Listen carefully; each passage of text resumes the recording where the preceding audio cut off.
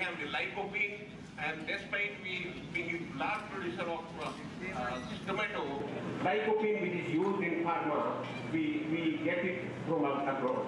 And this is where we need technology. These technologies have to be with the farmers, at least at a primary process level, we can go ahead. With that, a higher income for farmers, liquid way you all know, fruit commerce you all know perfectly. Next one. So what do we need is, we need a holistic consideration. We take up the problem in a small way, and sometimes these problems do not originate because of the problem with farmers. They originate because of the requirement somewhere else. When we today talk about bioethanol, the bioethanol story is not because there was a requirement to address the farmer's problem to have bioethanol, because it was a problem of meeting the requirement of fossil fuel, supplementing it with ethanol. Therefore, it is a demand put on the farmers, not meeting the demand of the farmer. The story actually in for future, bioethanol actually requires a reconsideration, particularly in terms of the long-term considerations. Climate change is a reality because of rising carbon dioxide concentration on the atmosphere. Emission is a major issue, and sequestration of CO2 is the solution. But what is the situation? Who causes these emissions? All of us cause these emissions except the farmers. Farmers are the ones who actually do a lot of carbon sequestration because of their profession. And as a crop cultivator, they are silently contributing to saving the environment from rising carbon dioxide because of their own profession as agriculture by raising crops. Next one. The farmers are farming, they not only feed us, but they are also silently struggling to save environment and resist climate change. And we need to honorably and publicly account it at all fora. Next one. So this is an example how the farmers, they help around 700 million tons as a biomass. If you combine the grains and the straw, this is we produce annually. This is because of the carbon dioxide fixation that happens from the crops that farmers raise. So this is in terms of mathematically, this is equivalent to 1 billion tons of carbon dioxide fixed annually. And this is a major contribution of farmers to the environment. It was a very wonderful lecture we listened yesterday.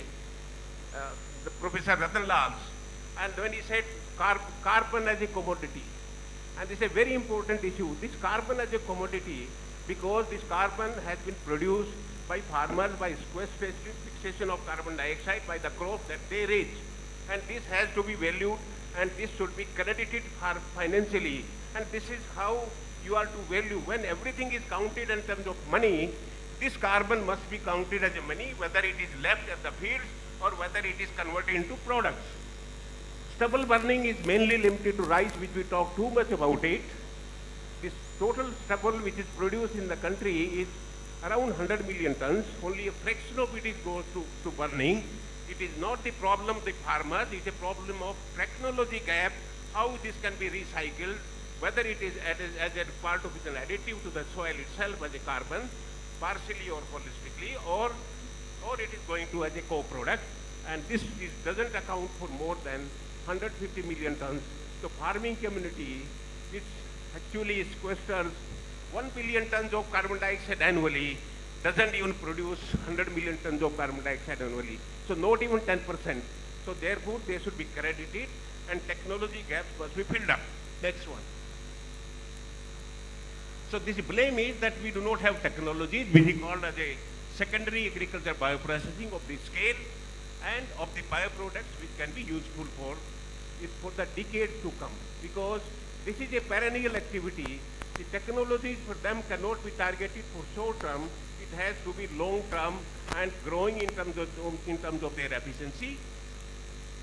Our research interest has to reorient in terms of these needs of the nation so that we address our own problems and create value into the biomass that is produced for farmers with the participation of farmers in technology. Therefore, instead of growers, they should be an agri-entrepreneurs rather than merely supplying the bioresource.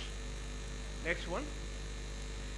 The story goes beyond bioethanol, because for a long time we talked about bioethanol from cellulose. this technology has not worked much anywhere in the world, not only in India. The most of the bioethanol that has been produced comes from the sugarcane industry, and there is huge lot of money invested into the bioethanol from cellulose. The problem is the degradation of cellulose into glucose. That is a major hurdle. So, what is today's scenario is that in India now, the bioethanol from the other resources, including maize, we had the lecture from yesterday, that the bioethanol from maize can be produced. This means our problem of remaining biomass or remaining lignocellulosic biomass still remains the same. How we can address that? So if you look at these are previous slide. So most of the biomass which is a reserve on this planet is a polymeric material, whether it is in animals or whether it is in plants. And these are some of the categories. Previous slide, please. These are some of the categories. We have cellulose, lignin, hemicellulose. All three of them, they are part of the lignocellulosic biomass. Chitin, polyisoprene rubber. In case of edible ones, we have starch, proteins, pectins, edible oils. This is what we all consume. And the upper one is what is non-edible. The major problem is, in case of what is edible, we have a capacity metabolically to depolymerize them. But non-edible ones, we do not have a capacity. Some of the organisms, like cattle, have a capacity to degrade, convert the cellulose into glucose because of the gut microbes and all that. And some of the organisms like ants or what, they can degrade cellulose. That's why you have all this stuff like termites and all that.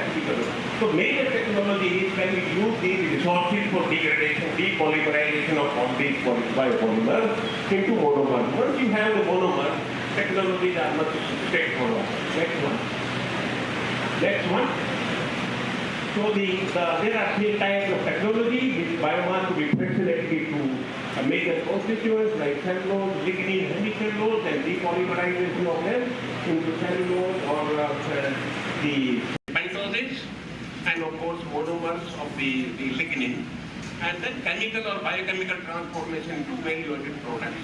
So we need technologies that have these three levels, more particularly about the first type, and then integrated process to convert into a bio-refinery concept. Next one.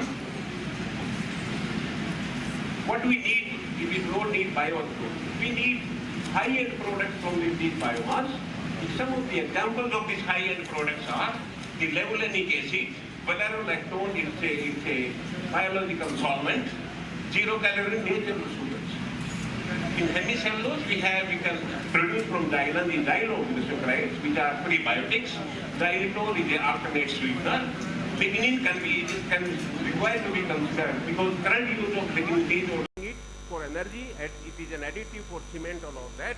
But lignin is not only a problem of the crops, it's also a problem of the pulp and paper industry, because in paper industry, huge amount of lignin, which we call as a kraft lignin, is produced, and ultimately it is burned directly. So these require to be converted into monomers, where the R&D efforts had go into converting monomers. Once you have monomers from, they are basically hydrocarbons, and these hydrocarbons are the best. They can be used for fuel in multiple ways or for energy production. I will cover what we worked on levulinic acid and valeriolactone. Actually, you call it a gamma valeriolactone. But I will cover one part of our research we conducted on zero-calorie natural sugars. Next one. This is a small one about bioethanol. Next one. Next one. This is a small summary. I just made some calculations that we have an annual agriculture biomass which is about 500 million tons. Forage, it goes to 300 million tons. We have a spare 200 million tons. If we have a bioethanol blending projection of 20%, which is scheduled now for 2028 or 27, a substantial progress has gone into this, even not major contribution from lignocellulose.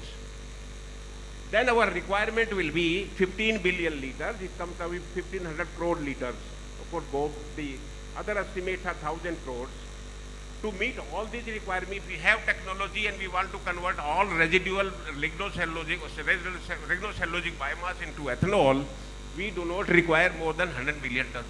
Therefore, mass still stands as more than 100 million tons lying on the field. And this is where we need technology.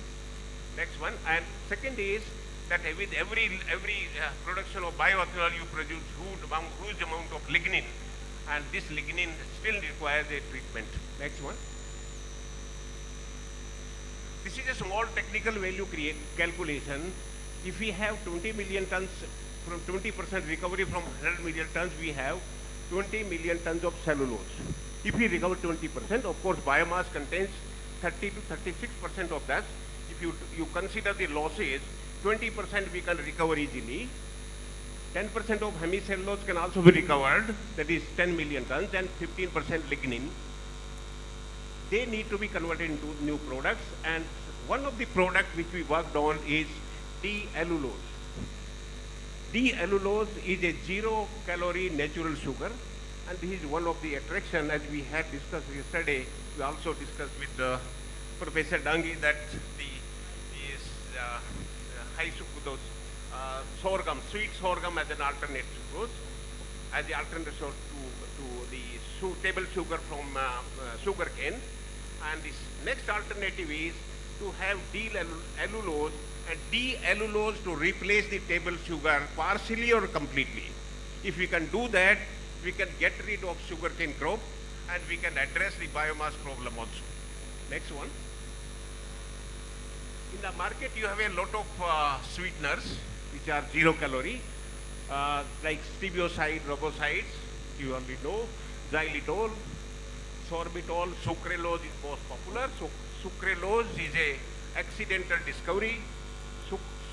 Sucralose is basically a trichloro derivative of sucrose, and it happened that in about 30-40 years back in UK, there was research going on that sugar is surplus. Sucrose, can we make an industrial product out of sucrose? So one of the major projects which was funded at that time to make a industrial product out of sucrose was trichlorosucrose. And this trichlorosucrose was synthesized. It was an accidental that the researchers who are doing this work, there are two words in English, which is a T-E-S-T, test, and T-A-S-T-E, taste. There was an Indian postdoc working there. His name was Fadnis. So he was working on making a trichlorosucrose. And evening, when his professor was leaving the lab, Fadnis told to his professor that I have synthesized trichlorosucrose. He said, okay, test it. So this test, the researchers thought that it's not the T-E-S-T. He understood it as a T-A-S-T-E, and he tested it, which is not prescribed in a laboratory. You synthesize something and you taste it. But it's accidentally, he misunderstood, and he tasted it, and next morning he said, it's very sweet. And that is the turn in the century. Now it's a billion-dollar business, that instead of a industrial sucrose derivative, sucralose is an alternate sweetener. And it is major alternate sweetener, which is among them, it is considered as better than all of them. And we have a couple of proteins, aspartame and all that, which are sweet proteins, but none of them has gone into market. Sucralose is one, which is synthetic. Next one. This is a typical case of table sugar. You have table sugar. If we say its relative sweetness, we say table sugar is sweet, we give it a value of 1.0. When we consume, it is converted into glucose and fructose, which are two monomers. Sweetness of glucose, you all know, is only 0.75. It is lesser than table sugar. Sweetness of fructose is 1.7. It is very sweet. That's why you say fructose syrup is very sweet, and your roux afza is very sweet because it is fructose. Honey is very sweet because it is fructose rich. But biochemically, for us, fructose is not good. It is tasty, but it is not good. Because the glucose level, when you take glucose, the glucose level in the blood, it increases rapidly as you consume. But from fructose, glucose level increases slowly.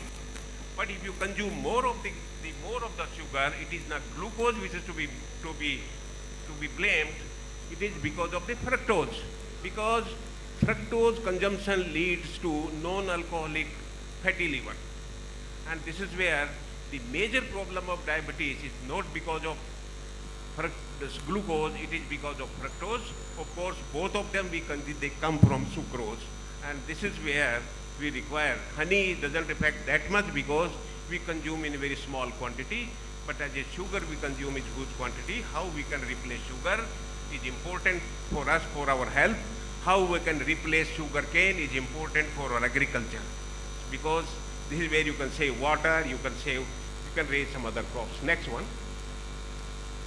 This is a small biochemistry. You look at it, we all consume glucose, but these are isomers of glucose or fructose. You said look at it, fructose isomer. Fructose is very sweet. You have two molecules, tagatose. Another molecule is psychose. So psychose has been given a new name because somehow people should not misunderstand, it has some psychological effect. It is basically a D-allulose. It's an apimer of fructose, carbon 3. And D-allulose is 70% as sweet as table sugar, almost same as glucose.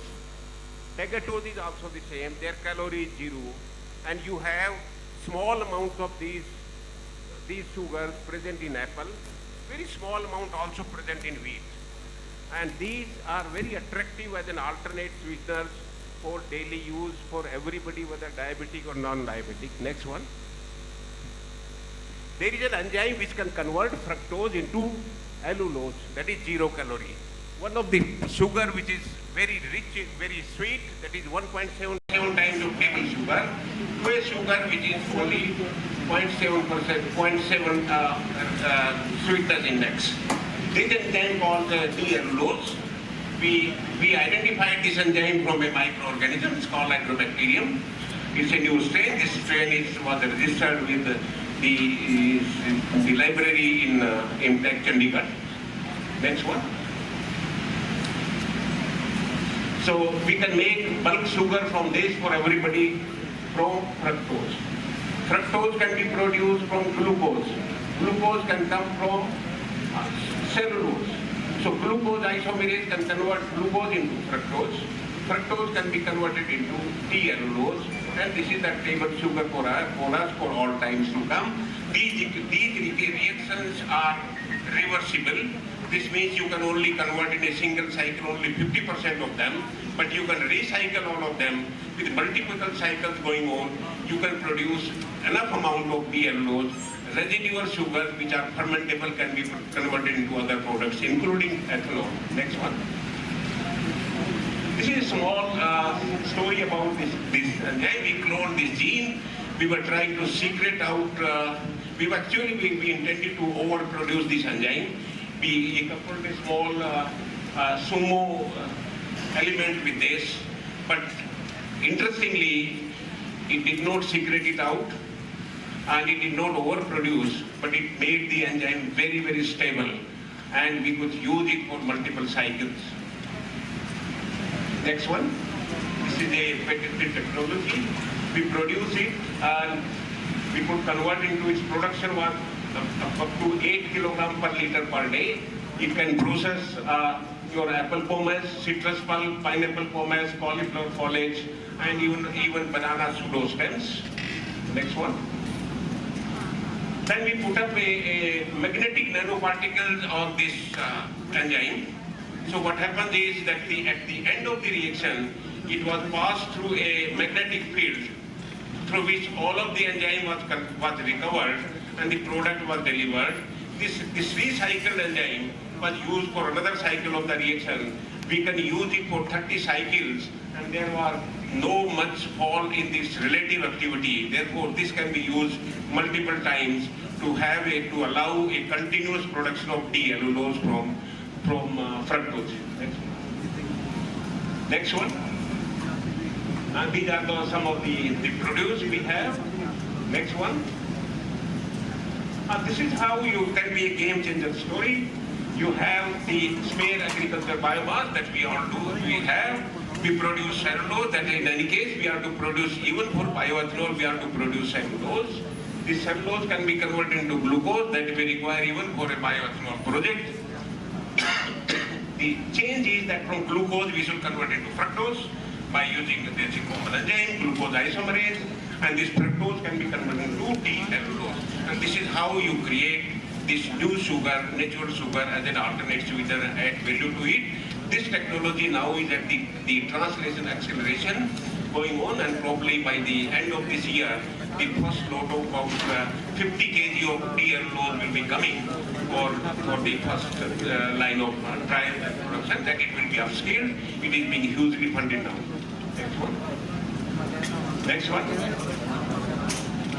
So this is a way forward for one of the examples for way forward from waste to a healthy product. And it's a goodness of sugar in this biorefinery plant. We want a sucrose crow-free world and for a healthy world. Next one. This is how we can produce if we have to consider only the rice straw. From the rice straw, we can convert D-cellulose and we can meet 50% of our table sugar requirement only from this if we can upscale it and produce in large scale. And this is the way we can add value. It is only for the rice straw. We have many other straws like those with brassica, cotton, which doesn't go into the forage, and this way we apply many such technologies as a high-end with product which are sustainable for a long time. Whereas bioethanol or products short-term solutions, because new energy sources are coming up at that time, we are not having this technology will not serve for long. Next one. Next one. This is the complete thing. We did a comprehensive work on this, and D-cellulose is one of them. If you look at rice straw, you can say with rice side can be put in for any other straw also. You have, we were that sometime producer of cellulose acetate, but today we are not producing, which was typically at that time called as a rayon. We are not producing, we have lost the business in that, but this is where we have levolate and butyl levolate. They are the bioplastics. We can produce cellulose glucose. We can also convert into FDCA, furan dicarboxylic acid, which is a biopolymer. We can produce fructose to allulose or D-cyclose is one where we can convert sugar or a zero-calorie sweetener. On the hemicellulose, we have the silica lignin as monomer, xylene and xylitol. We require a complete address of this biomass. It's not that we produce one valuable product and we leave two additional residues which are difficult to handle. And this is what we require, a comprehensive technology application. Next one. So what is the way forward is that we need to produce platform chemicals of perennial significance for biomass. These includes gamma-vernolactone, levulinic acid, hydroxymethyl furfural, and furan dicarboxylic acid. We require technology development space in which you look at the people who work on the catalyst. There are most of the catalysts which are being used in catalysis chemistry for these processes are those using the rare earths, rubidium, polonium.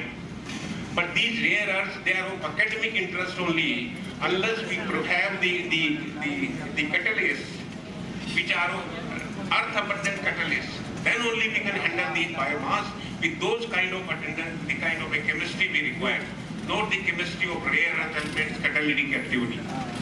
We require farm-gate technologies for farm entrepreneurship. These technologies must begin at least partially involvement of farming and farmers at the farm itself. We require a change from a single product to multi-product product to have the full resource value recovery so that we can add value to the effort through which we raise the whole crop. We get value of only 50%, even less than that. Next one. Government of India has recently launched a new mission which is called as a biomanufacturing mission. The biomanufacturing mission has to be taken very seriously by scientists because people who are working on fundamental science. They consider biomanufacturing is how plant is manufacturing a molecule, and we study it fundamentally, and that's how the purpose of biomanufacturing. That is kind of a convenient readjusting to the changing requirement. It requires a rethought. Biomanufacturing actually means that can we actually use biological tools to manufacture something from the resource, biological resource that is available as per the low cost. This challenge is very serious, particularly for it is working very well for animal system. You have the monoclonal antibodies, vaccines and everything, they are working. But on plant side, the challenge still remains the same. Those kind of thoughts have not gone into practice in research laboratories, and there should be a reorientation of researchers, particularly national laboratories, to focus on this, think about it for a couple of months before starting anything else. And the target technologies, they should be holistic for all input costs. Technologies are short-lived in today's time, therefore there is a continuum of technologies to be developed and improved if we are to serve this sector significantly and in the long term forever. Next one. Thank you very much. Thank you.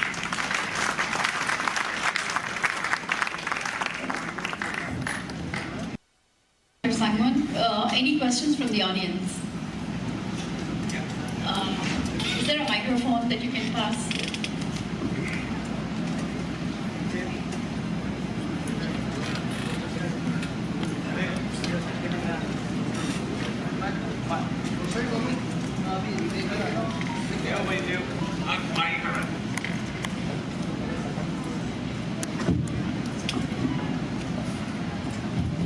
Thank you, Dr. Sagwan.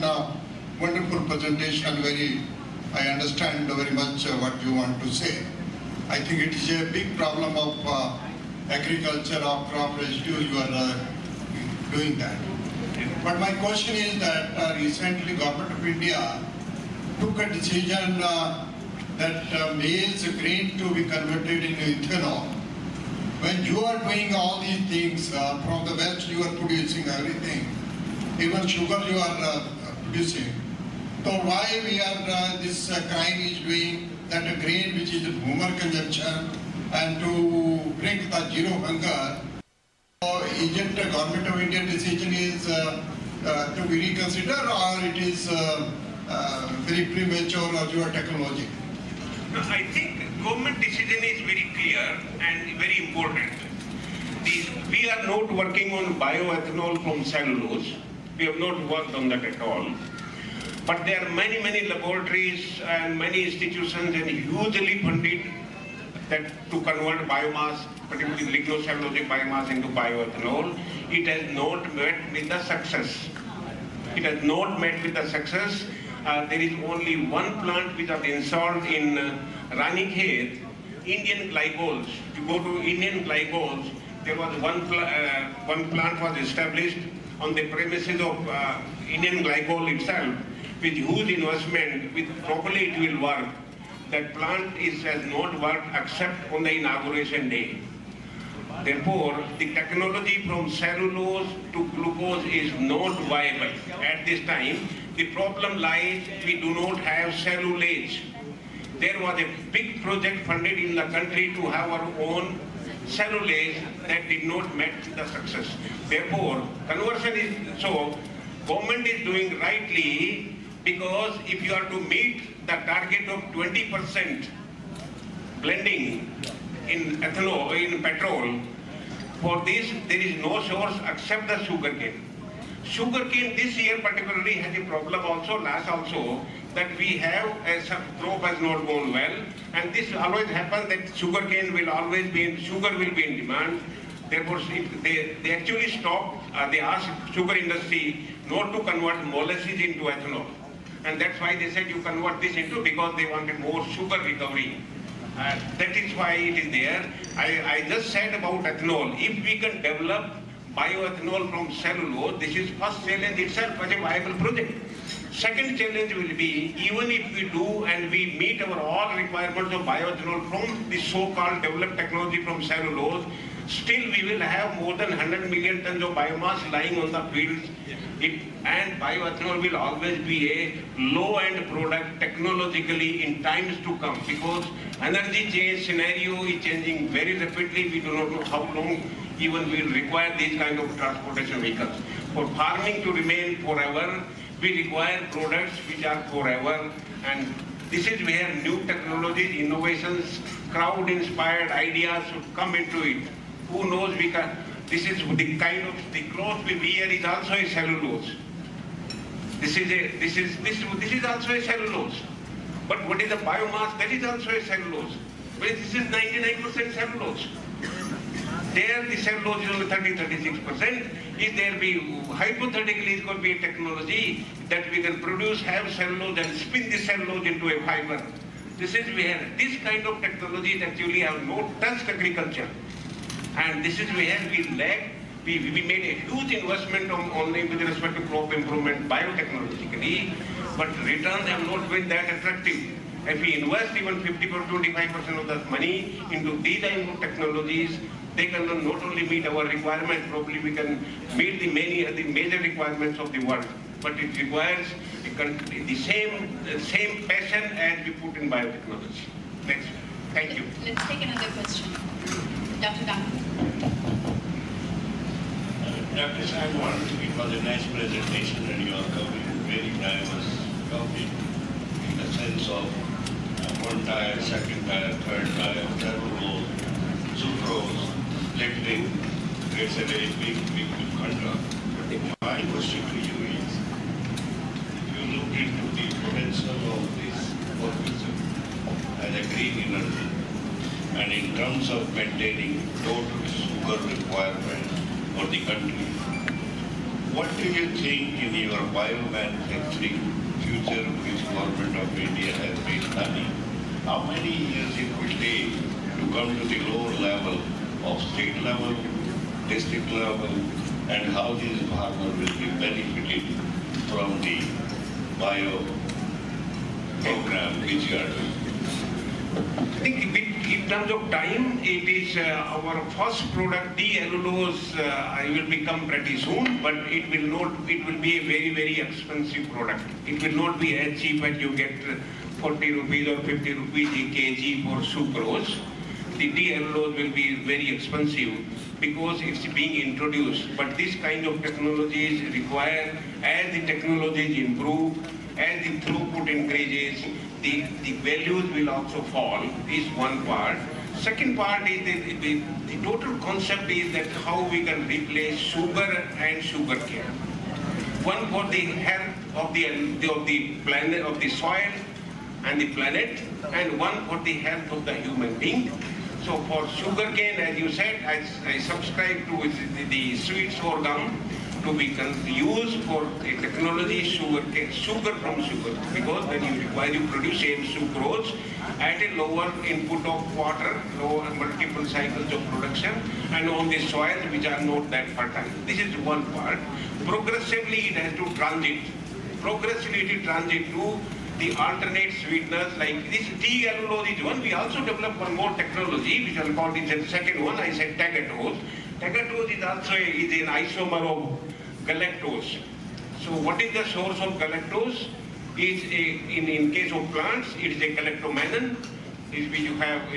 One of the galactomannan is what you have in guargum also, and also lactose. Lactose is a disaccharide of glucose and galactose. There are people who convert lactose, you can split it into glucose and galactose. Galactose can also be converted into tagatose and they are similar sugar. So this is how we have to create new kind of products which we generate. We have developed many products. I think we have 6 of our products are technology transfer to industry. Some of them are actually one has come into market also. And similarly, like with cellulose, you say with cellulose has a variety. Bacteria synthesize cellulose, and there is a commodity called bacterial cellulose. Bacterial cellulose forms a film you use in cosmetics and all that. And there are bacteria which can grow in liquid way also, and you just recover a seed every week, and this is how it was. These are the products which are important. We need to upscale them. Some of the technology we downscale them also, to depending on what kind of a resource is there. Thank you. Thank you, Dr. Last question in the interest of time. Thank you. Dr. Sarwan, your presentation is bioproduct, biochem, and people are talking in India that the farmers are creating more pollution. Out of 700 million tons, only 100 million is a problem in rice. The rest of everything is properly utilized. And there is a technology now. You can take that rice, bale it, and bale can be converted into lignin. And we are producing from wheat, biomass, from rice, but we don't have rice, from barley, and from oats. And we had a plant, they are converting this whole system into ethanol. Now, second aspect, your presentation is excellent. How do you correlate with your CO2? And as per your agreement in Paris, how you are going to meet that requirement by 2030? I think I have a different view about the emissions. The emissions are calculated globally. People say which country produces how much emission. This concept itself, I believe, is not correct. The earth belongs to everyone. Whatever emissions we produce individually. So it should be calculated emissions per person. It is an emissions per person. If you go by those calculations, and this should be the slogan of the country, emissions per person, we are the people who produce, we have least emissions, number one. We are one of the largest agrarian community. Every year we raise crop. When we raise crop, all the CO2 fixation is converted, carbon dioxide is captured from the field, is put into a biomass. This is a carbon sequestration done by farmers without knowing the science of it, without knowing the credits of it. If 100 million or 50 million tons of rice straw is burned, it is the technological gaps we are to blame. Our farmers are actually sequestering 1 billion ton of carbon dioxide every year without asking for any credit. So therefore, the contribution of the fixation versus the emission should be calculated on an individual basis, and we are the most caring people for the earth and the climate. This is, I believe. Of course, the global standard, as you convert, you can say island is not producing small, but how many people? When we talk one earth, so earth belongs to us. Every individual is responsible, whether how much you fix, how much you do emissions, and this is where we should have a new mathematical calculations of emissions and sequestration. Thank you. Let's thank Dr. Sangwan. If there are questions, we can discuss. Thank you.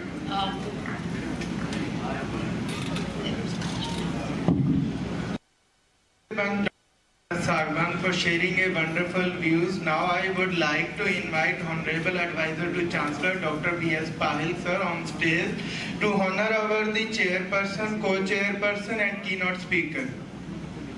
Now I would like to invite Honorable Advisor to Chancellor Dr. B.S. Pahil sir on stage to honor our co-chairperson, chairperson and keynote speaker. Thank you.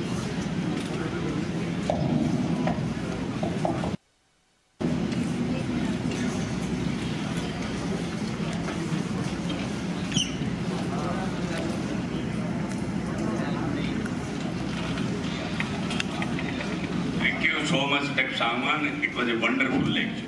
Thank you so much.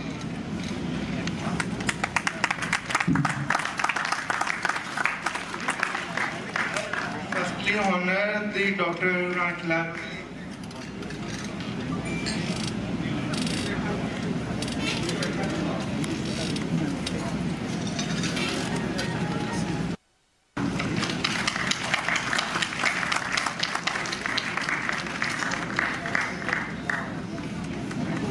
Now co-chairperson.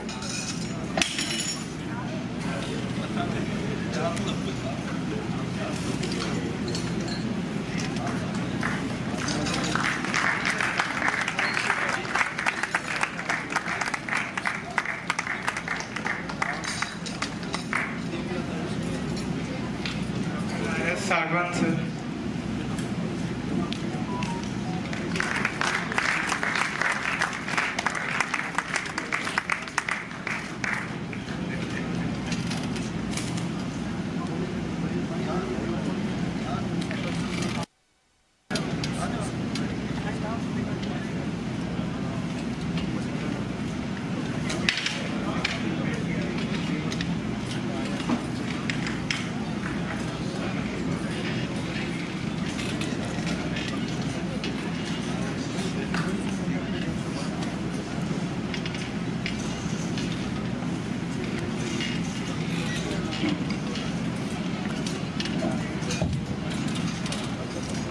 Our next speaker is Dr. Parmjeet Singh.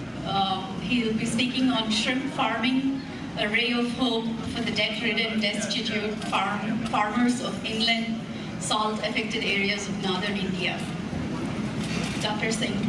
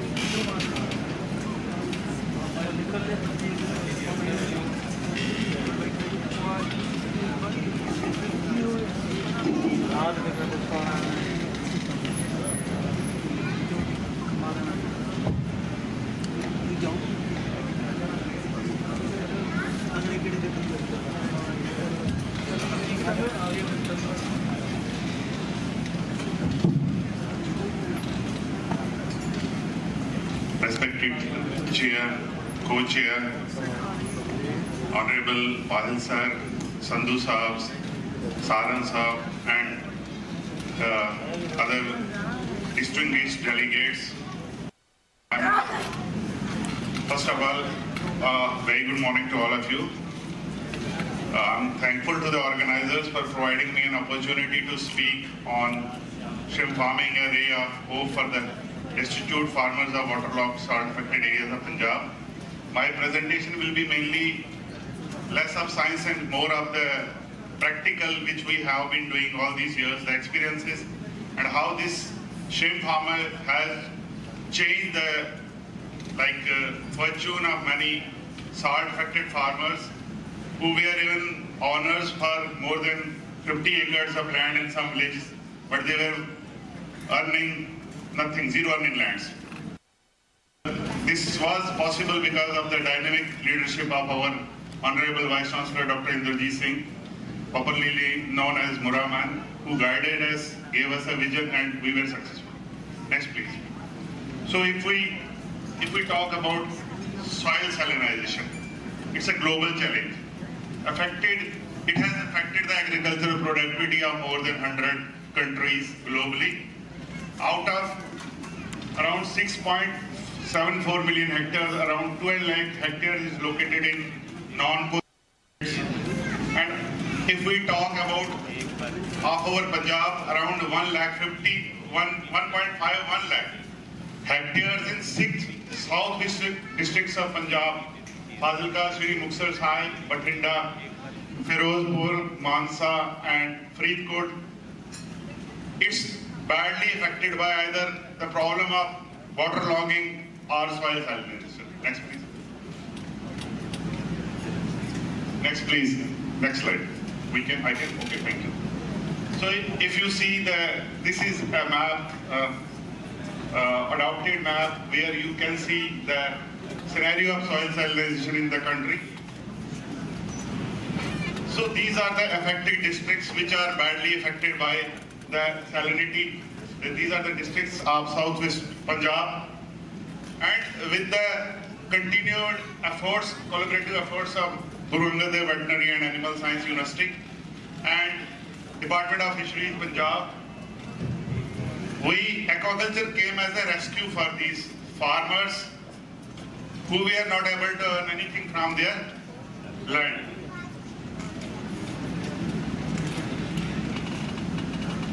So what we did is that we did an ecological survey of salt affected areas of Shri Muxar Sahib, Fazilka, Firozpur and Mansa. We took many villages where we did the ecological survey and we categorized these areas. This was a project of RKUI. We categorized these areas as low saline, moderate saline, saline and high saline, with salinity ranging from 5 to 30 in case of Shri Muxar Sahib, and in case of Fazilka from 5 even up to 30, and then district Firozpur is low saline. We could not do any shrimp farming in district Firozpur, and also Mansa, and even the Bathinda.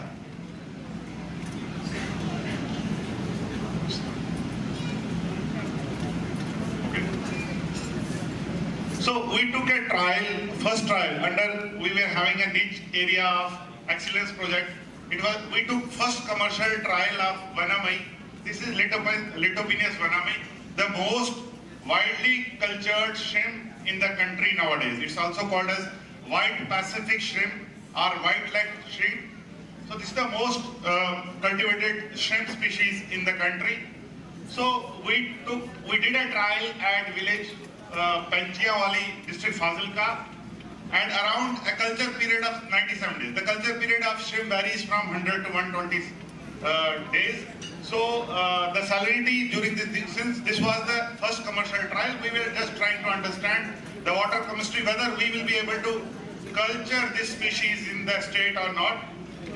And we did some management like fortification, because since it's a seawater species, the ionic composition of seawater and that of the fresh water is not the same. So we have to, since some limiting ions were a challenge for its osmoregulation, we have to fortify, we have to do some management like fortification with potassium and magnesium for maintenance of optimum ionic composition. And luckily we were very successful in the first trial. And although not much, but the farmers were able to produce earn around 97,000 of net profit from 1 acre. Then these are some of the glimpses of first commercial trial being done. These are all the glimpses. We got the exporters from Gujarat. This was the first commercial trial, and exporters from Gujarat came and they lifted all this particular shrimp from the state.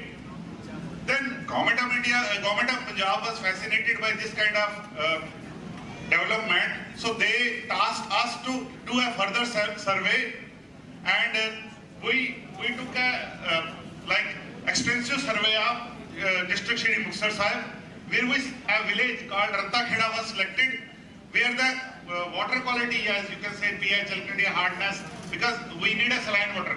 It was very good, and this village was selected by government of Punjab that we can do one more commercial trial funded by government of Punjab to see whether it can be taken commercial. There is some. Okay. So after this, with technical support from our university, and we have this regional CIP Rohtak Center, we did this trial. Next, please. So it was a wonder and highly successful trial, where in around 106 days we could harvest around 550. We can around 4 tons, around 4,000 kgs of shrimp, around 44 count, and making a total sale around 12 lakh rupees, with a net profit of around 3,69,000 rupees per acre. So this was the breakthrough journey, followed by which Government of Punjab started a policy of developing aquaculture in these areas. Okay. So this is the like glimpse of the harvest done from this area. We further extended this trial to district Mansa because we were asked by the Vice Chancellor to validate in other districts because the water chemistry varies from district to district. Even I have seen that within a distance of 200-300 meters, the water chemistry of Punjab will greatly vary. We were again successful in this area, Mansa. This was village Korwala in district Mansa, where farmers could make a profit of around 8 lakh rupees from 1 hectare. So we started a mission for the technical guidance of the farmers. We had been continuously guiding the farmers through awareness camps so that what is happening, what usually happens when a new enterprise comes, the farmers even start some unsustainable practices which are happening and ultimately leading to fail. Actually, technology is never a failure. It's we who make technology a fail. So we started spearheading campaigns to the farmers, awareness campaigns that how we have to sustainably do this culture aspect. Again, technical guidance to different districts. Next. So this is a journey.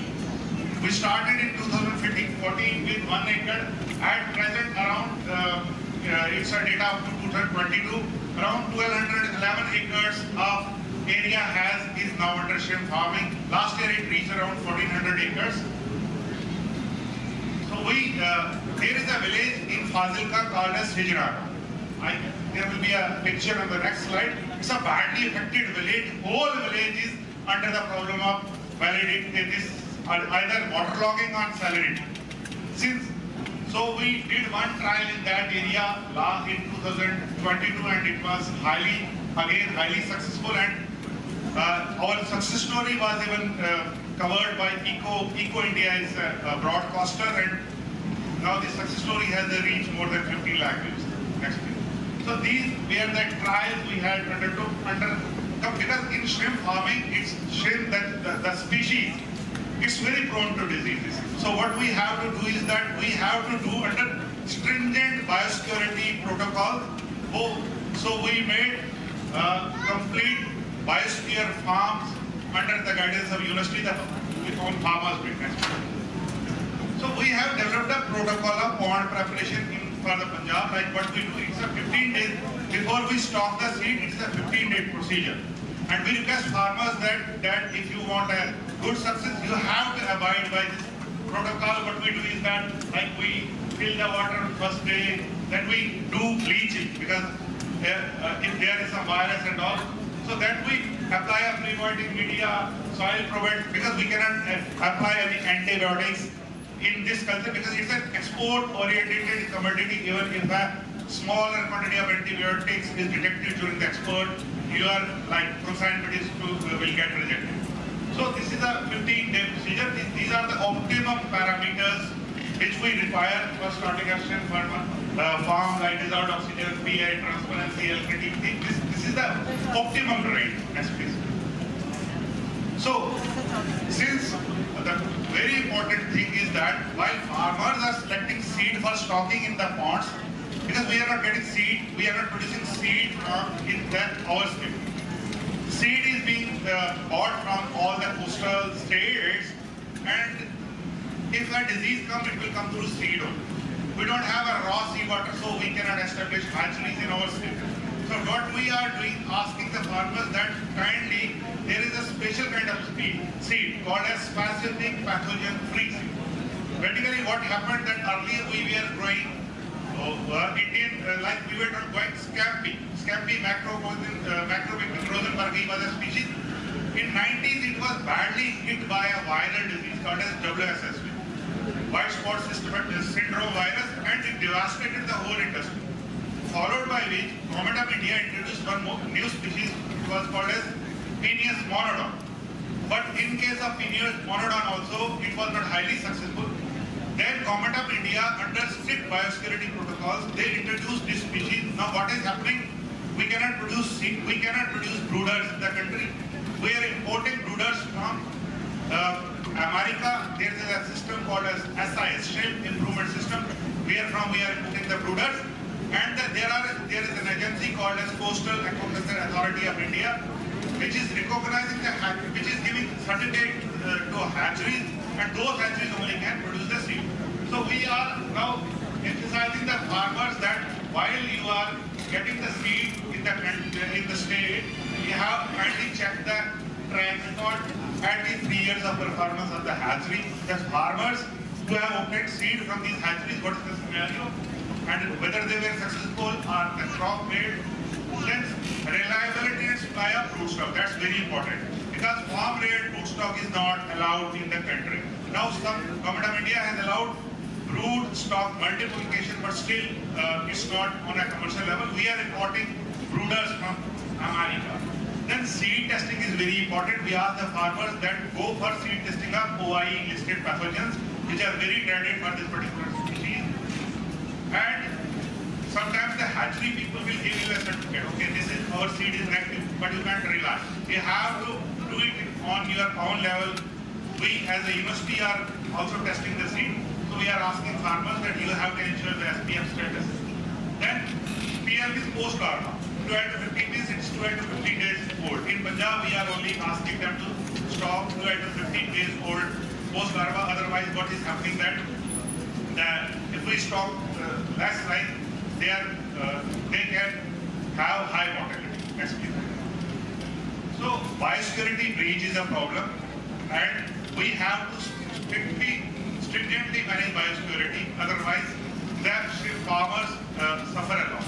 So when is biosecurity breached? Farmers do repeated sampling. We ask them to do repeated sampling, avoid them to do repeated sampling. Then water quality testing, it should be very cautiously and with a proper gap. Partial harvesting should be avoided. What is happening that when the farmers do partial harvesting, the fishermen which are coming or the exporters which are coming to harvest, they can bring some pathogen. Then feeding, a use of auto-filters we are recommending because feed wastage is the mother of all problems in this particular. Sludge removal, this is also avoid manual sludge removal, but this can also lead to disease spread. Then aeration installation should be done once. When we repeat it, remove it, this is also a biosecurity breach. Next please. This is a corporate farm in Gujarat belonging to one of my friends. So he had turned his farm as a garage and nobody is allowed. Even if a car enters, he had to go through the complete biosecurity like tire wash and all. Next. We do bird netting so that birds, they can be intermediate host for the disease, or they can pick a disease shrimp for you and neighboring pond and drop in your pond. That's also a problem. Next please. Crab is thought to be dog. We don't have problem here, but it's usually thought in southern India it's an intermediate host for many shrimp diseases. So we do dog and crab fencing to avoid. It's very sensitive. With a non-specific immunity, this particular species is very prone and sensitive to diseases. So we have to do under strict biosecurity protocols, strictly following best management practices. This is again a proper foot and a hand wash before anybody enters your farm. Next please. Again the same thing. So what was the impact and what are the opportunities? 500 farmers, shrimp farmers of Punjab who adopted shrimp farming through backward and like forward linkage, they approximately provided this employment to 10,000 people. Even further, if we further expand this sector, and we have a problem of we don't have a processing industry here. If even the processing industry is established, this per hectare like this production, like employment generation, it will increase. And even if only 1% of the available area, salt-affected waterlogged area is converted into shrimp farming, it will produce around 10,000 tons of shrimp worth 300 crores in state of Punjab and generate employment opportunities to more than 45,000 people. There are constraints also. What are the constraints?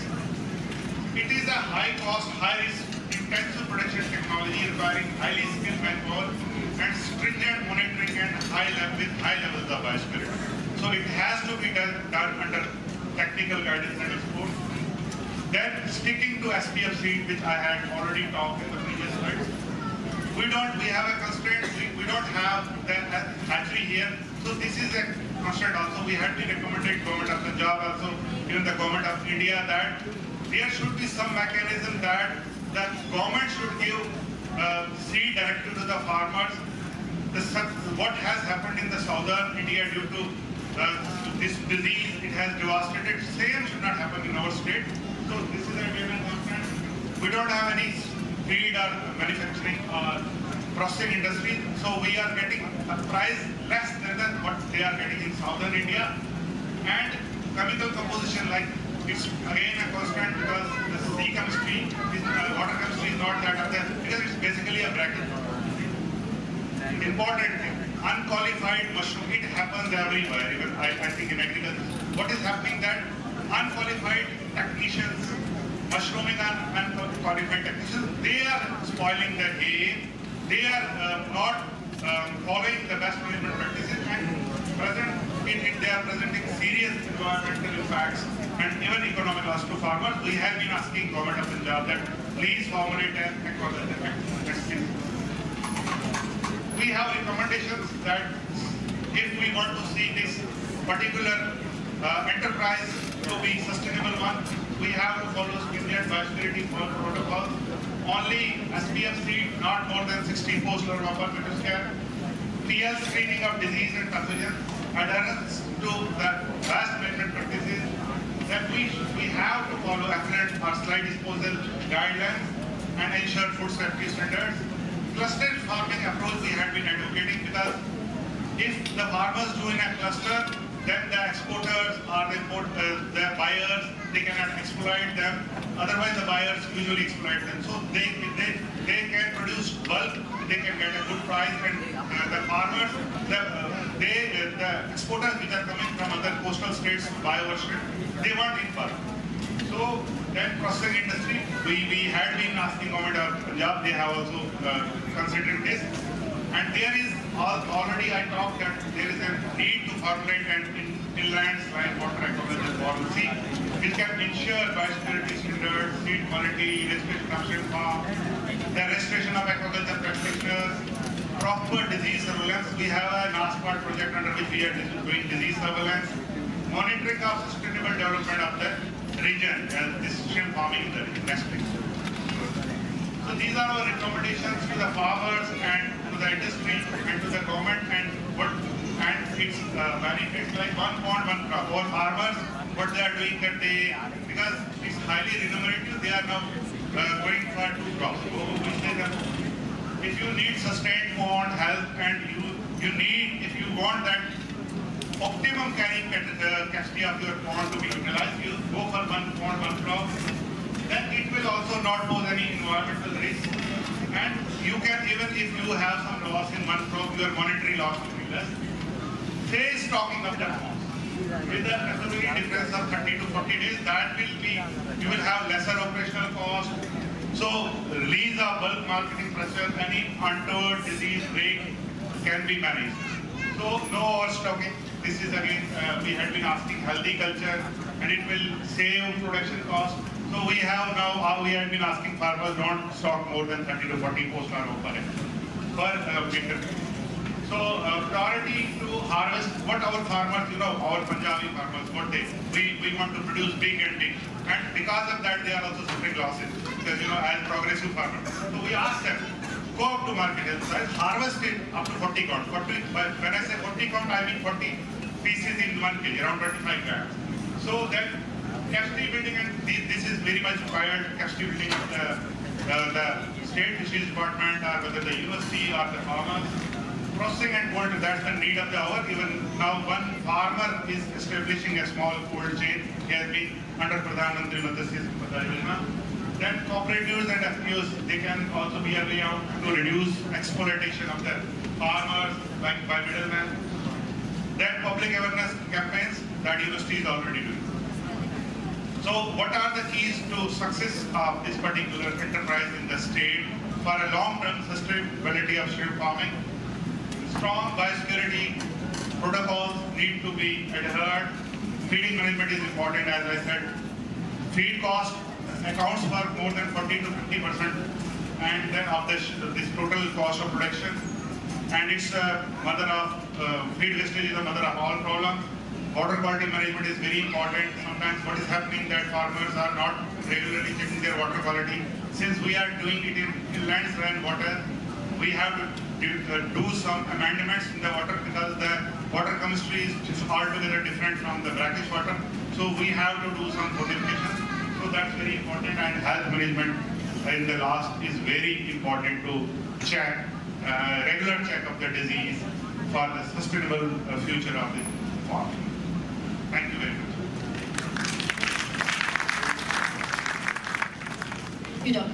Thank you, Dr. Singh.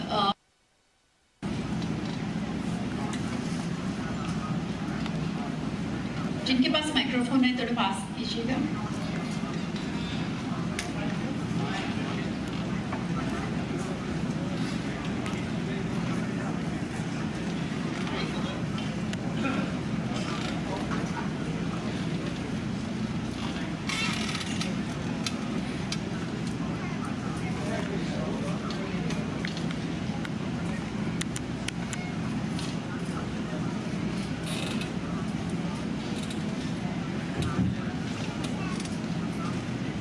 Dr. Singh, for your nice presentation, and it is really diverse agriculture.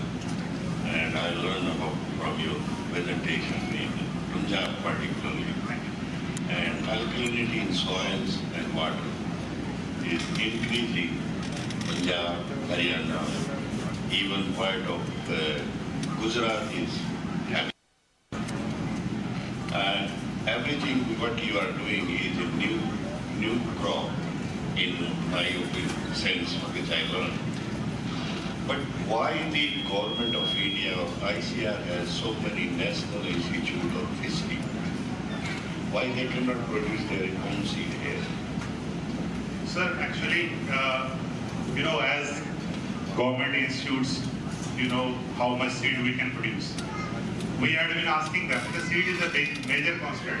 No government, only there is one institute who is working on this kind of technology, government of India, that is CIBA, Central Institute of Brackish Water Aquaculture. They are not producing that much enough seed because basically we are importing the brooders from Hawaii Island. And what happened that when Macrobacterium rosenbergi was cultured in India, the white spots disease, it devastated the industry. That's why government of India said that no brooders in the country.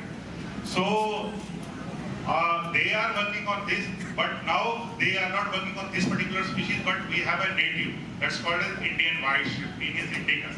So they are working on that particular species. If that seed commercialization of that particular species is successful, that will be a breakthrough for the country. Thank you. In addition, I will give you, this is not a question, this is an advice. Okay, sir, right. We are the largest producer of fish, shrimps, Yeah. and Not shrimps, but fish, because recently, sir, Ecuador exceeded us. Fish we are. yeah. No, I'm talking of Canada, which Okay. is the largest exporter of these things Yes. in the world. Yeah. And we have designed some sort of a program that we have a lot of lakes. We don't have salinity like you are working. Yes. And in the lakes, we are providing the seed which is developed by the provincial government or federal government. And they are getting, one is given, what input you are putting on, they are getting margin of 10. Yeah. But the biggest challenge in your future business, what you people are doing with the farming, is the quality. Right, sir. Absolutely right. And the quality has to be maintained. Yes. Although you don't need to export, you have a lot of demand itself, you have 1.4 billion population. Yes. But if the quality is there, then the farmer can fetch more and more price. Absolutely right, sir. And you rightly pointed out that we don't need to export. What happened, sir, during COVID times, marketing was a problem. And we now, wherever we are, we have written to Government of India, and even Government of India is working. Nobody is consuming shrimp domestically. Even whatever is produced in Punjab and Haryana, and Rajasthan is also producing shrimp. Even if one village consumes 100 kg, we will be still deficient. So Government of India is now taking some initiatives to popularize domestic consumption. We said to them, when you say this, you can supply good quality of meat to army, why not shrimp? You know, it's very rich in bhufa and pufa. So I think this year government now Pradhan Mantri one more scheme has been under PMSY. Government of India has kept some budget on the domestic this consumption. Thank you very much. Madam, can I ask a very small question? Sure. Like so you saying the consumption is a problem, people are not taking it. In your all slides, you're not given what is the value, food value of it, how it is important, or as a nutrition point. एक slide आप इसमें लगा देंगे, so that will add in value in that. Right, sir. Okay, thank you. Good, sir. Thank you. Could you please pass the microphone to the student there?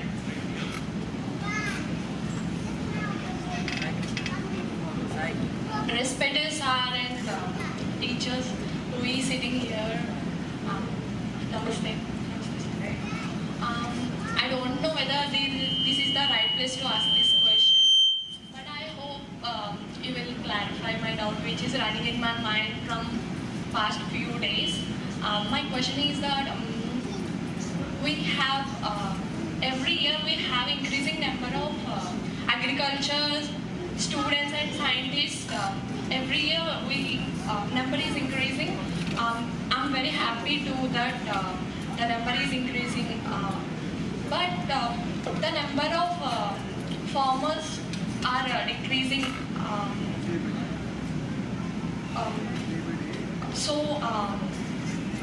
Every year farmers committed suicide. Nearly 1 lakh plus farmers committing suicides every year. Why we all these members, agriculture students and scientists, why we all have failed to give hope to them? What is the communication gap between us? Why they have no trust on us? What is the route to decrease the deaths and suicides of farmers? Again, it's a big question. I am very small to answer this question. We have big stalwarts here. But as far as I'm heading Krishi Vigyan Kendra rightly, but I have seen that there are many things. I think you can personally meet and I can answer. Not you. Is that okay? What is your name? Abhinaya. Very nice question and very thoughtful. I'm not in India, so I don't fully understand the Indian scenario. But you raise a very important point. I think to my understanding, there is a huge communication gap between the elite community, the educated society, the scientists, and we, the students, and how it is translated to farmers in terms of knowledge. This is true not just India. Farmers don't get all the information or the benefits. We are here in a room. I don't know if there are any farmers sitting here to gain the benefits of what is happening in the science, right?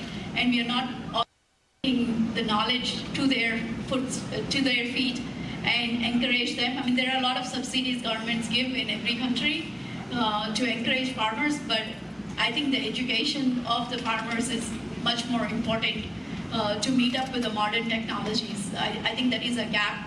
As agriculturists, it sits on your shoulders to have that communication and have the chance to talk to the farmers and steer them towards modern agriculture. I think that's what my thinking is. You're right, ma'am, but there are some responsibilities on the shoulders. As an extension scientist, what I have had, I'm into extension. There are some responsibilities on the shoulders of government which they are not fulfilling. Besides the role of extension scientist. I totally agree. Government has to take steps towards bridging that gap between the scientific community and the farmers. Yeah.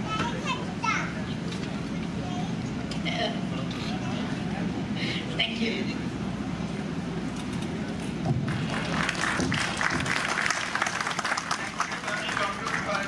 For sharing our wonderful view. Now I would like to invite our chairperson and co-chairperson and rapporteur employee honor our keynote speaker.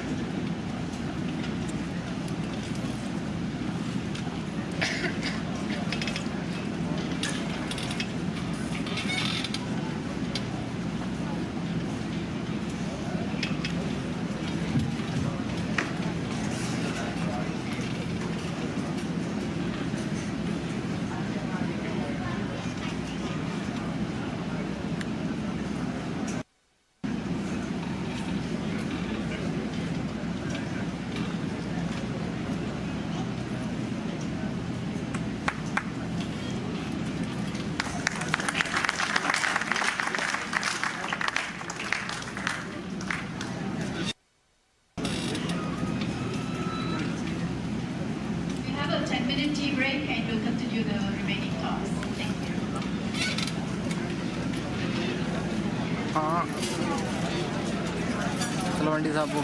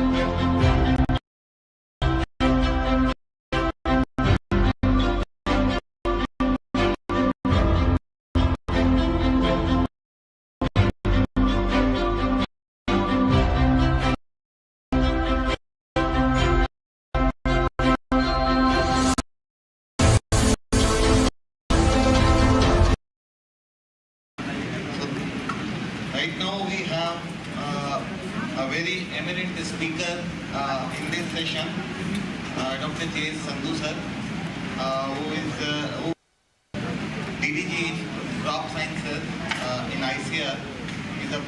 He has a vast experience in crop. So I request you, sir, please.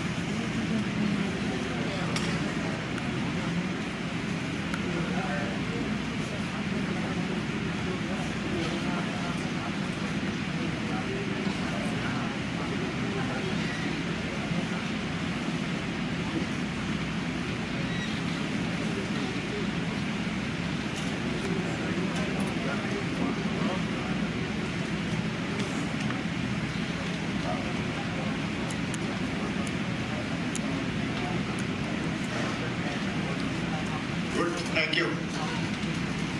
Friends, very good afternoon.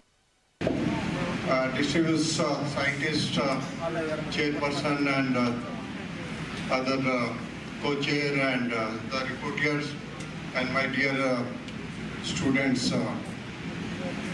Indeed, it's my pleasure to be being here. And first of all, I thanks to the organizer, the Chancellor of this university, and then advisor to Vice Chancellor Dr. V.S. Pahel, who dared to organize this international conference in this very institution. Indeed, this is kind of first program being organized by this university, and that need a very good appreciation and efforts made by Dr. Pahel to making is a successful event here.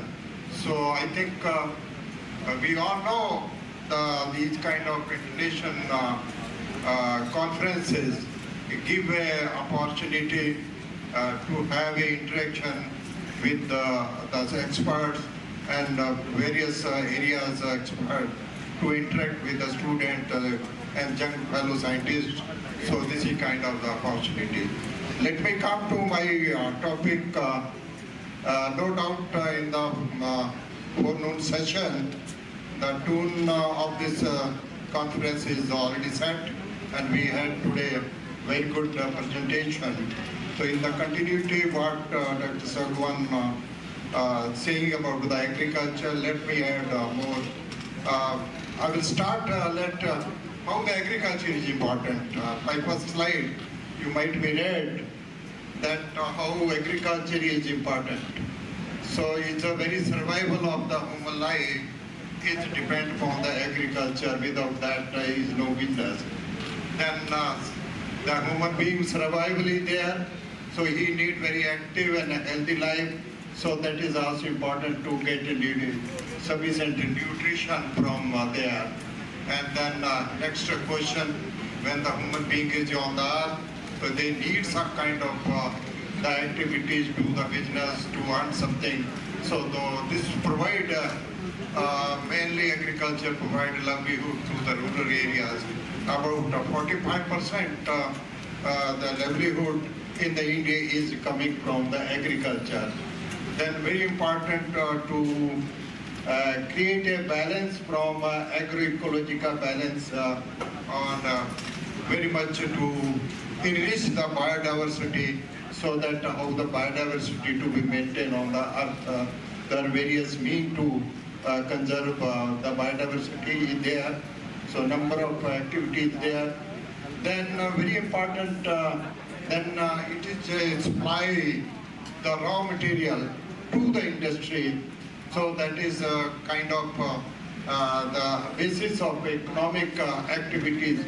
So industrial production, trade and commerce all come in the fold of the agriculture. If agriculture is not there, so the many activities we can stop there. And above that, it ensures the social security, some kind of the providing a kind of stability in the system, and everybody that above all that, भूखे पेट हो ना भोजन का पाला, तो भोजन के बिना कोई भी एक्टिविटीज नहीं शुरू हो सकती, भजन भी नहीं करते शुरू, तो पहले your stomach should be full. So next slide please. My very topic is on food security and climate changes. So the definition of food security is very different what we understand that so that food to all the people to be available with all the time, have a physical availability, social availability, the economic access to the sufficient, safe and nutritious food that meet their food preferences and dietary need for their active and healthy life. So that is the complete definition of the food security, if what we call in today's how to this food security is achieved by the India. So in that direction I will talk. Next slide please. If take this is some statistics of the world. The world population today is 8.2 billion population human beings are on the earth, and it is going to 9.8 billion by 2050 and further 10.6 billion by 2060. So that kind of population surge is there. No doubt slowly the population stability is coming. So there is one good hope that we can able to provide food to the mankind.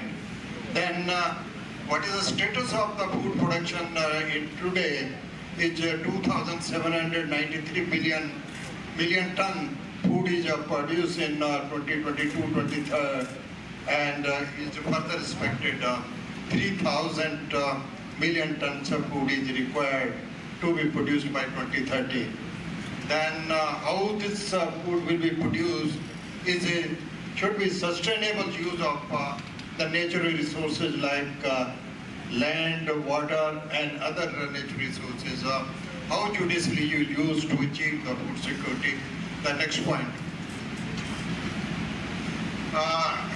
This slide is very important that SDG, the Sustainable Development Goal, in 2015 the countries, world over countries that participated, 195 countries set together, they set the target that by 2030 what we have to achieve. There are total 17 SDG goals, and out of that these are 8 goals are directly related to the agriculture. You can say this is number 1, that is the zero hunger, the no poverty, zero hunger, then clean water and sanitation. These are all related activities with the climate change and other so on. So that how keeping that the achievement, this target to achieve, the government of India and worldwide countries are working on that. So how we can reduce the hunger, poverty, nutrition, sustainability, and climate change and inclusive development together to lead it together. So that is the real objective of to be achieved by 2030. Their target is reached. So next slide, please. Let's come our food security is what we said.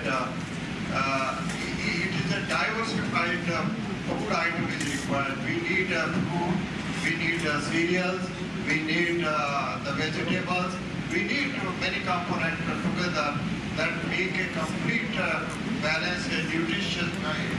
So that require every human being. And today's, if you say, our diet is mainly based upon cereals, that is a cereal, it's a wheat and the rice, and they are the prominent staple food of Indian population. And slowly we are changing towards the high value, nutritious fruits, vegetables, fish and meat. So these are the further to diversify our the food basket. So in that direction, we are working. And no doubt in the horticulture, we had a very tremendous jump in the food production, the horticulture productions of India is producing around 355 million tons of horticulture products. So in that process, the component of food security, what I already said that food production and availability is one component. Accessibility is you have enough resources with you that you can buy the food if you are not a producer, so the market is accessible. And third one is nutritional availability, what are the nutrients are available in your food balance diet. So that is complete, we can say the food security, how that can be achieved. Next slide, please. So this is a complete scenario of the food agriculture of the India. So in present, India's population is 1.4 billion population, and that almost is 18% of the world population. So that we are feeding for the 18% population of the world. And besides that, 15% livestock animals, cattle, the small ruminant are together, that are the 15% that also depend directly on the agriculture and on their production. And what are resources available with us? We have 4.2% the fresh water of the world available with us. With that we have to produce everyone thing. And 80% of this water, what is that 4.2, 80% goes directly to the agriculture uses. The fresh water is used for agriculture productions. So highly depend on the fresh water. So the quality of the water is very, very important for agriculture. And what is the land resources we have?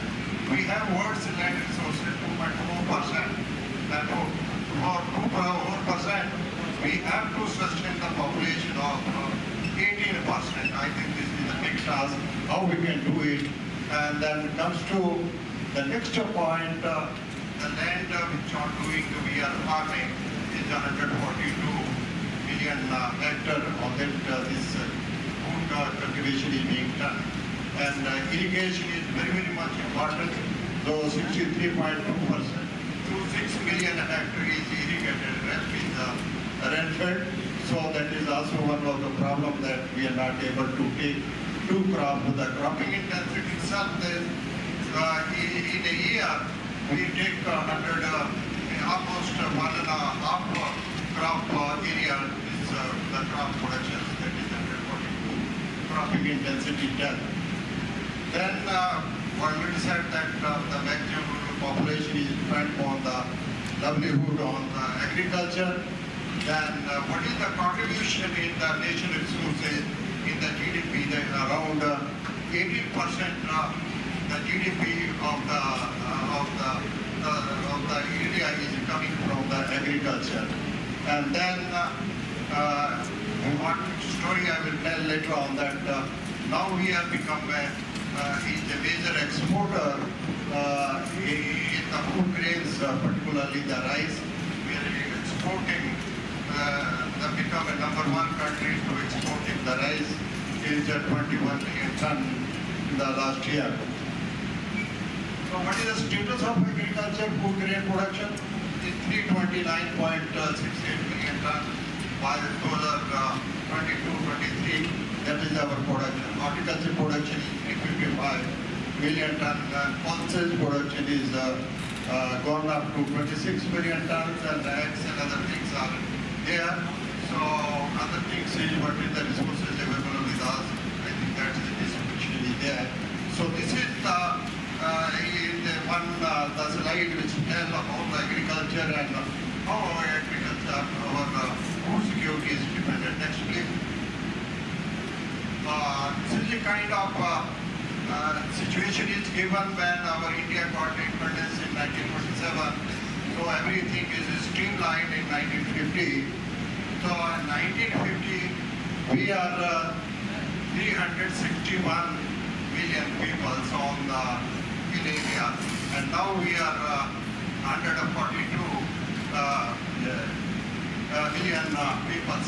Now we have got that 100 billion, 1.42 billion population we have increased, and that is almost 3.98% increase in the last 7 decades. And the last lower line shows how the food grain production has, in the 1950 we had a food grain production 50.82 million ton of food grain production, and that how progressively we are now reaching to 300. So production rate of food is 6.49. So we are overtaking the population growth in the food grain productions. That is what is shown. And what are the factors behind this growth? So that fertilizer consumption, if you take 0.49 kg per hectare in 1951, and today 2018 it figure which was 130 kg per hectare, we are using the nutrient fertilizer for this crop production. And irrigation, I have already been told that irrigation area is increased to 1.6 million a hectare. And third important factor is the productivity. Our productivity in 1950 was 522 kg per hectare, which is gone to 2025 kg per hectare. I think this is the wonderful jump in the productivity. So that the area expansion along with the productivity is always is a product of what the technological advances, technology towards doing the agriculture. It may be the high yielding varieties, it may be the hybrid breeding, or maybe production and protection technology altogether made this happen. So this is the kind of we are achieving the food grain production. And most important, the story in between, what is called the Green Revolution by mid-60s, 1965, 66. Till that, we are importing a huge quantity of the food grains. And many people know the PL 480. Under that program, we are importing the food grains from USA and other countries to feed our population directly. But a kind of revolution happened. We imported the new technology and the dwarf varieties from Mexico of wheat, and from Philippine is the rice varieties in mid-60s, and that seed imported here. And further our institution taken that technology further to proliferate that multiplication of the seeds are taken. And within 10 years, I think in the world there is no country which has achieved the food sufficiency in the 10 years. So 1965-66, by mid-70, we are the self-sufficient in the food grain production. That technology happened, and happened with the efforts by the Indian scientists. Next, please. Okay. And there is a great theory of Malthusian theory, which says it's a very old one. 1798, the Malthus said that the population increase is exponential, the geometric increase in the population, and food will not increase in that speed. So what India did is just a reverse of that. Not happened what Malthus said, that population will not starve out, die due to something. So this is the kind of the theory which is made Indian scientists to untrue, that provide the sufficient food, and the growth of food production was much higher than the population growth. That has happened in India. That's right. So we are from the agriculture, and we have a food shortage of that. And one book written by our former President APJ Abdul Kalam, and one chapter on agriculture they have sent to the circulated to ministry. When that chapter I read that, the one time was there, India has a food only for 7 days. So in that time, in 7 days, everybody worried after 7 days what will happen. That kind of shortage. And even Lal Bahadur said that keep 1 day to us so that we can save the food. From those days we are emerged like the self-sufficiency. Not only self-sufficiency, we are now the major agriculture exporter become. So it is happened to agriculture technology developed by our own universities. Those universities established from Pantnagar 1961 and 62, and many universities came, and today we have 74 agriculture state universities. Today happened. We have a record of second highest producer of rice, wheat in the second, cotton is second, pulses is first. So, and that is a good happening in 2013 when we had such a surplus of food. The government of India is given a right to the food to Indian population. They this intended the National Food Security Act 2013. I think that act is still relevant due to in the pandemic of COVID. Now more than 80% people are given the free of cost the food grains. I think this is only happened, and we have the surplus production, domestic production. Next slide. So definitely side by side the challenges are also growing. The climate challenge is the biggest challenge to the food security, and how this climate changes are happening. What is the cause behind that? What are the prime cause? The greenhouse gases. Dr. Sarwar talk a little bit of that. I will go further that. What are the gases? The carbon dioxide is coming out that from industry, construction, vehicular traffic, then methane coming from rice cultivation, then nitrous fertilizers which is giving supply to the crops production. Then what is the relative contribution in electricity production, thermal electricity production, that contribute around 44%, industry and construction 18%, vehicular traffic 13%, industrial process and product use producing this greenhouses 8%, and waste crop burning and other residue burning that coming 3%, and agriculture along is giving 18%. So next slide. So what further is dissected that what are the component of 18% which is contributed in greenhouses. The livestock is a major is a producer of the greenhouse gases 54.6% due to their fermentation, industry fermentation. Then rice cultivation is methane production, so 17.4%. Fertilizer component is 18%. Manure management is 6.9%, and crop residue burning 2.1%. Together is 18%. The agriculture greenhouse gases. What is the impact of next slide? The impact of greenhouses is temperature temperature rise. The temperature rise is adversely impact the physiology of the crop and various other factors. In the later slide, I will talk that. What are the challenges? So along with that, the greenhouses emission is increased, and side by side, due to extensive use underground water use for crop production, the water depletion of the atmosphere is going to be deficit in water. So availability is, you can read the figure there, and then soil degradation. Initially our soils are very balanced in the nutrients, and now you can have a 7-8 nutrient deficient. We have to do that to break the crop production. Then loss of crop agrobiodiversity.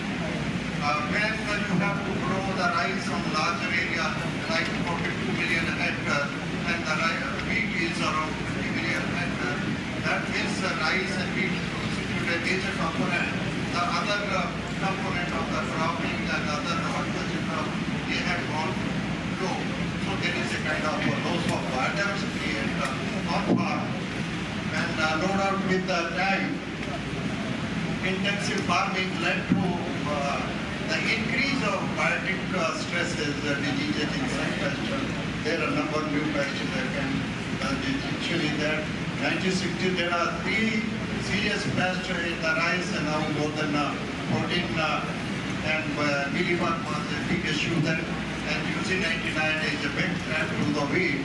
So we came to that, and biotic stress increase in the temperature, flash flood, drought, submergence, salinity, and all these in the way to affect agriculture, and most of then further how we can save the harvest and post-harvest losses, which is in the range of 5.8 to 18%. Next slide, please. So this all climate change and together all making kind of a storm. So the whole system is now moving like as a cyclone. So this is the kind of impact of all the activities together. Next slide. So what is the temperature change and climate change depicted in often the cyclones, or such a big cyclone happened in the eastern part, most of that, and Odisha, Tamil Nadu, and other part of the West Bengal. The whole coastal area of that side was highly damaged by this cyclone. The hailstorming becomes so frequent, even in the March, April, is so become a crop damage there. Cloud burst is generally known in the hilly areas, now it is happening in the plain, and the heavy rains. In few days, we have kind of the whole season's rainfall in one day. I think that kind of extreme events are happening. I think that is the big danger of the climate change. Next slide. So that impact of climate, definitely this shows that how the climate change will affect the crop productivity.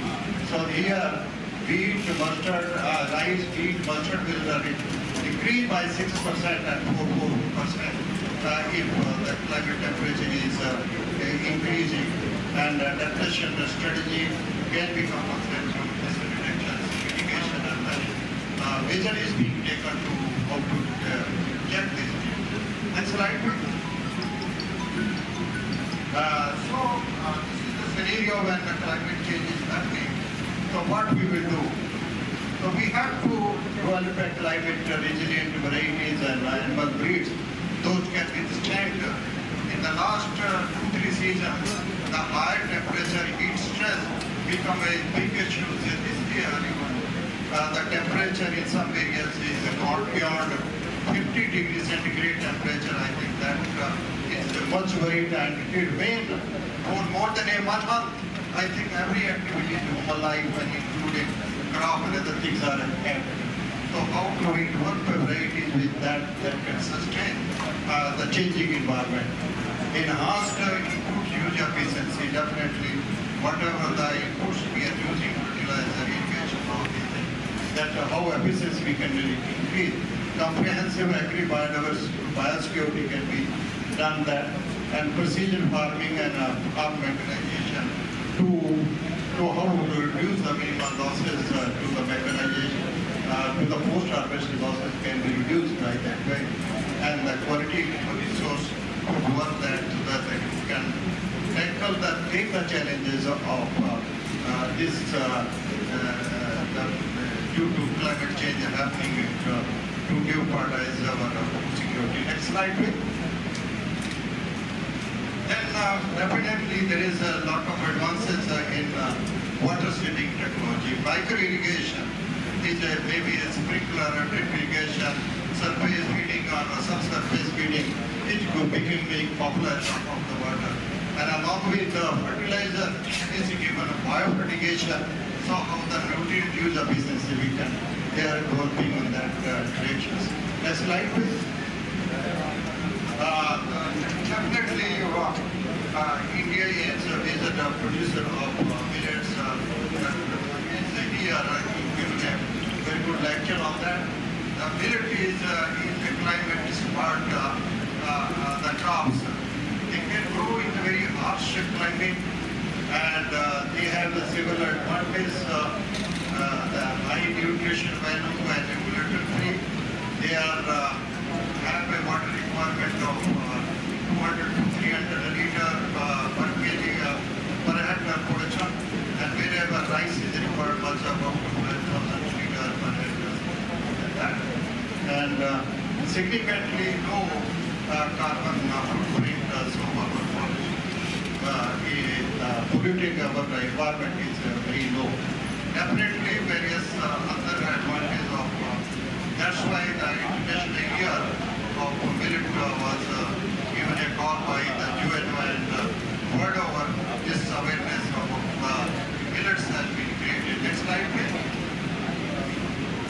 This is kind of that what are the nutrient micronutrient status of that. What we will get from these crops and comparative assessment, so that our balanced diet is important. Next slide, please. So this is kind of the biodiversity we have gathered here. National Bureau of Plant Genetic Resources, our institute in New Delhi, which has a collection of over 4 lakh the collection of various crops conserved in the national gene bank. Next, please.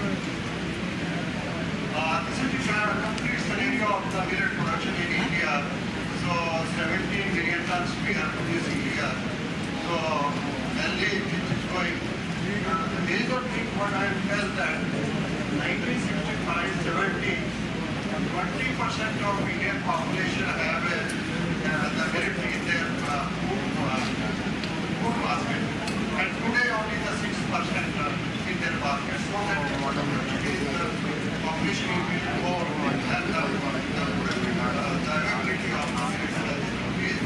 I think this is the one area where the India has more effort to diversify the Indian food diet. Next slide. Definitely this is the dream has already come through, and the quarter size has come with the little bit of in age, so that the country like Bangladesh have already recommended for general cultivation in India. The rate of we are not doing that.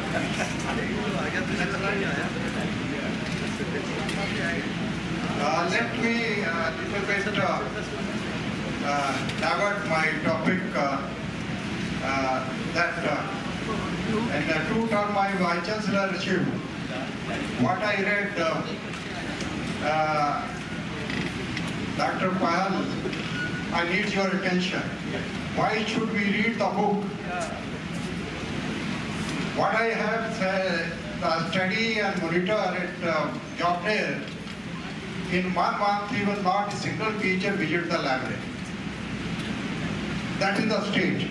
And similarly, what they teach to the student, what is on Google Map or WhatsApp message is coming enough.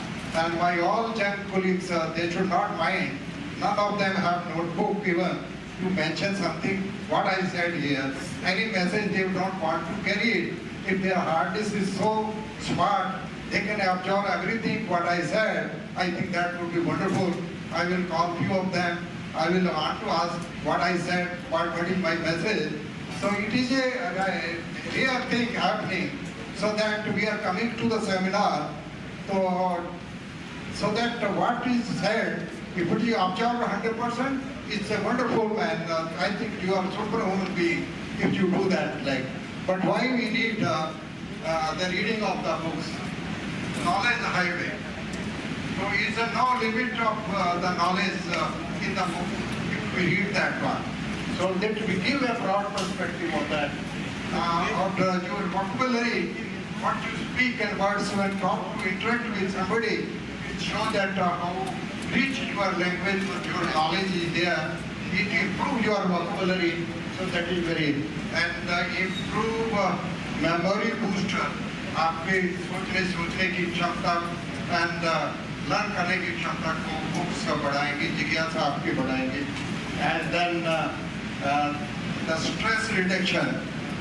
जब आप किताब लेके बैठते हैं, bed में तो धीरे 5 minute में आपको नींद आ जाता है. So it's not it's practical, so that read more books and have a happy dream with that, reading good books and improve focus and concentration. Your concentration and focus will improve, and those want to have studies to become various competitive exams, definitely the focus, study, concentration is a big issue in the later stage, so that they have to focus on it. Then empathy and perspective. Definitely empathy, what English meaning is how, if you read the book, I can guess what somebody is imagining about me. So we can guess a little bit upon that if we are reading good books, and we can learn or perspective we can have. And then definitely enhance the creativity. In the books, many things option are given that if you read books, good book, they give an idea of you to go further. Not about that. That gives in that kind of.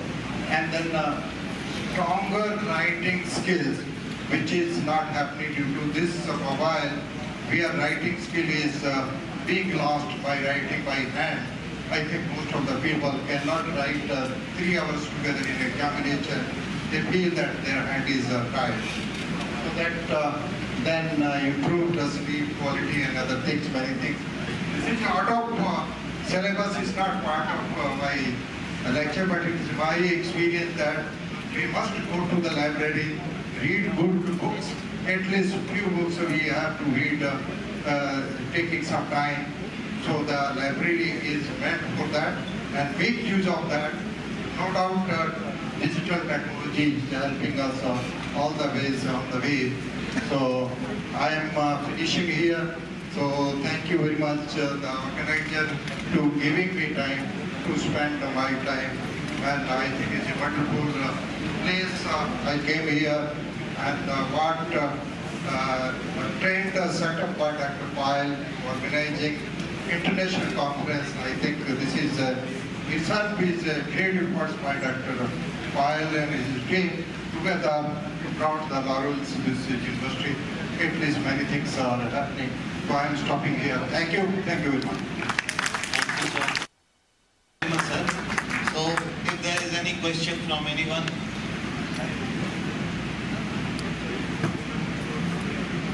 No question, I hope.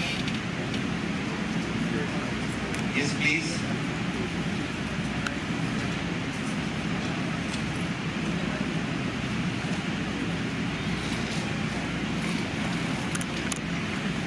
Sir, press long.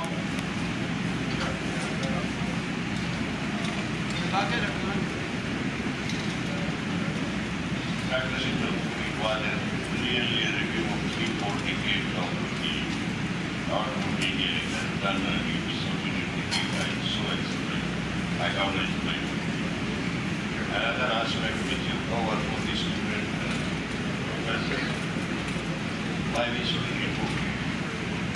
We take excellence life, and I hope the professors will frequent, they will follow up. I don't have any question. Thank you. Okay. My lecture is so simple, everybody understand it. Without notebook, they can understand it. I am very happy. Thank you very much. Thank you, sir.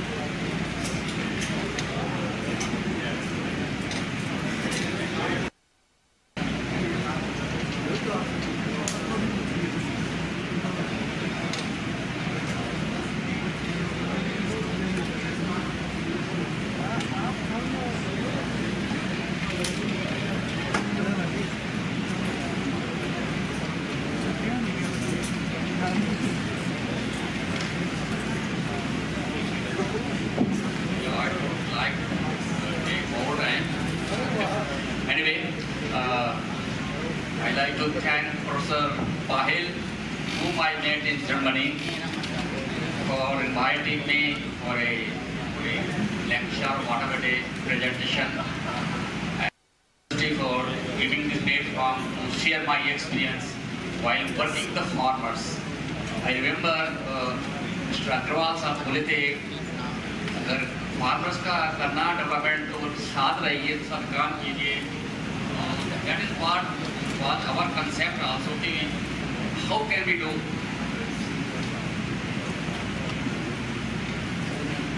So IIT Kharagpur took up a challenge to do something society. Because we do great work, but finally what we are doing to society is going to pay towards our education, towards our salary. So I said, okay, we take up a project in a village which is very close to IIT Kharagpur, around 10 kilometers from IIT Kharagpur. And we really wanted to know how we can translate technology to the problem farmer. So we visited a place, and hundreds of acres lying barren land. For last 5 years, growing any crops. So keeping the land below sky like a criminal, you cannot keep the land below for 5 years. So then you want to know the reason why are they not cultivating any crops. Bengal, case of Bengal, where you have about 1600 mm rainfall, which is more than enough to grow at least 1 or 2 crops. But there are the regions, I want to talk to farmers, and they say that 2 main regions, labor is very expensive. Okay, number one. And second was that water resource is not full or not available whenever you want water. And third was the problem of, in Bengal, they have a very small plot size compared to the northern part or district part. So they cannot operate machines simply. That's what the problem also. So that's what we discussed with them and said what we should do. Then they said, okay sir, I said if you can merge your smaller plot to bigger plot, then we can operate machines. That will solve the problem of your labor. But in Bengal, machines are not allowed to operate because you are displacing labor. So there has to be a kind of compromise between man and machine. So that have to discuss with the farmers, and they are politically, I would say, much more aggressive than others. So we had a meeting with the farmers with our colleagues, and we selected the area. And so this was about 10 kilometers from IIT, and then we had a land about 15 acres of land selected for the farmers, 15 farmers, and it was very low fertility, very low soil. What we started with merging the plot size from smaller to bigger size, you can operate machines, and then you can solve the problem of labor. The meeting did operation converting our unit cost into 46. We have reduced the number of plot and bigger size. And then we did soil testing. We like to know what the status of this product is. And we found the pH was much low, 5.1, which is acidic rain. Now this is low food for people to know. And then changes with the treatment, but not that to become neutral also. Then we installed it valiantly there. Because we got a fund from HRD that we should do something for village, near villages. So we started something there. And then this program was a push duty program. And we installed a monitoring pump well also. We like to monitor the water level in Bengal. They have got arsenic. So they were worried about if you exploit the water, then we will have the arsenic problem. So we really wanted to know how it operates and how it's fluctuating during off and on season. So we installed this for students. So we, this graph shows, this is get down so much, 32 feet during winter season, but it picked up and it was as high as, I would say, almost similar zero level. That means water is fully recharged. That means there is zero problem of water problem or water depletion or arsenic problem. So you are safe to use this tube well, no problem. Then your plots, we had several plots and we have planted different crops like chicken, peanut. Because in Bengal they grow only rice and rice after rice. Because they eat consume rice, they like to have rice at least. So they will grow after rice, and which is really not good for soil health also. And so we have introduced different crop system. We had link. You are growing only one crop per variety. I had 36. Addition, if you have some other varieties, you have choices. So we introduced another variety and another variety, and then we are not really advocating only for water fertilizer, but we say okay, we can go for integrated management. So then we started transplanting. We used two different methods, transplanted and what we say SRI, system rice interest method. So generally the works by women rice. And the SRI method where you save water, you save seed, because you don't have to flood the water from the rice. So then we see the field was very excellent variety with natural made, developed with organic, and this was SRI method. We have two transplanted SRI because I wanted to compare both them. And we found that it was equally good, not that because we were showing water and some seeds, so it was equally good. And then we had rice at 36. And finally, crop loss, farmers, we had a understanding the farmers, you have to contribute. If you give them free of cost, everything free, they are not bothered. That is crop loss or not loss. So this year you have to contribute at least the cost of production by 50% at least. Like, give all the level to your cost. We will give you a technical input and fertilizer, but not the manpower. So once they are investing money or they are investing the layer, they are worried. So they say start shouting, sir, is crop loss, what will happen, this will happen. Anyway, so but some crop remain. Then we had introduced a harvesting machine. Again they were fighting, they were not allowing machine to operate. Say, then they say you want to go for second crop, then you can just turn this crop. I said, okay, go for this. Then we allow them to do bundling, all other profession by men. So there is no fight between machine and man. Then it is shisham. Shisham is very good. Then rice crop. Then we used to shoot corn. This was very popular, and because they were able to sell shoot corn nearby market for hotels, and they got very good price. Maximum benefit they got from shoot corn. It was really beautiful crop. They all got very happy seeing the barren land. You have the nice crop. You did soybean, but soybean they did not continue. They were not getting good yield, so they discontinued.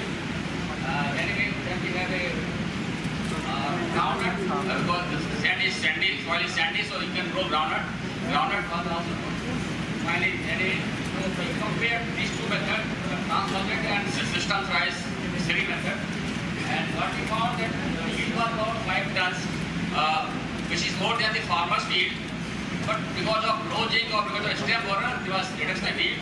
But there was no big difference between TPR and SRI method. So we say you can heavily go for SRI method. Then we analyze this. Now this was second season. That was a Rabi, now the Kharif season. So you have enough rainfall. So you are growing only different varieties of rice. Iron cut is the Dallas, Bharati, there are the Bampi rice, Basta gold, Torna, hybrid, Sylvan Hussain, which we got from Hyderabad, and MP can get. So we introduce several varieties. Some of them are really get better price. You can store longer time. Some of them want to consume immediately, depending on the economic condition.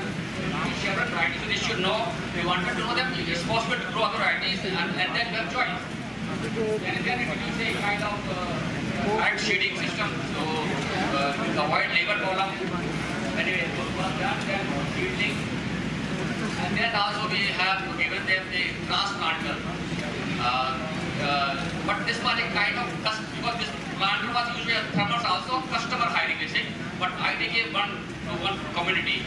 Farmers, then we introduced transplanter. You know, driving then is so good, then red running, basmati. Those basmati was really very good. So it was yielding less, but they can store longer time and get better price. Those who also consume immediately, then they can go for the varieties. And it is hybrid this variety, which has really got very good yield. I will tell you later on. If we got it from Hyderabad, we got test and field conditions. We got it right, that is it.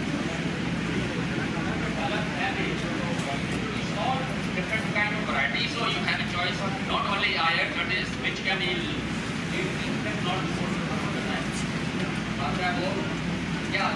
in fact, what happened in product for the student works in the field, he is my MTech student.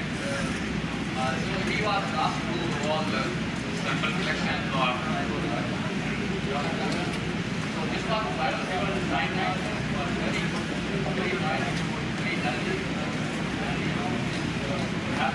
And so the field was so good, people were so appreciating. It was barren land and all the time you see only very good crop. Hybrid rice. Then we harvested like this. The student, he was involved in this project, so he harvested the crop.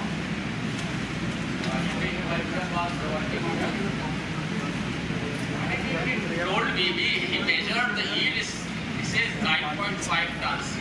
We were surprised. We said it is too much. I think 9.5 tons is the probability is really something wrong. Then we go ourselves and check the yield. Is this correct or not? What we found that it was not 9.5, 0.5 average. But what he has done, he has measured the corner plot. You can look at management is much better because you get natural light, natural air, there is the space. So you get better yield than the middle one. Then we have a meeting again, what to do next. They were not surveying only proximity rice and rice, but not the other crops. Other crops, then introduced mustard crop. Mustard crop was they were not doing mustard anyway. Less amount of water and less number of weather. Broadcast is not the line, just broadcast it. And already have we take the and then produce Keynote. Because we wanted to know that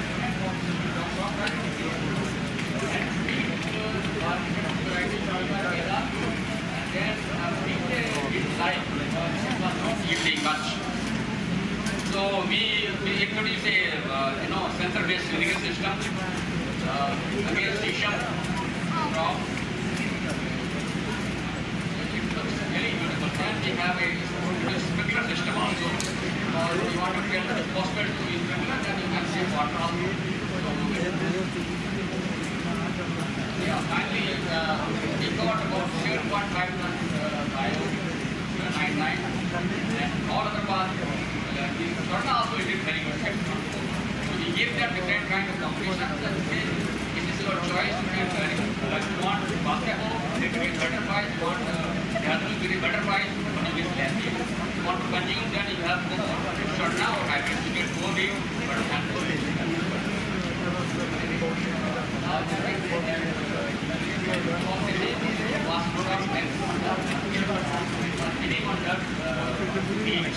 So farmers discarded, now I didn't know they have discarded heat. They are only going rice, grape and mustard. Rest they have discarded. They are not anyway.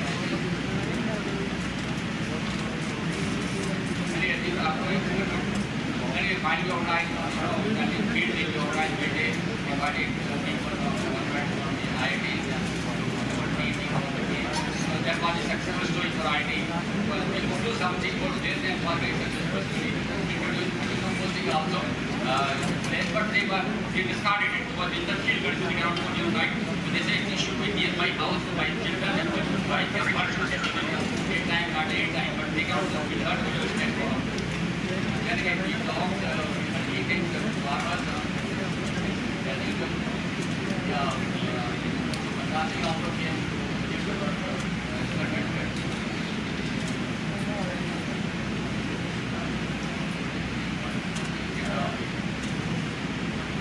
Students they are the field they have to go to field. At least they put a column to farmers. And they are very yeah, there was a field, they broke rice. This is Bengal, So the ponds, get dry during winter season, so we gave the treatment. That's right, Glendia, and then finally we could store water for longer time. And then what they grow, this was very healthy. We produced the fish system, so they grow fish to have rice, and when they eat rice and fish, good, they have both. And since we give treatment to ponds, so they could store the water for longer time, and they can have fish harvesting. And then we say called a solar power system. Anyway, there are some machines even to look at the food processing, storage structures. We have developed several products, but one of them is puffed rice machine, which is very common in technology, morning testing, in the night also. So you just operate, for electrician operated, you can operate, and it is also, and always have tables 15 seconds puffed rice. So that's very good. You can process machine and have the water. And this is also we say mechanized Maggi. Maggi is used for getting brown rice. Leg pounding, but we have it mechanized. So you can always have brown rice, which is possibly you get 2 times more price than milk rice. Anyway, that is what IT leads Bio-refinery revolution. It was covered by second Bio-refinery Kharagpur. Anyway, it was quite media was gave some picture and they published it quite nice. Anyway, it was included on the table. Malamal, thank you all. So, what we could do, they were growing any crop for last 5 years. Now, few of them have become really rich because now they have the system, they know how to grow the crop and how to diversify the crop system. Going only rice, and they were not going building rainy season. They will start very late. So I told them start early. We gave the full rainfall, full season of rainfall, so you can not have to irrigate. Secondly, they were not using enough water. First year they used a lot of water, but secondly they were not. So you have to tell them that you have to plant in time and you must diversify because, but they are not fools. They know where they get very effective benefit. So they say will not go heat because there is a problem of storm and some comes that will lose the crop. But in rice we are very sure that rice will not lose. Not 8% will not lose. Yes, definitely 10%, 20%, but will not lose rice. But other crops there is a probability, there is high risk that there will be a storm, there will be something wrong. They are better than will lose the crop. So they are going only now getting maize and mustard. Thank you, sir.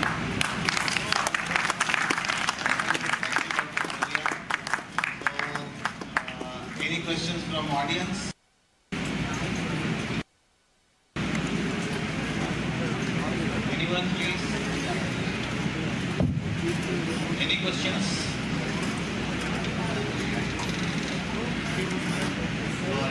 nice presentation, sir.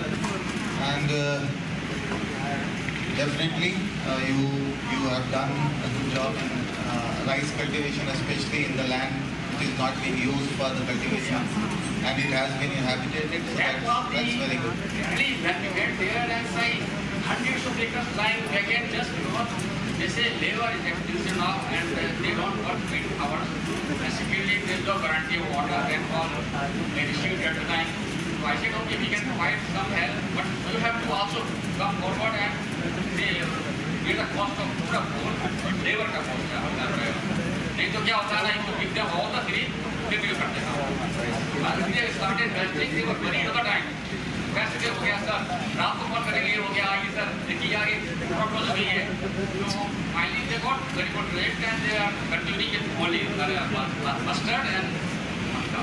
Makka के one of the crops है ना, they are selling at 10 per field corn. Very expensive. They are very good. But others, they stop. Wheat and cheese and things. Okay, thank you sir. Thank you, sir. Thank you very much, sir.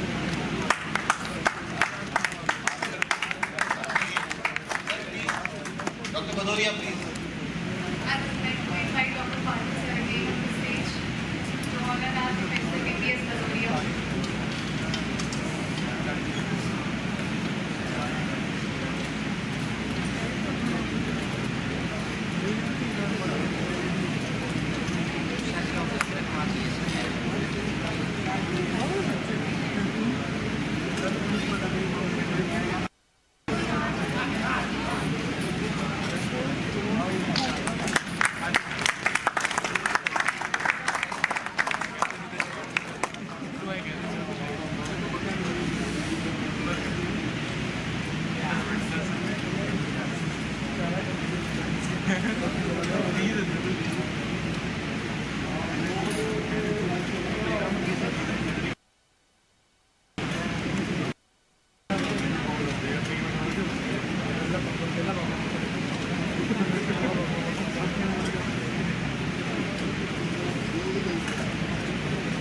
This is the end of the session, technical session.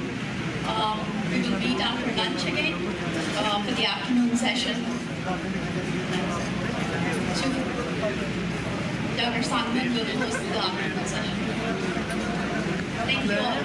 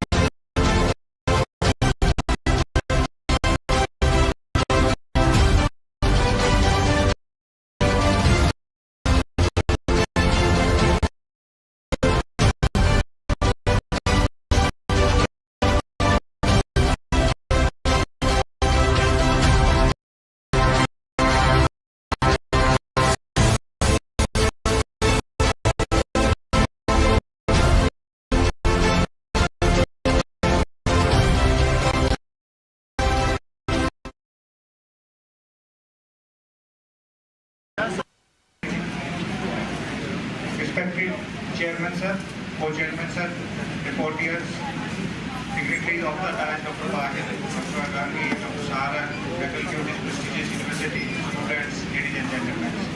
I shall be presenting my talk on the paddy straw management in achieving Mission Zero burning, particularly in Northwest India, and I will give more emphasis on the Punjab.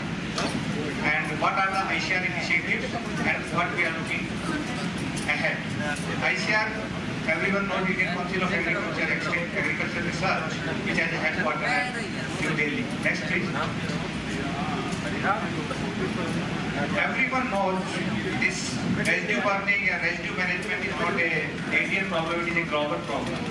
And if you consider this residue management, particularly the rice management system, it comes into my mind. Everyone knows burning residues is not a big problem to the farmers. They just lit it and it burns automatically. Hardly it's a 10 or 20 paisa cost. But if you manage this straw, it costs much more. And if you consider this rice field system, particularly in India and Northwest India, almost 60% of the rice residue is burnt, and more than 50 to 20% of the wheat residue is burnt one way or the other way. Therefore, managing rice field straw in Punjab, or we can say the Northwest India, is a big problem. And if you look at the global scenario, India stood first as far as the emission through the rice burning is concerned. If you look at the wheat residue burnings, we are fourth in number. Next, please. These are the data. What I want to say that Uttar Pradesh is generating the highest residue, followed by the Punjab. But as far as the management is concerned, in Punjab, particularly since we are sitting here in Punjab only.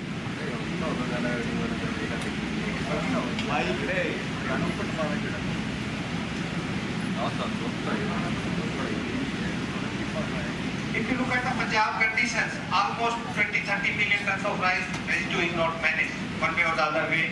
Therefore, if you look at the scenario, overall scenario at the Indian level, Uttar Pradesh, Punjab, Maharashtra and Gujarat, they are contributing almost 60 to 70% of the total residue generations in India. And if you look at the crop-wise scenario, rice, wheat, cotton and sugarcane, these are the highest contributing crops, and all those four crops, they are contributing more than the rice residues which we are not able to manage right now. How we can manage this rice? There are two options, ex-situ management or the in-situ management. और मैं हिंदी में भी बोल दूंगा, पंजाबी में बोल दूंगा ताकि आपको इंटरेस्ट बना रहे.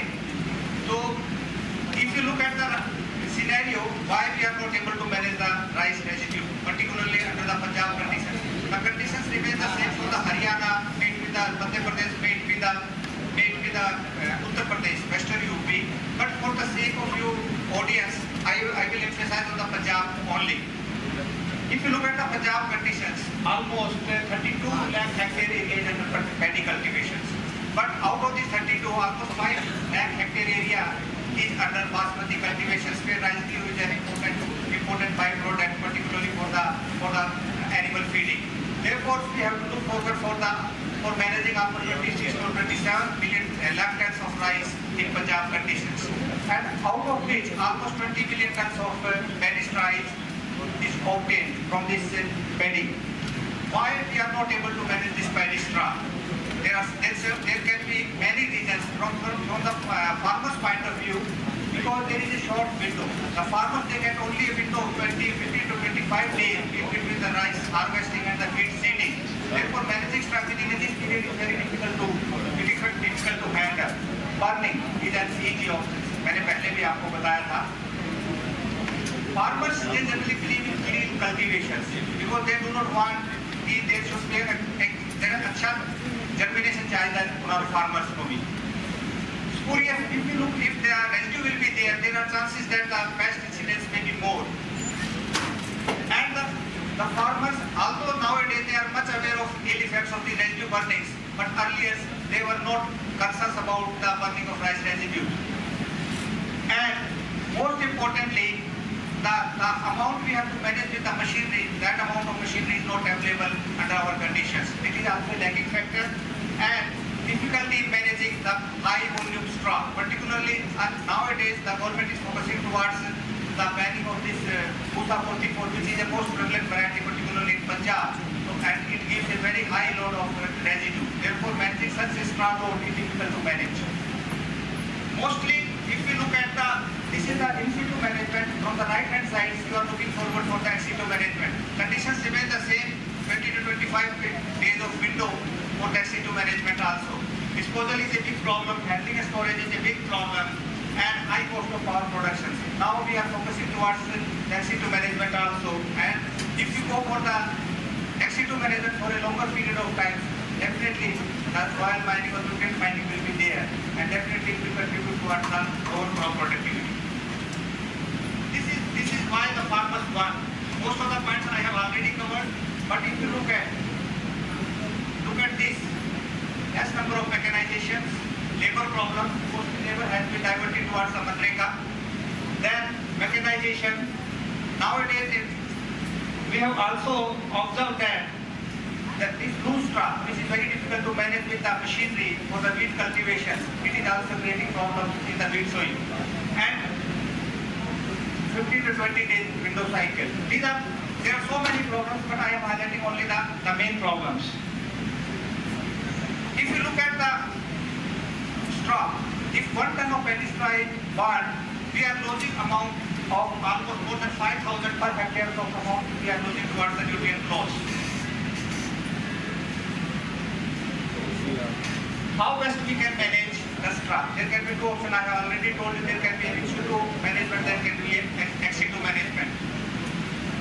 आप लोगों ने ये देखा भी होगा earlier this type of harvesting was done by the combined harvesters. Two straw remains there behind the combined harvester. Generally it was recommended by the government to use the scope for the SMS, super straw management systems, which is attached with the earlier combined harvesters. But there are some positive points, there are some negative points. I will come for the positive points first. Definitely if you go for the without SMS, if you go for the paddy harvesting, you will find this type of withdrawal. ये आपको इस type की दिखाई देगी. But if you go for this type of super straw management system, which is fitted with the combined harvesters, you will find the uniform spreading of the straw. And this is optimally required for the feed seeding machines also made with the happy seeder, made with the super seeder, made with the any machines which we generally use for the feed sowing. Increase the field capacity of the farm machinery used may be 0.5 to 1 hectare per day. But there are some negative points also. If you go for the super straw management, definitely there will be a fuel consumption. Ultimately, it will increase the cost of production also. Then it will reduce the mechanical operations also. Because इसमें आप ज़्यादा समय में कम area को cover कर पाएंगे. These are some of the machineries nowadays available at the farmer fields, because you people belong to agriculture and most of the you people belong to rural area also. So that's why these machines are already available at the farm level also. Have you seen this machine, happy seeder? Have you seen? How many of you have seen this happy seeder? आपके team साहब बस. Okay. Then super seeder, then smart seeder, and then surface seeders. I will come one by one. First time this happy seeder was there, then followed by the super seeder. All these machines, they are built for the in-situ management of straw.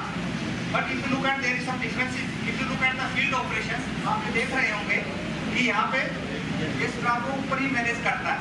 Then this machine, it incorporates the straw into the soil.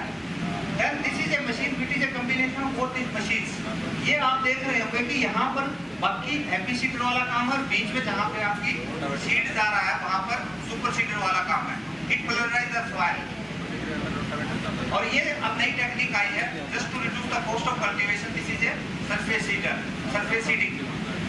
Other ex-situ management is also there, but being an agriculture scientist, we are looking for the ex-situ management of straw, particularly from the farmer point of view. If you go for local version of this ex-situ management, definitely the soil nutrient mining, I have already communicated, there will be a nutrient mining, and ultimately the production also will be there. Surface seeding क्या है? This is a surface seeding machine. After harvesting of the paddy, you will find the loose straw. It cuts the loose straw. Farmers क्या करते हैं? After harvesting of the paddy, वो उसमें broadcasting कर देते हैं. और broadcasting करने के बाद this machine manages the straw. It cuts down the straw and it uniformly spread the straw all over the field. There will be uniformity in the spreading of the straw. So definitely जो farmers की problem थी दूसरी machine से तो heavy loading, दूसरी machines की ये भी problem थी कि they require high horsepower tractor. And this type of machine, it requires only 30 to 35 horsepower tractors, which is generally the farmers they are having at their own level. और इस machine को नाम दिया गया, if you look at this name, 000, 0 burn, 0 till and 0 day sowing. You can, without burning, on the same day when you are harvesting the paddy, the same day you can sow the crop without tillage. So it is a 000 technology.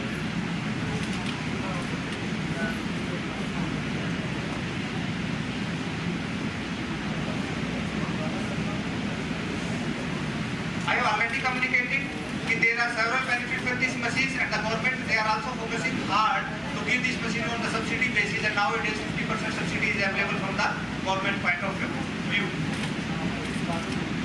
Secondly, after mechanization, we should also look for the other options. For this, the varietal adoption should be a good option, क्योंकि farmers ने variety लगानी ही लगानी है, तो why not to choose a particular variety which fits well within these rotations. After the harvesting, the farmer spends optimum time to sow the next wheat crop. If you look at the data, the most prevalent variety because it is giving very high yield as far as the farmers are concerned. Therefore, they are more motivated towards this Pusa 2044. Nowadays, the PAU, Punjab Agriculture University, Ludhiana, they have developed a new variety which is taking only 125 days as against the 140 to 145 days of this Pusa 44. If you compare the duration of both these varieties, the farmers they can have an advantage almost 20 to 25 days with the same variety. Although there are some yield disadvantages, there maybe 1 to 3 ton per hectare yield advantage, disadvantage will be there. But definitely, if you look at the early sowing of succeeding wheat crops, it will pop out in the system productivity. At the focus, at the Punjab government, they have banned this variety from this year. No public organizations will be producing this type of seed.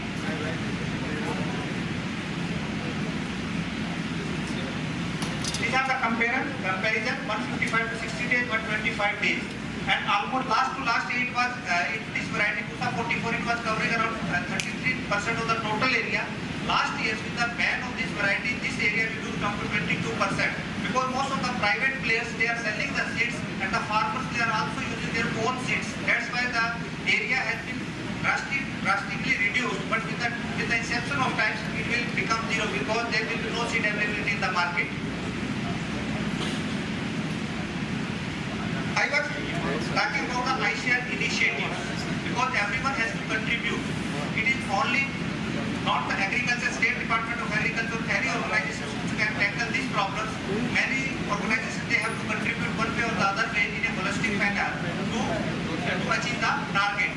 That's why the different organizations have been given different targets. That's why the ICR, they have been given some separate targets, particularly the IEC activities. If you look these abbreviations, I stands for information, E stands for education, and C stands for communication. So this IC initiatives has been given to the ICAR just to aware the farmers, just to improve their capacity building or training programs will be there. This program, this crop residue program was a flagship program of Government of India and it was initiated in the year 2018-19. Initially for the 2 years with a project with a budget outlay of almost 1150 crores. Since we could not manage this problem within 2 years, this program was extended and till date almost 3,200 crore rupees has been spent on this program. And it is in the continuous phase. This year we are also having the same program. Definitely the project cost will increase with the time. And for ICR, for the last 5 to 6 years, almost 75 to 80 crore rupees they have been provided to the ICR for this initiative. And this year we have been given the 32 crore rupees for this IC initiative. If you look at the figures, since we are targeting the Punjab, all of the Punjab is covered. There are 22 districts. Malerkot is a new district which is now earlier a part of the new district, but we are taking all the 22 districts within Punjab. In Haryana, where rice wheat is a major problem, 15 districts has been covered, including Delhi. And in UP, we have taken 23 districts. And if you look at the total 60 districts to 60 KVKs, they are taking this IEC initiative by ICAR. Till date, if you look at the data, almost 1 lakh programs have been already covered. कितने हैं तो कितने village ऐसे adopt कितने हैं? Almost if you look at the total figure, 482 villages have been adopted across 6 years. और ये जब तुम डॉट देख रहे हो, adopted village है. If you look at the previous figure, not only the Punjab, along with Punjab, Haryana, as well as the UP has also been covered. If you look at the total adopted village, this figure comes out to be 1,350 plus villages. And out of these 1,350 villages, more than 300 villages, they have become burning-free villages with the efforts of these IC activities. This is the only initiative by the ICR, क्योंकि 300 village अपने पंजाब से कितने village हैं? More than 12,500 villages they are in the Punjab. So it is not possible for few people to look after each and every village. The State Department of Agriculture and other organizations, state with NGOs, state with PHCOs, all these activities. But with the efforts of ICRs, more than 300 villages they have become burning-free villages. And within Punjab, if you look at the data, out of these 480 villages, more than 200 plus villages they have become residue-free. Residue-free in the sense, there you will find more than 85% of the petty scrap is being managed by one way or the other way. It is not mean burning free doesn't mean it will be 100% burning free. If it crosses more than 85 to 90%, we consider this as a burning free village. These are the different activities what we generally organize. We organize the awareness program at the village level, block level or district levels. This is the data for the last year. We organized more than 600 programs made with the village, made with the block, made with the district level program, and more than 56,000 farmers they have been benefited through this village level program. We generally, आप सभी बच्चों के लिए भी ऐसा नहीं है कि we generally organize the activity for the farmers. We organize the activity with the participation of school and college going students. We generally organize the quiz competitions or essay competitions, slogan competitions. This type of activities we generally organize. And I will try and ask my KVK, which is looking after these activities, and KVK Batita is there, that I will ask those people to organize such an event with the participation of the students from this college also. So this year you may find this type of activities in your university also.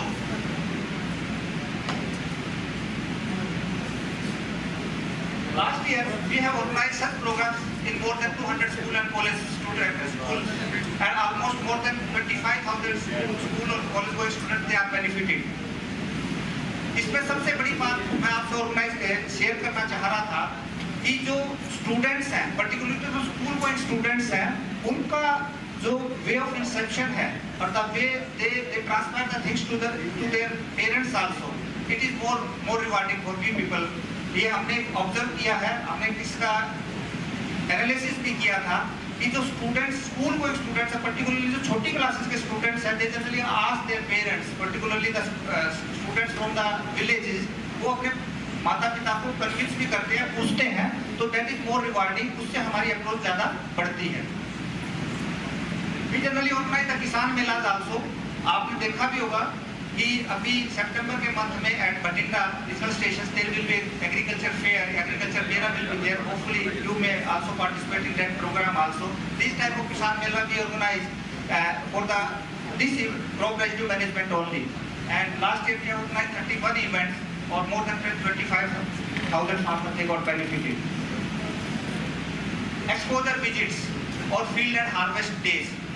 Field और harvest days में आप लोगों के साथ, क्योंकि agriculture के लोग बच्चे हो आप, तो फील्ड का हार्वेस्ट डेज का मतलब ये है कि जब भी whenever we plan a technology or demonstrate a technology at the farmer fields, we organize such type of events, field or harvest days.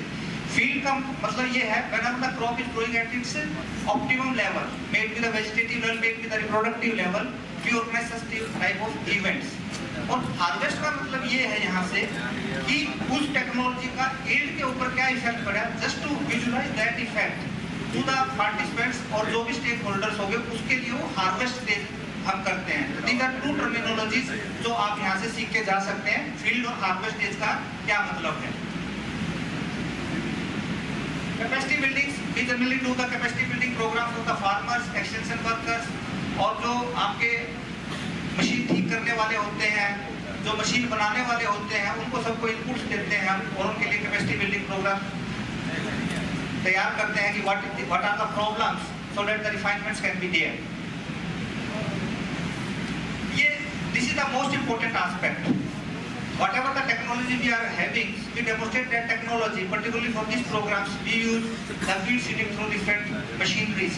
So different machineries demonstrate those farmer fields, और उससे जो डाटा डेवलप होता है उसको हम farmers को दिखाते हैं, उसको हम विजुलाइज करके एनालाइज करते हैं कि what is the impact of A demonstrating technology.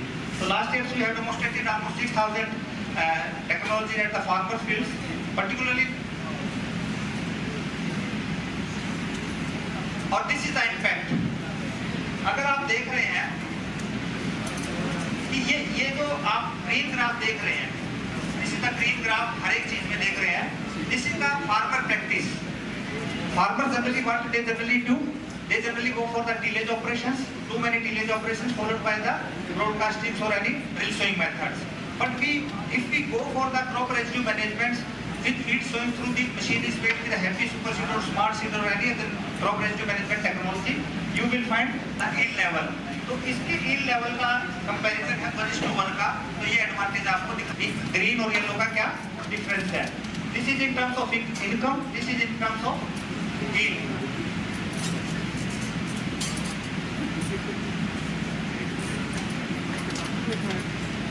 Punjab का ही लेके आया था मैं data, particularly for you people only. If you look at the data, these are the different machines used last year. मैंने कितना एरिया बताया था आपको जो पेडिस्ट्रा का है? Anyone जिसको पता हो? सुनो भाई, 30 लाख, yeah, almost near है. 30 lakhs we can take. तो 30 lakhs में से ये लिखा हुआ है वैसे यहाँ पे भी 30 lakhs में से भी आपको 50% of the area we manage last year. But with the efforts of every department, every organization, this crop residue management area has increased from 50 to 63%. And this is the contribution of e-technology, how it is changing with the time. Nowadays, the farmers, they are preferring more towards this super seeder. But this year we are observing, we are expecting the area under smart seeder and surface seeder is likely to increase because these are the newer technologies. Definitely some area will be diverted towards the inception of these machinery. सबसे जो चीजें ऐसा नहीं है कि we generally look for the yield advantage or income advantage. If you look at the data, definitely if you do not go for the tillage operation, definitely there will be a reduction in the cost of production. So if we manage, particularly for the Punjab, if the 63% of the total area is managed by different machineries, we can save almost 537 crore rupees in total. जो दिखाई नहीं दे रहा. These are the actual figures. If you manage the resources through nutrient loss, तो nutrient loss जो मैंने आपको बताया था, it is costing more than 5,000 rupees per hectare. If you are saving that resources, you are going to save almost 500 crore rupees. And with the application of these machineries, we are going to save one irrigation. One irrigation is equal to 6 centimeters. And if we are saving 6 centimeters of water for the 30 lakh hectare area, how much water you are saving? 571 million cubic meter of water you are going to save. And water depletion is a major problem in Punjab. These are the some. अगर आपको पिछली बार याद हो, कितने last year अगर याद हो, तो जब क्रॉप पकने वाली थी, तो उस टाइम बारिश हो गई थी और बहुत सा लॉजिंग हो गया था. याद होगा? ऑब्जर्व किया था आपने कुछ? इस साल नहीं, पिछले साल की बात कर रहा हूँ. अगर आपने ऑब्जर्व किया है, these are the data taken from almost 600 farmers under different mechanical operations. तो आप ये देखेंगे कि हैप्पी सीडर्स जहाँ पे सोइंग की गई थी, हैप्पी सीडर्स क्या करता है? It retains the crop residue load on the soil surface. वहाँ पर we were getting the highest yield. In case of super seeder or conventional seeder, where you are going for the soil tillage, or you are incorporating the residue underneath the soil surface, तो वहाँ पर advantage much less as compared to the happy seeder. And if you compare this data with the terminal yield stats, और उससे पिछले साल थी, last year थी, तो advantage was much more in case of happy seeder as compared to the other machinery. ये इन चीजों के assessments के लिए we generally go to the farmer fields and collect the data 1:1. हर एक आदमी के पास जाते हैं, उनके साथ डाटा लेते हैं. That's why we choose 4 villages within the Punjab in different districts. और this is the data 900 farmers data. ये आपकी knowledge के लिए है कि education more the farmer is educated, there are more chances कि he will be more influential toward adoption of this crop residue management technology. जिसकी ज्यादा एजुकेशन होगी वो ज्यादा आएगा. कहने की बात है, but it needs some data. Farming experience. positive correlated. If you look at the social institutions means if a farmer is affiliated to any agricultural organizations, may it be the Krishi Vigyan Kendras, may it be the agricultural universities like you, may it be any panchayat, may it be any other social organizations, the chances of adoption of these crop residue management technologies are much more as compared to the farmers who are not affiliated to such organizations. Participation in training programs is also positively correlated. अब ये थोड़ा सा आपको practical knowledge के लिए है। अगर आप बठिंडा में बैठे हैं, समझ लो आप बठिंडा की बात कर लेते हैं। बठिंडा के अंदर ऑलमोस्ट 4,464 मशीन्स आर अवेलेबल।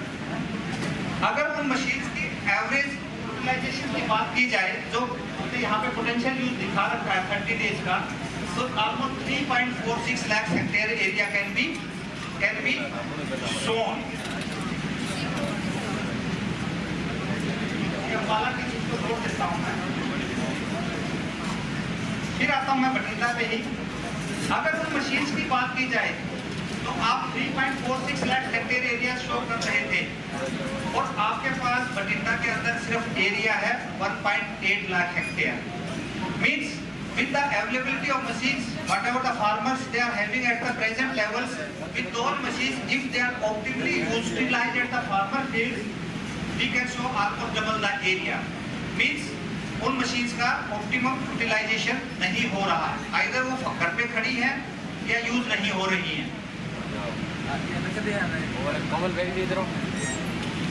अब ये चीजें देखी गई कि जितनी भी मशीनें हैं उस मशीन से अगर बात की जाए तो हमारे पास इतने हैप्पी सीटर और सुपर सीटर है कि हम पंजाब का सारा एरिया सोइंग कर देते हैं, फिर भी हम 60% एरिया को ही इन मशीनों से कवर कर पा रहे हैं। तो इट मीन्स कि सम गैप इज देयर। क्या क्या चीजें आपको इन्फ्लुएंस करती हैं किसी भी चीज का डिसीजन लेने के लिए? फेलो फार्मर्स करते हैं, फ्रेंड्स करते हैं, रिलेटिव्स करते हैं, ऑर्गेनाइजेशंस करती हैं। अगर पंजाब की बात की जाए, क्योंकि ग्रीन कलर है, ये पंजाब की रिप्रेजेंटेशन है, तो इट मीन्स ये जो इस टाइप के प्रोग्राम है पंजाब के अंदर, जो आपके फेलो फार्मर्स हैं, they are the most influential factors.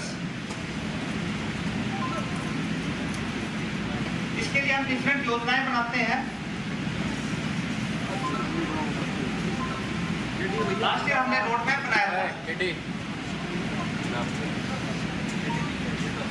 If you look this figure, अगर आप इसको फिगर को देखोगे तो हमने इनको 6 जोन्स में बांट लिया था सारे पंजाब को। उसके हिसाब से भी organise different regional programmes which competitions, जो भी हम प्रोग्राम्स करते हैं साइड बाय साइड। इसके साथ साथ we generally organise the learning platforms also. ये आपके थोड़ा सा इंटरेस्ट भी आएगा इसमें। If you look at this red figure, these are the 12 districts in Punjab which are contributing more than 85% of the residue burning. ये अभी तक एनालाइज नहीं हुआ था। Last year we took this initiative and we observe, चीजें सभी available थी, but we analyse the data कि how best we can contribute to the system. So if you just look at this data, these 12 districts in Punjab, they are contributing almost more than 85% of the residue burning. These 5 districts, orange color, they are contributing almost 14% of the total. And these green districts, these 5 districts, they are contributing only less than 2% या 1.5%. तो हमने government को initiate दिया कि why we are wasting the resources of these green? Almost 2% contribution, negligible contribution. So why we are wasting the resources? So definitely the plan, उसको देखा उन्होंने। ये हरियाणा के लिए भी ऐसा ही बनाया हमने, ये उत्तर प्रदेश के लिए भी बनाया। And this is the result. We cannot say कि it is only our contribution to the system. It is a cumulative contribution by different organizations. What we observed that in Punjab, if you compare the data with 2020, almost 55%, 56% reduction in there as compared to the 2020. Overall, almost more than 50% reduction has been observed. So these are the efforts. ये press media जो आता रहता है हम भी करते हैं।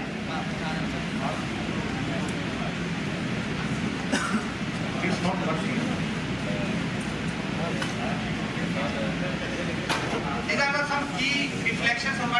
what we can conclude from the presentation, कि हर एक season के लिए there should be the region specific plans or solutions, and for that one department cannot work in isolation.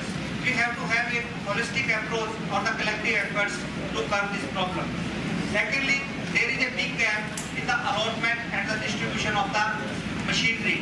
The government should, these are the policy decisions which should be taken at our own level, and we have implemented these decisions to the government also.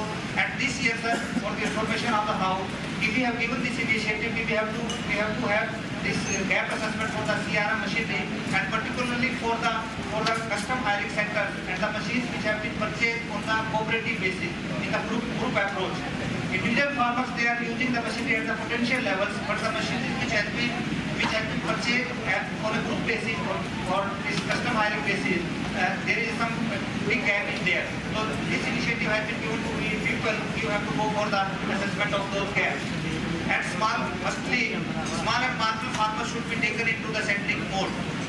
Thirdly, the budget allocation and procurement. तो सबसे most important चीज है, क्योंकि हमारे यहाँ पे हर चीज के लिए बजट आता है, लेकिन वो बजट बहुत लेट आता है, तब तक उसकी वैल्यू नहीं होती. तो budget allocation and procurement is one of the important aspects we should take into consideration. सबसे important part ये होती है कि we generally look forward the youth, trained youth people should be deputed. आप जैसे लोगों को अगर डेप्यूट करके, ये भी हमने देखा है कि you are much more influential than we people, which are actually working at the ground level. If you go for an initiative where the youth like you people are trained and आप सभी को कहते हैं कि आप गाँव में जाके फार्मर्स को कन्विंस करते हैं with the Rame program, with any other program, so it can contribute a lot to the system. Farmer to household extension, I have already told, it is an important factor for convincing the farmers. And most importantly, जो सबसे अच्छी बात या सबसे बुरी बात जो हम कहते हैं, we generally criticize the farmers for burning the paddy straw. अगर हम instead of criticizing them, if we advocate these are the potential benefits, you should look into it. That will be more contributing. Or other, एक नया initiative, we can go for the carbon farming also. We can attach this practice to the carbon farming, and this carbon farming is a new concept nowadays. Definitely with this aspect, the farmers they are going to be benefited in a long way. With these words, I am thankful to the organizers, particularly Dr. Pahil, Dr. Saharan, who gave me this opportunity to be here and share my views with you people. Thank you one and all. Thank you.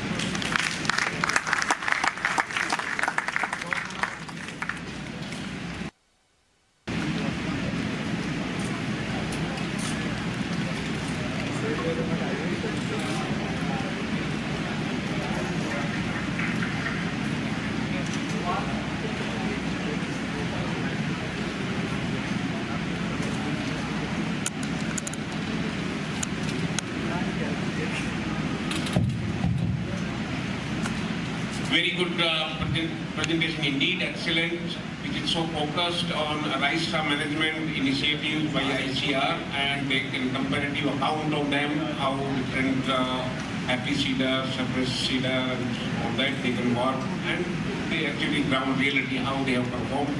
The lecture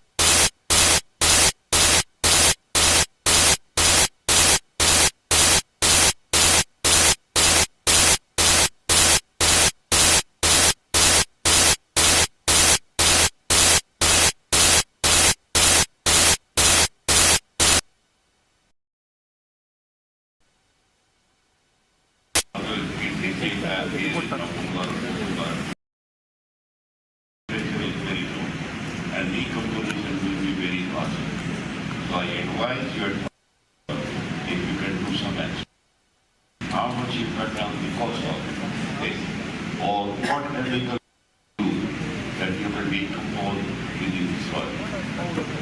Thank you. Definitely, sir, in rice, the silica, you better know than me, the silica content in the present rice variety is little bit higher. That it takes much more time to decompose. As your suggestion is there, the this type of harrow should be there. It cuts the straw into small pieces. Definitely the decomposition rate will be high. So definitely it can be an option also. Serrated type harrows.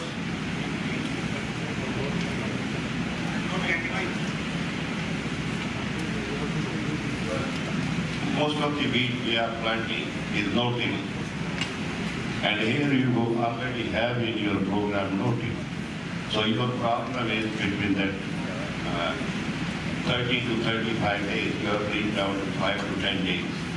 And in that one there is a lot of, Europe is following no-till system. North America is following no-till system. And in Europe there are now they are producing a lot of wheat like France. Another is Ukraine, and they are following the same technology. So India can easily adopt that technology, provided you have the machinery. But this is rice. This is rice. Rice has a problem. No, the wheat and rice decompose. That's why I asked you a question. What is the time of decomposition of rice compared to wheat? So rice goes faster than wheat. No, rice has a silica problem. Yes, we have. Because of that, decomposition will be much slower. Very slower, but there can be a chemical which you can decompose faster. Definitely, we are working on it, and in the due course of time, we are going to handle this problem also. As far as the machinery is concerned, the farmers which we are advocating in Europe or America or Canada, they are very big farm sizes. And the machinery, the farm machinery available, they can better manage. But as far as the Indian conditions are concerned, the farm size is almost, if you look at the average land holding size, it is almost 1.15 hectare. For that, every farmer needs a separate machine, separate tractors. That's why the cooperative approach, we are advocating the cooperative approach.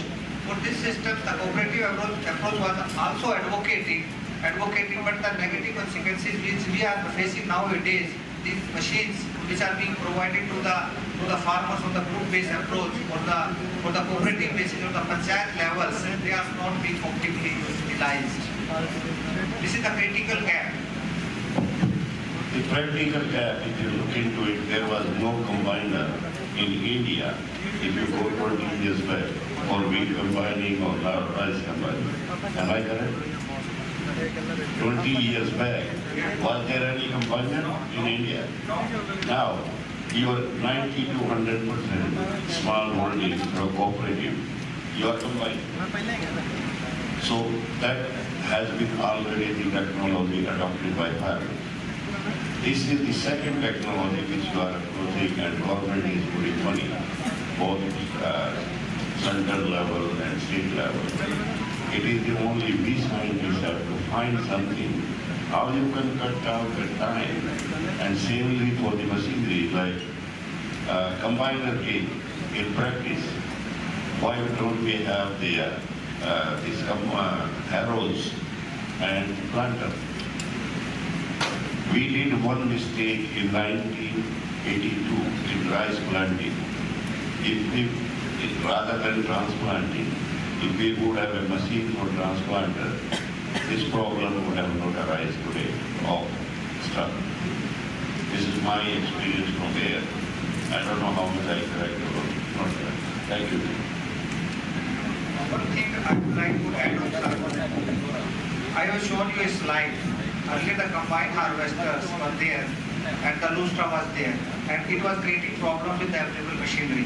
Happy Seeder was the first machine which came into the existence to manage this straw. To cope up with this machinery or the better management of the straw, it was advocated that there should be a super straw management system fitted with the combined harvesters.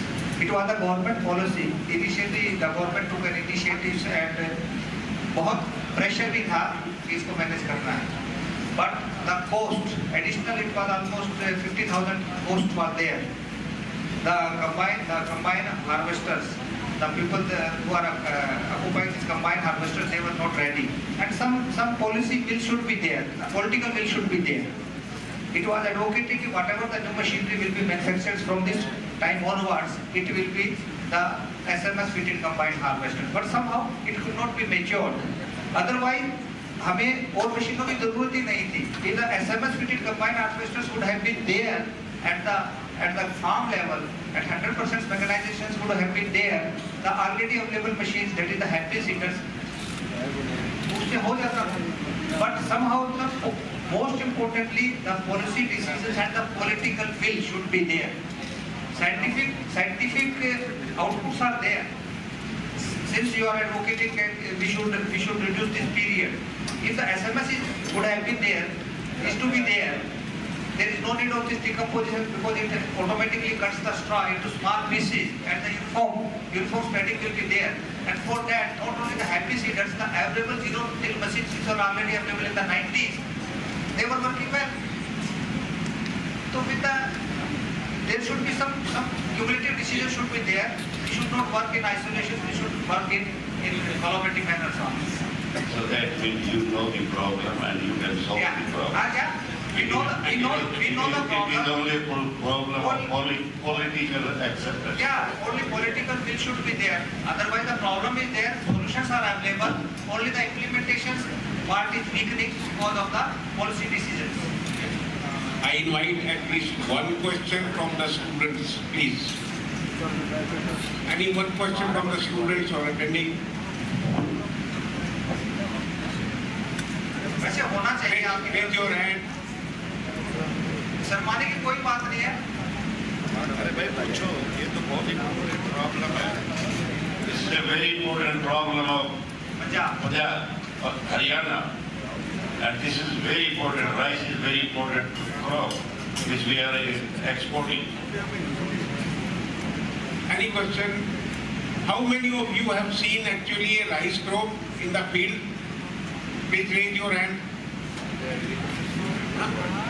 But smaller number? Only 10%. Okay. How many of you have seen understand the rice straw? What is the rice straw? Where you will find rice straw? Raise your hand.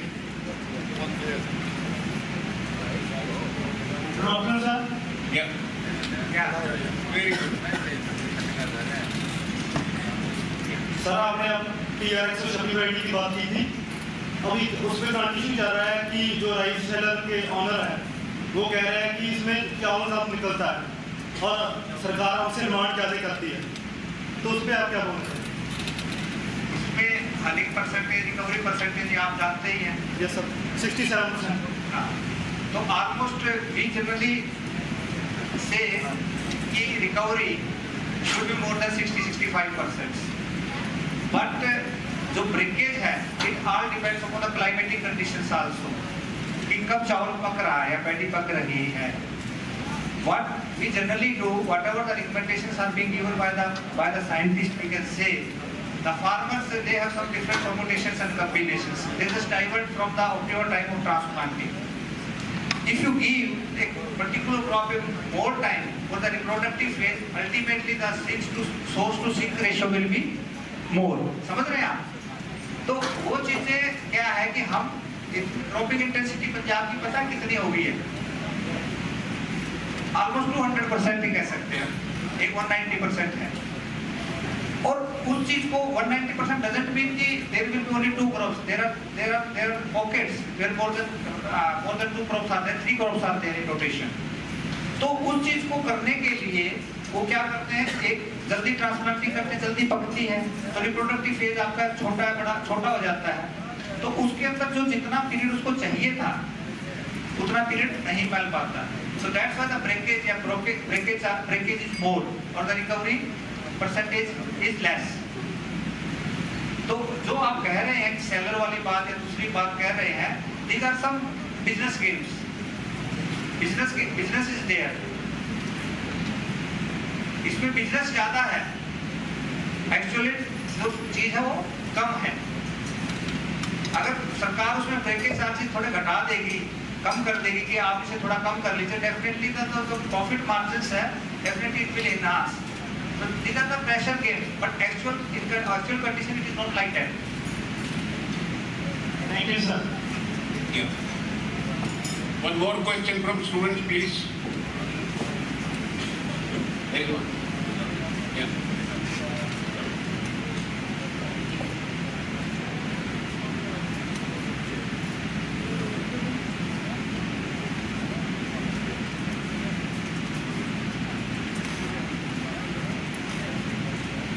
Yeah. Give it to him, yeah. You ask anything about this lecture or anything related to rice, straw, or anything. Punjabi पूछ सकते हो. देखो rice का जो seed developing phase में जब होता है, राइस का सीड में मोस्टली स्टार्च होती है और स्टार्च ग्रेन्यूल के फॉर्म में होती है. और जैसे अगर सिंथेसिस होती है उससे सीड फिलिंग होती है. अगर सीड फिलिंग स्लो होगी तो वो स्टार्च जो पैक होती जाती है. And this lead to hardness in seed. Seed में जब हार्डनेस आएगी तो ये जो ब्रोकन परसेंटेज है ये ऑटोमेटिकली कम हो जाएगी. एंड दिस कि किस पे होगा कि सीजन पे डिपेंड करेगा कि जो ग्रेन फिलिंग पीरियड है रिप्रोडक्टिव फेज कहते हैं जिसको, वो लंबा होना चाहिए सो दैट स्टार्च की सिंथेसिस है वो धीरे धीरे हो करके स्टार्च ग्रेन्यूल पैक हो. अगर छोटा रहेगा तो प्लांट इज ए लाइफ और उसको पता है कि मुझे इसी टाइम में ये लाइफ साइकिल पूरी करनी है. तो seed has been form quickly and then it remains weak. Doctor साहब ने मेरे वाली बात को और साइंटिफिकली प्रूव कर दिया. Yes, sir. Sir, one question. On this side. Farmers, they are burning stubble, whether it's a wheat or paddy. Farmer is dependent on fertilizer, urea. Can't it be linked that those farmers who are burning the stubble, they will not be given the subsidized or any urea to them, so that they are forced to at least wait till this gets automatically decomposed in the field has been suggested, so that the soil gets more carbonized and gets and also the microbes are not damaged, they are not burned right away. So it's a policy matter. I think this could be more light on this. Definitely very valid point you have raised, sir. But again, it's an administrative decision, we should be look into it. Definitely, if you look at the nano urea, the nano nitrogen जिसकी बात कर रहे हैं, why government is focusing hard to introduce this nano nitrogen? It is a fertilizer subsidy which is forcing the government to look into this option. A huge fertilizer subsidy is being given by the government to the farmers. That's why they are planning to shift farmers from totally conventional fertilizer application to somehow what it can be replaced with the nano nitrogen use. But the results are not increasing as a whole. But definitely the science, definitely we are moving towards the betterment. And as far as your point is concerned, it is a very valid point. Based on the land holding, farmers' land holding, demarcation should be there. If this is the recommended fertilizer dose, for this fertilizer you will get the subsidy. If you are applying more than this fertilizer, you have to pay the actual amount of fertilizer. For example, for urea, the cost is almost 267 rupees, 45 kg bags. But the government, it is giving subsidy for more than 1,000 rupees or 1,100 rupees. The total cost is around 1,500 to 1,500 rupees. If we curtail this cost and ask the farmers to pay for the actual amounts for higher than the recommended dose, definitely it will contribute. Yeah, at the same time, because that dose should be linked with the burning of this stubble. There should be. That is what the restriction should be made. For that, actually for burnings we have the points where the residue is burned. Yeah. We have the identified spots. But even after that, we are not able to. No, yes, we are not able to control that. Definitely the burning is there. We have identified the spot, these are the burning spots. And we know the farmer, these are the area belonging to that particular ex-farmers. And we can do it. But again the policy decision is required. But I have shown you that 12 these districts, they are contributing more than 85 to 90%. The more allocation of funds towards this, more of the awareness, this type of programs, they are more concentrated towards these aspects and less towards the agriculture. Thank you. Thank you, Dr. Parvinder Soran, for an excellent presentation and wonderful. Thank you very much. Thank you, sir.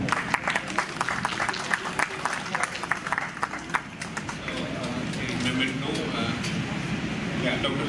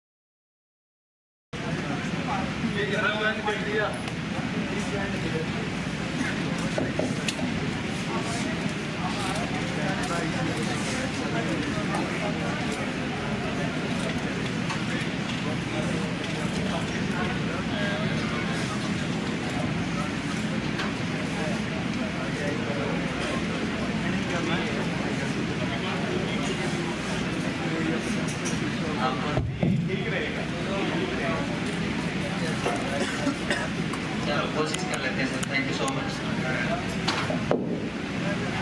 Respected Chair Sanwan, Co-Chair Dr. Lakshmi, Co-Chair and of course OB guys, Virendra Pai, I'm very thankful for Virendra Pai that they have given me this opportunity to express my views on the bioproducts debate. Basically, I am Dr. H.S. and I am the director for the Institute of Maize Research and it is based in Ludhiana since 2015. So basically, when we are talking, So I will take 1 or 2 minutes regarding my institutions, what he is doing with respect to the agriculture in the country. So our institute has established recently, but of course it's one of the oldest AI sharp in the country that was started in long back in 1957, before the rice and the wheat and the other crops in the country. We have headquartered in Ludhiana, and we have 2 regional centers, one in Bihar at Begusarai, and another in Telangana that is located in Hyderabad. We are working all across the country, and we have almost 62 AI sharp centers throughout the country, and I think we are representing all over the country, all over the states in the country. So if you look at the maize utilization pattern in the country, that where maize is going, when we are producing the maize from the farm straight, then where it is going. So almost 60% of the maize is going for the feed purposes, and out of that around 47% going for poultry and 13% for the animal feed. Remaining poultry, remaining feed, remaining maize is going for the other purposes, that is for the human food, for the starch productions, for the seed production, and it is also being used in the other fast food items. So if you look at maize, basically it's not a food crop, basically it's an industrial crop in the country, because more than 90% of it is being utilized for the industrial purposes rather than the food purposes. So this is, we have different types of the corns. If you look at the different types of the corns, so we have corn of, one is our dead corn and feed corn, that is especially used by the poultry feed, by the animal feed, by the human consumption. Another we have baby corn that is being utilized with the vegetable, then the popcorn, I think you all have heard about the popcorn, and also the sweet corn, and the quality protein maize. The quality protein maize is basically we are promoting that area where it is being utilized for the food purpose, because it is rich in essential amino acids, that is lysine, tryptophan, and the methionine. So if you look at the maize production in the country, I think we have almost 38 million tons of the production we have, and I think maize is the fastest cereal crop in the country. If you see the production from the 1950, I think there is an increase in the production by 16 times, there is an increase in area by 3 times, and there is an increase in productivity by at least 6 times. If you look at the cumulative average growth rate of this maize in the country, I think it's much faster, much higher than the rest of the growth compared with rice and wheat. I think it is just double, so we are speeding. Still, we are not sufficient with this progress rate. We want to make it double, at least 12%, so that we can not only meet out the poultry industry requirement, but also we can meet out the ethanol requirement in the country. If you look at the, not only maize we are exporting, but we are also importing, but this year we are not exporting because it is utilized for the crop production.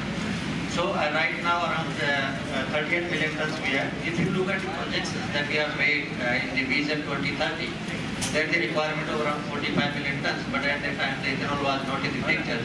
So right now we need around by 23, 55 to 60 million tons of the maize we require, just to meet out the requirement. By 2047, I think the maize production will be around 150 million tons in the country. So if you look at the requirements,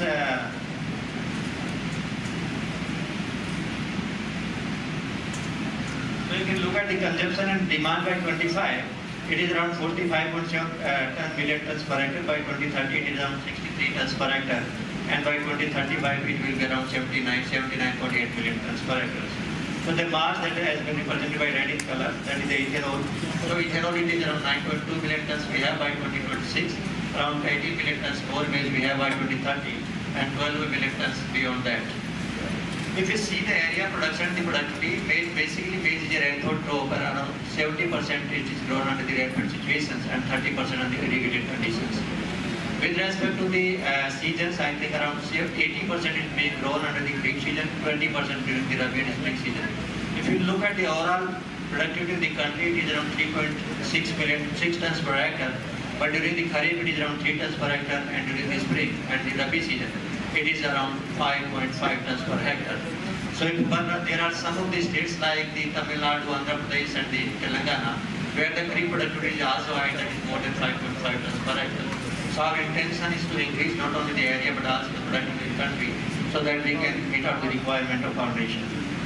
This is the maize domains in the country. Maize, if you look at with respect to the area, it is grown all over the country. With respect to the productivity also, some of the states during the Kharif season, if you look at the productivity, it is much more during the peninsular India and the eastern India as compared to the North India and the central India. During the Rabi season and Rabi and spring, If you look at the area productions, mostly it is on the eastern part and the western part of the country and in the south part of the country. But it is not in the northwest India where we require that it should be required for crop diversification in the country. So this is why maize is prepared as bioethanol. Basically, why maize is prepared as compared to the other crops. Right now, bioethanol is producing from the sugarcane molasses and the sugarcane juice. And also some of the quantity is being produced from the rice also, from the damaged food, and we call it DFC.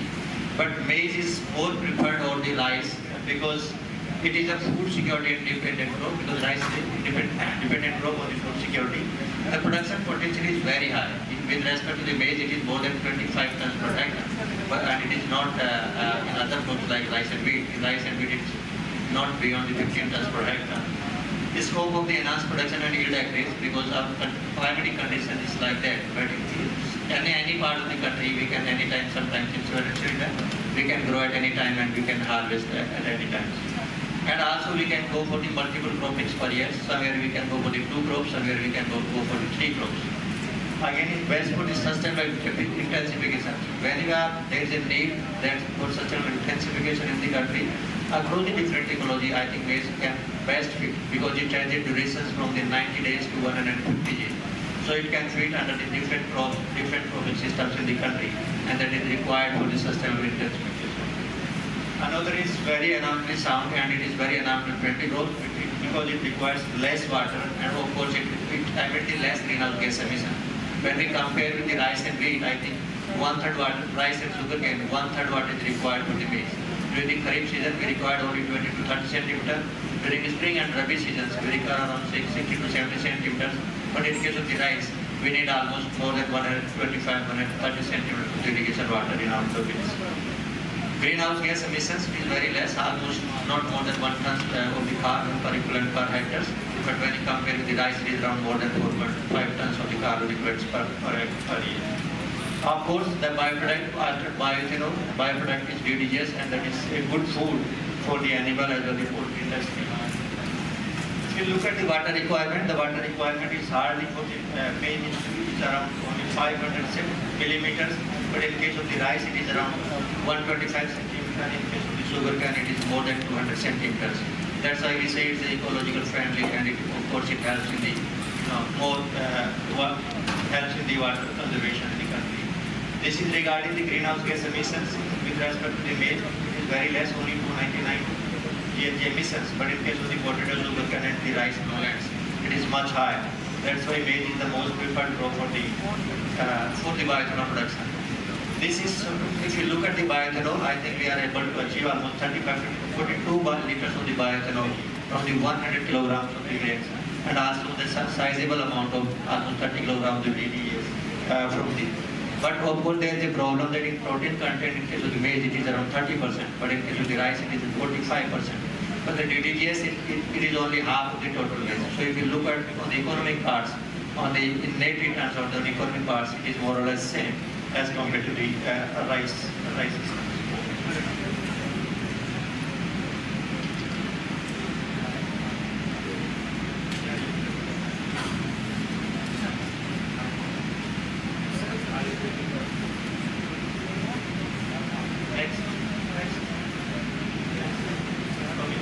So this is a national biofuel policy. Of course, earlier also the biofuel policy came into picture in 2003 at the time of the Congress government, but it was revised again and acted as a national biofuel policy in 2018.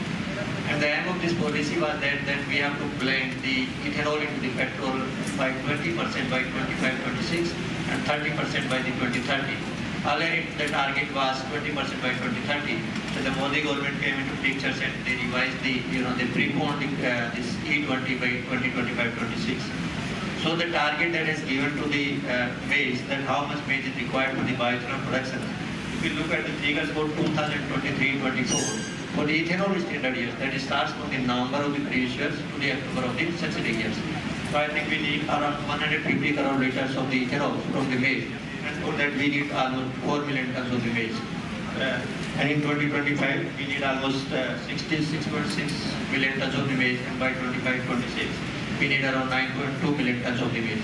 But I am very happy to share that whatever the target has given by the government of India, already we have achieved the target before 3 months. We have already produced the 150 crore of liters of ethanol from the maize. And I'm very thankful for the distilleries who are working on this ethanol production from the maize. So right now, the production of the ethanol is same for the grain as well as from the sugarcane. These are some of the distilleries that has given the government has given the license to the more than 150 distilleries in the country with a capacity of 840 crore liters. And this 840 crore liters is sufficient to meet our ethanol requirement by 2030. These are some of the existing areas. There are two niche areas in the country. One is Northwest India, where we are sitting today, Punjab, Haryana, and the Western UP. Another niche area where we are going to have the more ethanol production, that is Bihar, Bengal, and the Odisha. Here the government put more emphasis and they put almost 6,000 KLPD plants in both the niche areas. Also, we are already producing from the South India, that is already in picture. So these are the distilleries that are located in Punjab. I think more than 10 distilleries are located for ethanol production in the country. So earlier, I think the Punjab is in top. If you look at the figure, the Punjab is in top. 330 KLPD plants are there, and it is followed by the Haryana, Bihar, Maharashtra, Madhya Pradesh, West Bengal, and Odisha. So the total capacity, if we run, I think 25,000 KLPD plants are there. So if we produce the 100 crores of the liters of the ethanol from maize, it means we are reducing the import of the crude oil worth a rupees of 6,000 crore rupees. So this is a nutshell that 6,000 crore rupees we can save when you are going to produce the 100 crore ethanol from the maize. So how best we can increase the maize production? We know the government of the Punjab talking every day about the programs in the country, because the aim is to replace some part of the rice will be replaced by the maize. But still, they are putting very hard, and I think this year also they are working on a very large level. So there are two options, that how best we can increase our productivity so that we can target, so that we can address the E20 and E30. There are two options we have. One is how best we can increase in the area, and another is how best we can increase the production. Right now the productivity for the kharif maize in the country is only 3 tons per hectare. So we have to increase it by 1 ton, that is 4 tons per hectare. In case of the Rabi and spring, there is a need to increase again by 1 ton. So if we increase by 1 ton, I think from 5.5 to 6.5. And there is also a scope of increasing the area under the maize also by at least by 2 to 2.5 million hectare area or 25 lakh hectare area. These are some of the options are available. One is the taping of the rice paddies. Upland in eastern India, in western IGP, there is a need for crop diversification. There is a need to replace some part of the rice on the maize. And also some of the traditional area that is located in the sub-Himalayan regions, where we can think of the intercropping also. So these are the two ways by which I think we can, not only we can increase the productivity, but also we can increase the area that is that requires to meet our requirements. So these are some of the products and options that we have, the right replacement of the maize in kharif, and of course in the spring season, area expansion in J&K, Himachal Pradesh, and Uttarakhand. Replacement of the upland paddy in the eastern part of the country, Bihar, Bengal, and Odisha. And of course, replacement of the upland paddy in the peninsular regions, in case of the Telangana, Maharashtra, and Tamil Nadu. These are some of the research and the policy for the maize in India. One is that research, there is a need for the research. Earlier there was no mandate for doing the research on the bioethanol production of the maize. It came into picture since last 1 year. So now we have started the working on development of the hybrids that contains more ethanol, that contains more starch, and from starch we can convert it to ethanol. So right now we have already started the breeding programs on the high-yielding varieties for ethanol production in the country. Another is on the catchment area development. We have already started developing catchment area around the distilleries of a very sizable. It is around 300 acres area we are developing all across the states in the country. Another is the most important thing that we are also going for the latest technologies like genome editing, double haploidy, genomic selections, so that we can get the good hybrids in a very narrow time. Partnership and linkages is required, drying is required, silage is required, and also ethanol linkage is also required. Materials. Seed production is a very important component. I think there is a need to focus on all the universities, all the state departments, the central departments, and also the MNCs also. There is a need for the seed production in the state. Right now we are not producing the seed of the maize in this state. Last year, I think the seed was, it was sold by around 800 rupees sometimes, 1,000 rupees per kg. So there is a huge need, there is a very great demand that there should be a seed production units in this state so that we can meet out the requirement of the farmers, and farmers will get the good quality with a very nominal prices of 120 to 150 kilograms per kilogram of the seeds. So there is a need for the relevant fuel, there is a need for the government, the university with the FU so that we can get the good quality hybrid seeds. The scaling of the best management practices with respect to the different inputs, it may be tillage, it may be crop establishment, it may be nutrient management, it may be water management, it may be weed management, it may be pest management, it may be disease management. So I think still there is a need for the scaling of BMP practices in the region. This our institute has developed. Our institute and of course also the private companies. Till date, I think we have developed on more than 500 varieties in the country, and that is from the public sector, which is around 22-25, and from the private sector 172. Actually, there is a myth sometimes when you go to the farmer, there is a myth that the private companies hybrid is producing more as compared to public hybrid seeds. But it is not like that.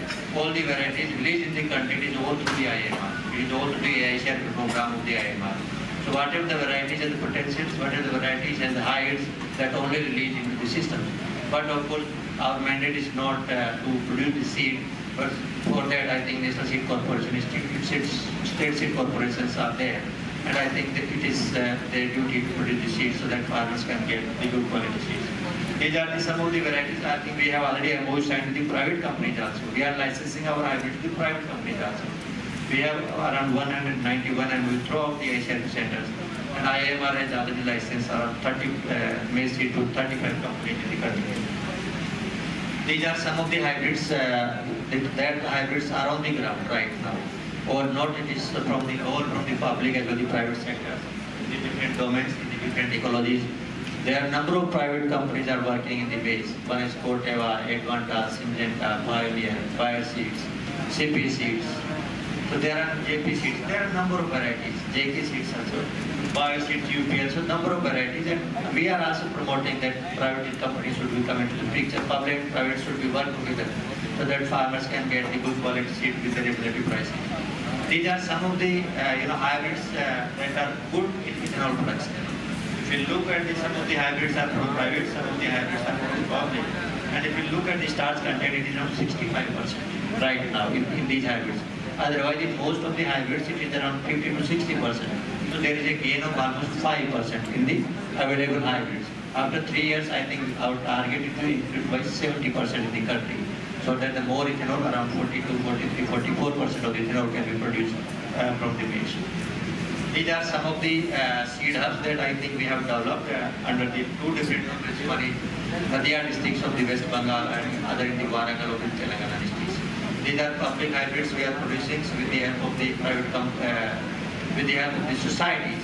I think more than 25,000 tons of the seeds are being produced from the public sector hybrids. If you look at the total seed availability, our share is only, public hybrid share is only 25% and the private sector hybrid is around 75% in the country. And there is a need to increase our share so that we can get the remunerative price with the good quality. These are some of the precision input management, how best we can increase the productivity, how best we can control the diseases, how best we can control the weeds in the systems in the country. These are some of the management practices. Precision input management is required for the food security, equipment behavior, ecological implications, climatic variability, for the management and the biodiversity with respect to the both soil flora and the soil fauna. So if you look at the production and use efficiency, if you look at there are two types of potential gaps are there. One is your management yield gaps, another is your potential yield gaps. So potential yield gaps can be achieved through the plant biotechnology and plant breeding. But the management yield gaps can be filled through the agronomy, soils and other types of sciences. So if you really want to make early gain in a shorter time, I think we have to go for the management yield gaps of the agronomy and soil management practices. So if you look at the management yield gaps in the maize crop, it is around 66%. And this 66% can be achieved through the best input management practices. If we reduce it to by 0.5%, I think we can increase our productivity at least from 3.6 to 4.6 tons per hectare with the same hybrid, with the same farm, with the same input, but through the best management practices. So this much of the options, this much of the potentials in case of the maize are available in the country. This is so here is our aim should be that producing more from the less while addressing the issues of the water, labor, energy requirement, and also by designing the next generation cereal system or cereal production system or essentially agri-food systems that are more sustainable, more productive, and more ecologically efficient and more environmentally sound systems should be there. So this, in case of the maize, if you look at this, one of the important thing is that mechanization must be there. If you want to increase your productivity, mechanization must be in place. Right now, what are the planters we have? We have only ridge planters, multi-crop planters. But without pneumatic planters, we cannot put down maize plants into the on soil surface. If we want to put 80,000 plants, pneumatic planters can do, but not other planters can do. Not other planters can do. And if we plant 80,000 plants per hectare, if we are getting 100 grams from the each maize plants, I think the productivity will be around 8 tons per hectare. So pneumatic planters must be in place to get the higher yield. Otherwise, if you look at the most of the data in the literature from the state department or central department or from the industry, the plant capacity is around 55,000 per hectare, and that is not sufficient to get the higher yield. So 80,000 plants must be there. So, and for this pneumatic planters will play a major role. Also, there should be a laser leveling. The field should be laser leveled completely. And by doing this, you can save water, you can save time, you can increase your area also by 45%. That is being utilized for burning and other purposes. So these are the machines that is required for this. Otherwise, we cannot think of increasing yield. These are some of the also affordable. Silage is also coming big way in Punjab. I think our area is more than 1.5 lakh acres in Punjab district only. Silage is also coming big way during the spring and also in some part during the Kharif season. And machinery are available, and also we are working also with the farmers. These are some of the machinery. These are some of the agronomic interventions for the sustainable production management through conservation agriculture. I hope you all know about the conservation agriculture. This is one of the best way of doing agriculture through which you can reduce the cost of cultivation and you can increase productivity. And basically it is based on basic three principles: zero tillage, residue retention, and the crop diversification. These three things must be there to achieve the crop conservation agriculture in any crop and crop production system. Weed management, of course, during the Kharif season it's a major problem, but during Rabi and spring season it's not much more. And weed cause around 30 to 35% of the yield losses in the maize crop. Weed management before 30 days, I think, is required in the cropping, and of course the nutrient application as per the demand, not as per the recommended dose of fertilizers. Now the recommended dose of fertilizers is based on the 30 and 40 years back data.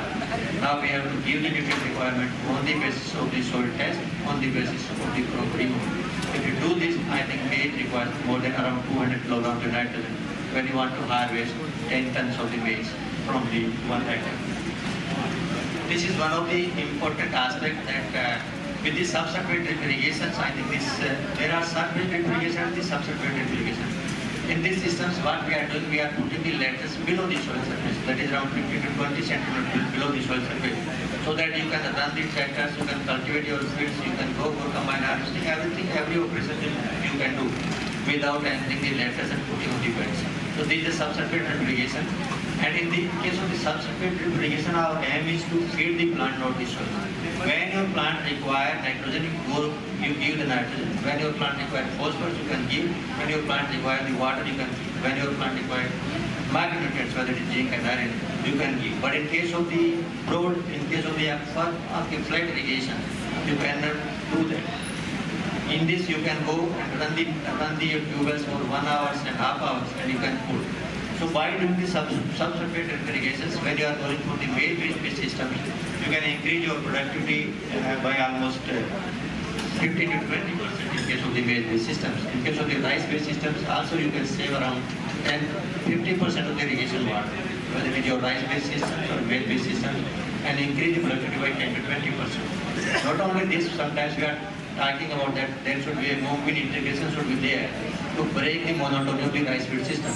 During the summer season, through the subsequent irrigations, you can put the mung bean crop and you can harvest the mung bean crop with the best advantage.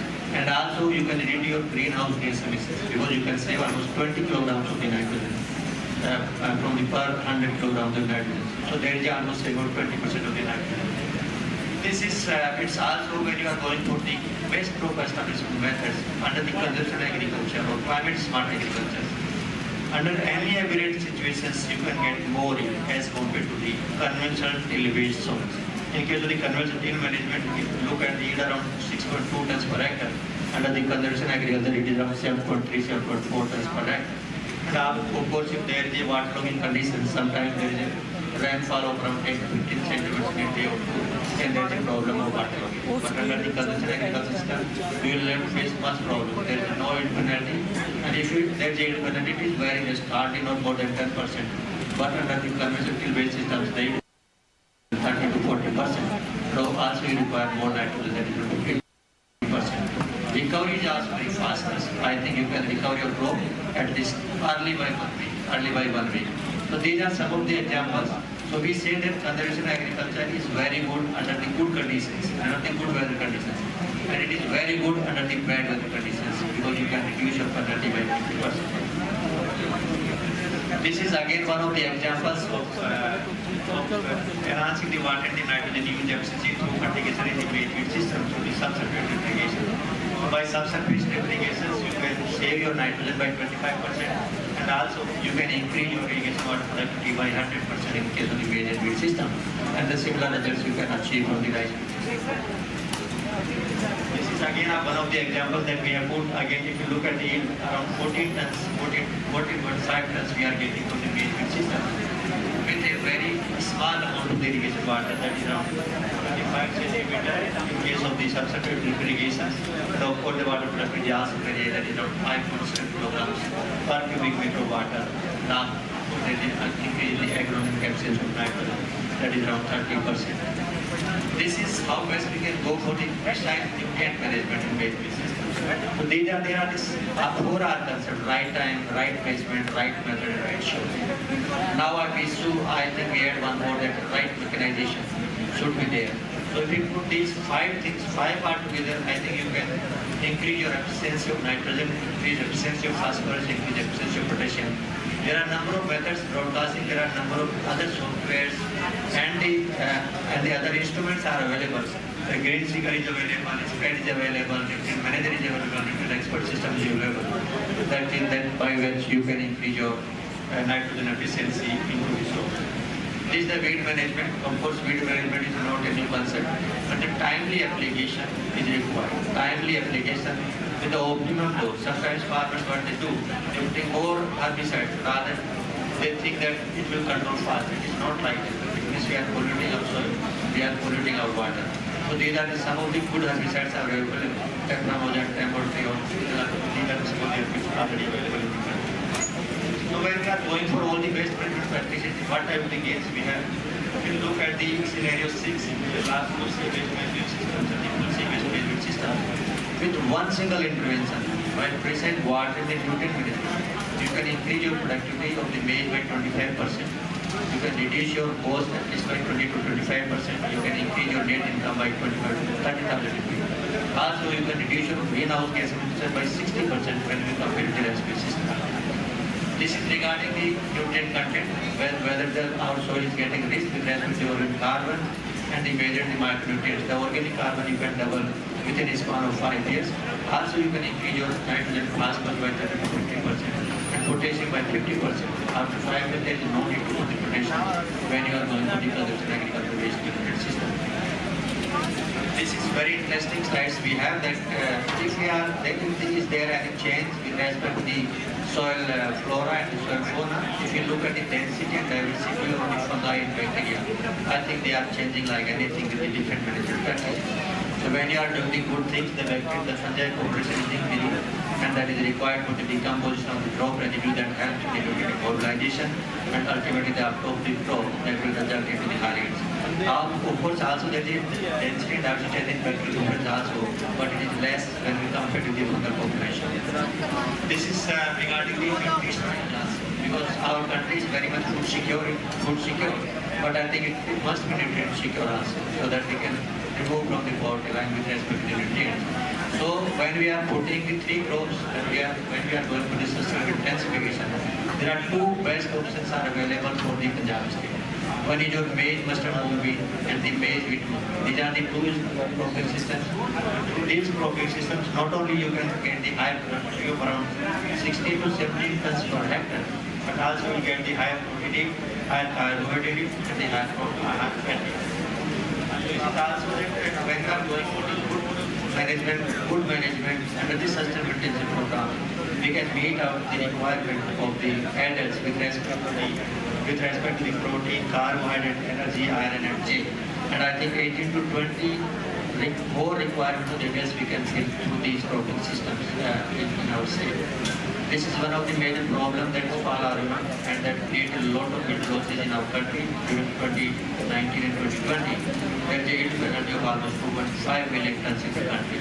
I think at that time when the farms spread their lives into our country. But right now we have very good herbicides, we have very good molecules and good modules with respect to the seed treatment, with respect to chemical treatment, with respect to the ITK process. So I think now there is no more yield managed by the farmer.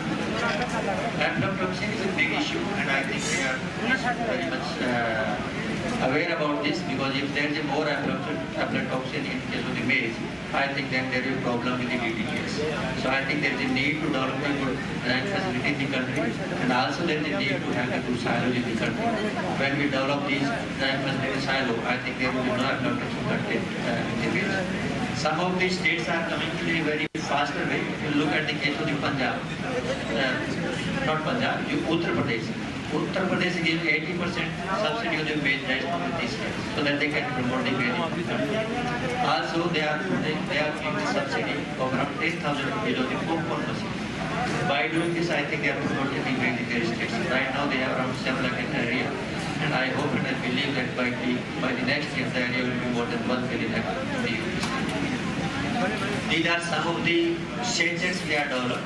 When you put these sachets into your maize bags, I think we can reduce the aflatoxin content into the grain. These are DDGs, of course, it is of very good quality, and the government of India and the other, the idea basically. Idea is going for the DDGs yatra throughout the country. And they are creating the awareness about the DDGs, that DDGs of very good quality from the maize. You can use it as animal feed, you can use it as poultry feed. And I think they started in the last week from the Punjab. Punjab is the first state from where they started the DDGs yatra by the All India District Association of India. If you compare the maize and rice DDGs, there is a change in the protein content, there is a change in the amount of output. But if you look at the price-wise, both are same.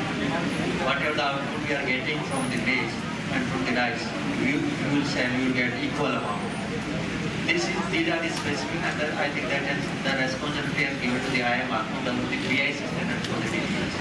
Right now, I think we have already developed most of the standards, but still we are looking for the DDGs, aflatoxin content, that is around 20 ppb, it must be 20 ppb, and we are struggling with that. And I hope by the next years we are able to achieve this DDGs. These are some of the success stories, and I think this is one of the best success stories with respect to the maize in the country. In Assam, earlier, the last year, the area was around 30,000-40,000 hectares, but this year the maize area is more than 1 lakh hectares in the Assam state itself. Just by doing 3 things, by putting the best hybrids in the best season, whether it's Rabi or Kharif or spring season, or by giving the recommended dose of fertilizers, what is the requirement, and by putting the best practices. We have already working on 12 districts of the Assam state, and it's funded by the FAO. And we are working in a very close collaboration with the State Department of Agriculture. So this is one of the best success stories we do have. This is another success story that we have done with the Punjab and Haryana. By putting the good things at a good place, at the good farmers, I think we are able to achieve almost 7 tons per hectare productivity. Right now the productivity of Punjab is 4 tons per hectare in Kharif. We can increase it by 6 to 7 tons per hectare by putting the best hybrids with the best practices. These are some of the researchable issues. I think initiatives we have already taken. We have started body and genomics like sensitivity technology and all these things. So this is not only that the IMR is doing, state university is doing, and the state department is doing, but the government also, have put in the enabling policies so that maize can be pictures and can meet out the requirement of the feed as well as the ethanol.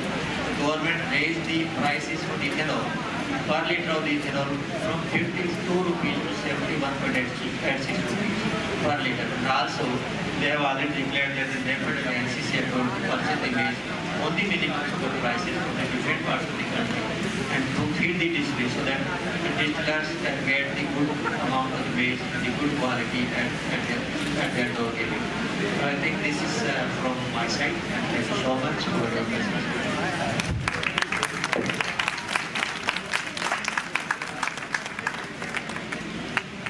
Excellent presentation. The lecture is now discussion. Any question? Yeah. Dr. Saran, any question on that? Yeah. Yeah. Dr. Dangi has a question.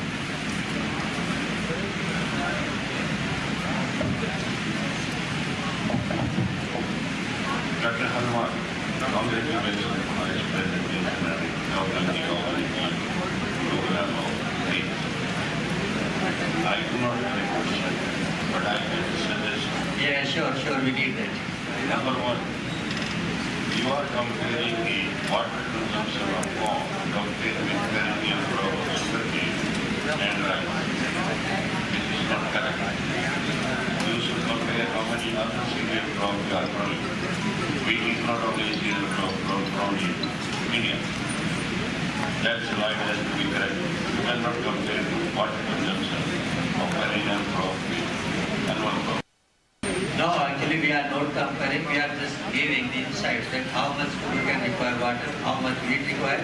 We look, there are number of crops, not only rice and wheat, but there are number of crops in one of the slides. That you start from, I think, 30 centimeter to 221 centimeters. Okay. Secondly, we are talking of ethanol production from corn. And corn is the food chain in India. Your total production of corn is about 87 million. Food chain process is something different. What do you think the government is looking for green ethanol products will be feasible? Yeah, definitely. Because I think government wants the dependency on the import of the crude oils basically. They want India is a self-dependent country. But I think maize is one of the best options from where we can get ethanol. But I heard there is a police being developed yesterday. There is some problem of competition. Like sucralose or carbohydrate production of ethanol.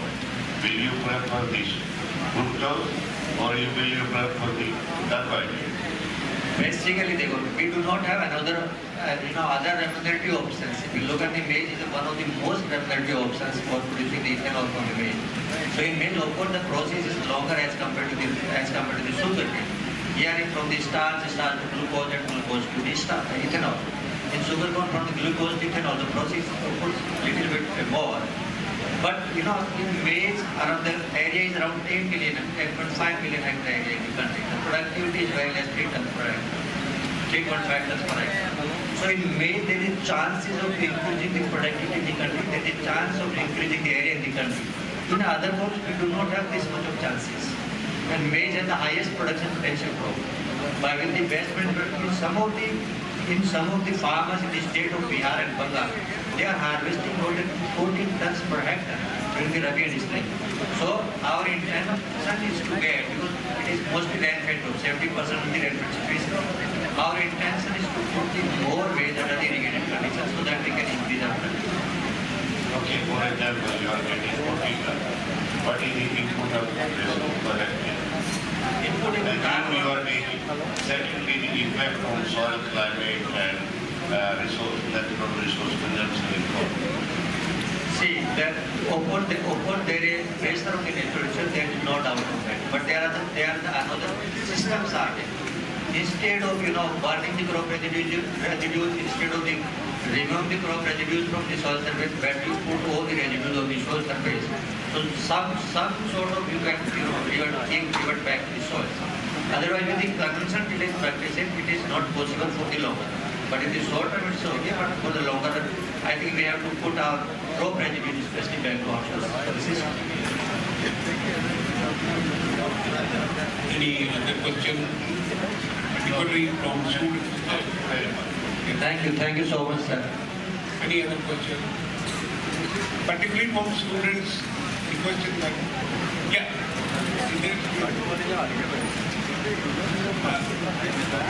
No question, Dr. Khan, can I give a small question? If I read it correctly, maize will give around 24 to 30 liters of ethanol.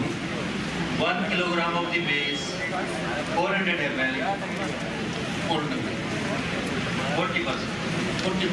Right now, whatever the hybrids, it is running from 38 to 40%. So around 70% conversion is good enough. Yeah. But somewhere, if I noted somewhere, 24 to 30 liters per 100 kg. I think that is the protein content. That's the protein content. 24 to 31. I think this is the protein. Protein percentage in? Around 24 to 35%, something like that. That is protein in the grain? Yeah. Okay. It's the DDGS, not in the grain. In grain only 10%, 9 to 10%. But the bioproduct of the ethanol is actually around 30% protein. Good in case. 70% conversion now is good enough. Indeed, an excellent presentation and a great initiative to augment the production of bioethanol for blending petrol in India, because this was a requirement, was moving very slow. The problem, as we had, I present in my discussion also, the hope for getting it from liquid cellulose did not meet the expectations, and major pressure was on sugarcane industry, where table sugar requirement was also met. These are great achievements. I'm sure very soon we will have all of the requirement meeting from the maize. Actually, they go around 10% of the ethanol requirement, E20, will be made out by sugarcane.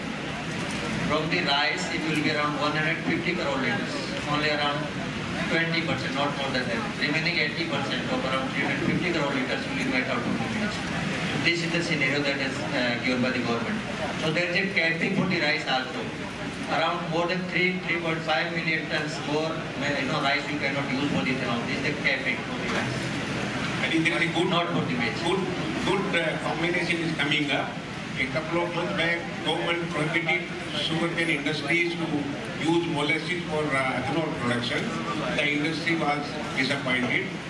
And I think today the government has declared that they can start producing ethanol from November onwards, because now they have made all the already started since last 1 year.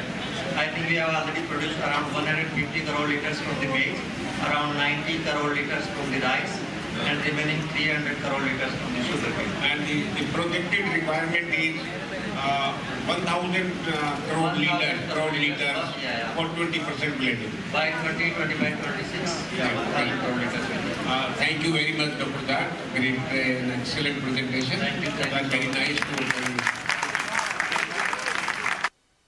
As you said, Professor Jat, I have an input from your slides, sir.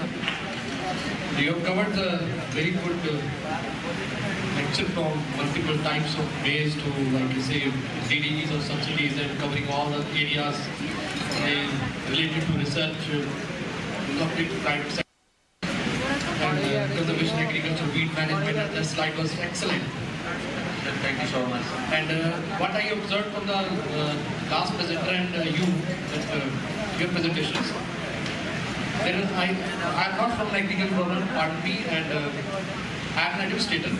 What I have learned that ICR is hiring in all of their sectors, that young scientist 1 and young scientist 2, there are two slabs to hire their young minds in the research and promoting all of these policies and what are the schemes. And I request and I think I suggest from this dais that they can hire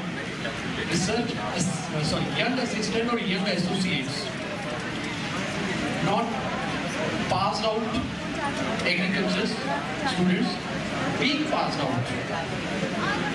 there is a Ravi component is here. At that point, there is enough period, and they can use that manpower, young minds, fresh blood for promoting the policies,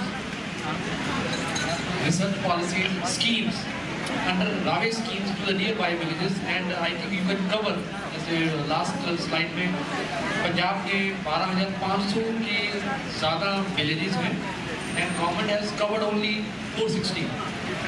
In that sense, we can cover much of the villages, not only in Punjab but in India.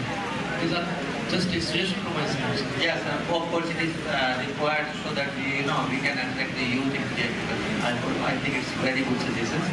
And we are also promoting the students also to come and work with us in the form of the internship, or sometimes we are also putting on the ground also in some of the.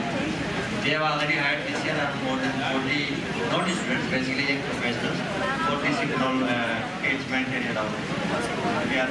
Thank you so much. Thank you. Thank you, Dr. Khan. I invite the organizers for participation.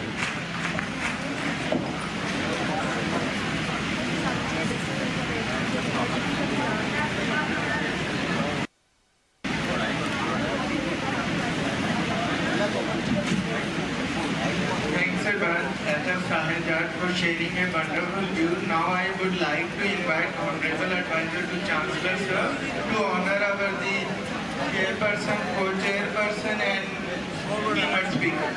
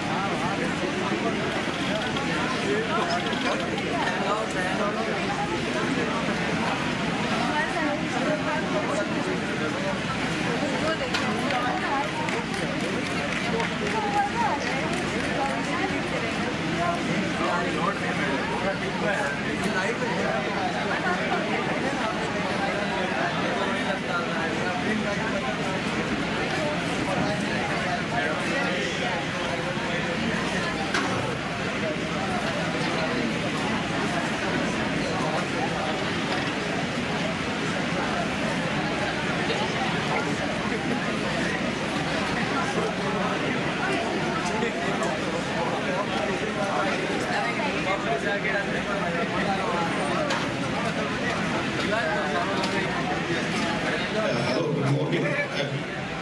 Can I share my screen to test my screen working? Yes, please. You can share your screen, please. I've done my presentation.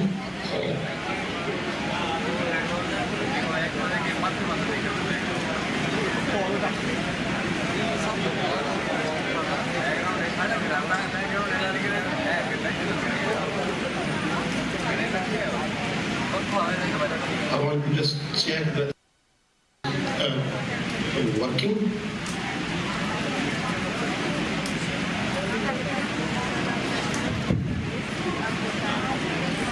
We have our next eminent speaker, a keynote lecture by Professor O.P. Dhankar.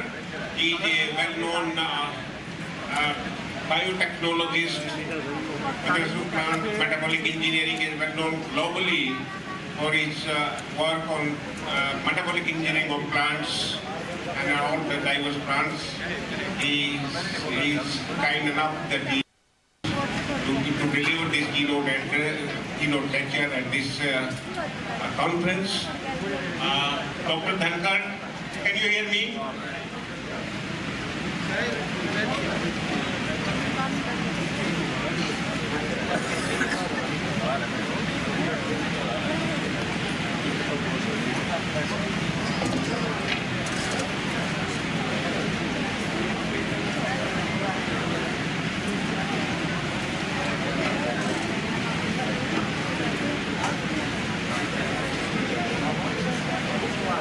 Dr. Sangwan, good morning, good evening.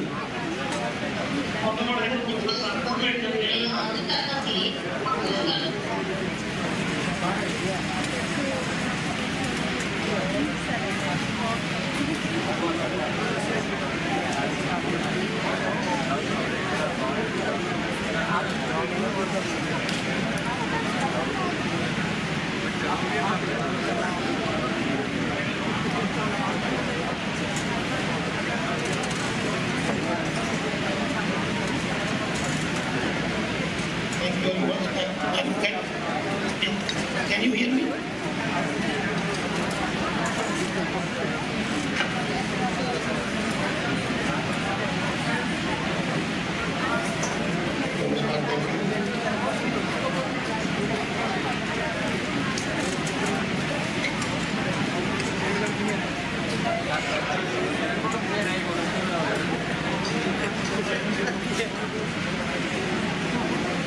Okay.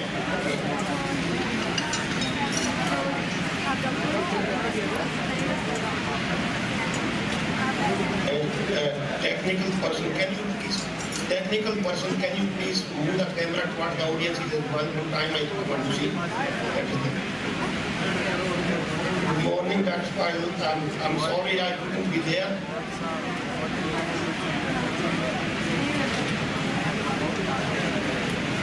Thank you. Thank you.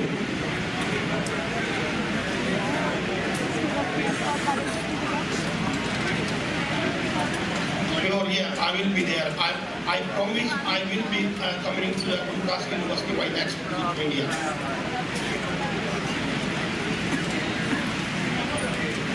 Okay, thank you. Thank you.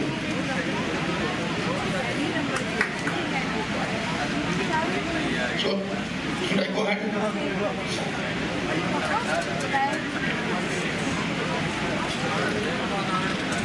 Okay. Yeah, thank you, Dr. Pahil, for inviting me to this international conference. Also, all the respected guests and speakers, students, and faculty. Very good morning from University of Massachusetts Amherst. Good evening to your time. And I'm sorry that I couldn't be there in this conference in person. I was supposed to be there due to some unavoidable workload. I couldn't be there. But now for the last 3 days, I am down with COVID. My enthusiasm, my energy may be slightly lower than what I used to speak with a lot of energy. So just, but I will do my best job. Okay, thank you very much. So also, I congratulate the leadership of the Dukas University to organize such a wonderful international conference. I know it takes a lot of time and efforts to organize these such conferences. In fact, actually, I'm organizing an international phytotechnology conference at the University of Calicut in October. Then you can see this from October 22nd to 24th. I am one of the lead organizer along with my co-host at the University of Calicut.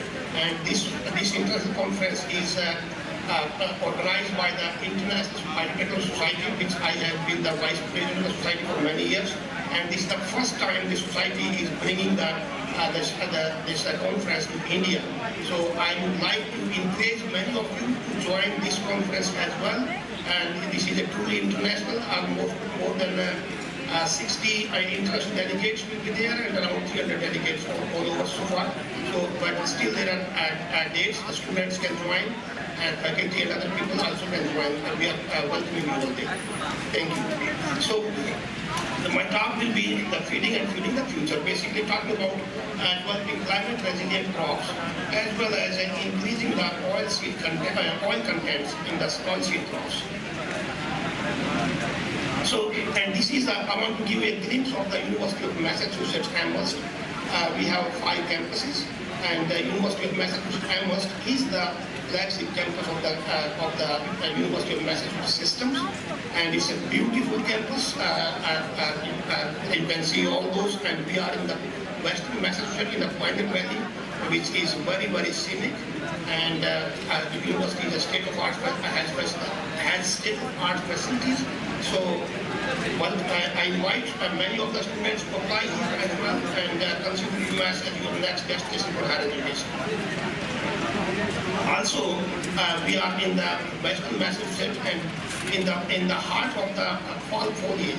It's about to start, and this is from last year. I took some images. These are the true fall foliage colors. So it's very, very beautiful area. I know Professor Dr. Dangi, Opi Dangi is there, and they might have even better color in Canada than ours. But so now. So the issue here is the global food and energy security. When people are focusing on climate change and the food security, and I always ask about that because also energy security is also a bigger challenge, as well as food safety. So food security, food safety, and energy security are all important aspects. So we all know that by now currently by end of 2022. We reach 8 billion people on the planet, and by 2015 it's expected close to 10 billion people. So in order to feed the growing population, we need to increase the food production significantly, more than 70% or even doubling that. And we have to achieve that target with the declining natural resources, less water availability, less arable land production, less fertilization chemicals, and loss of labor as well.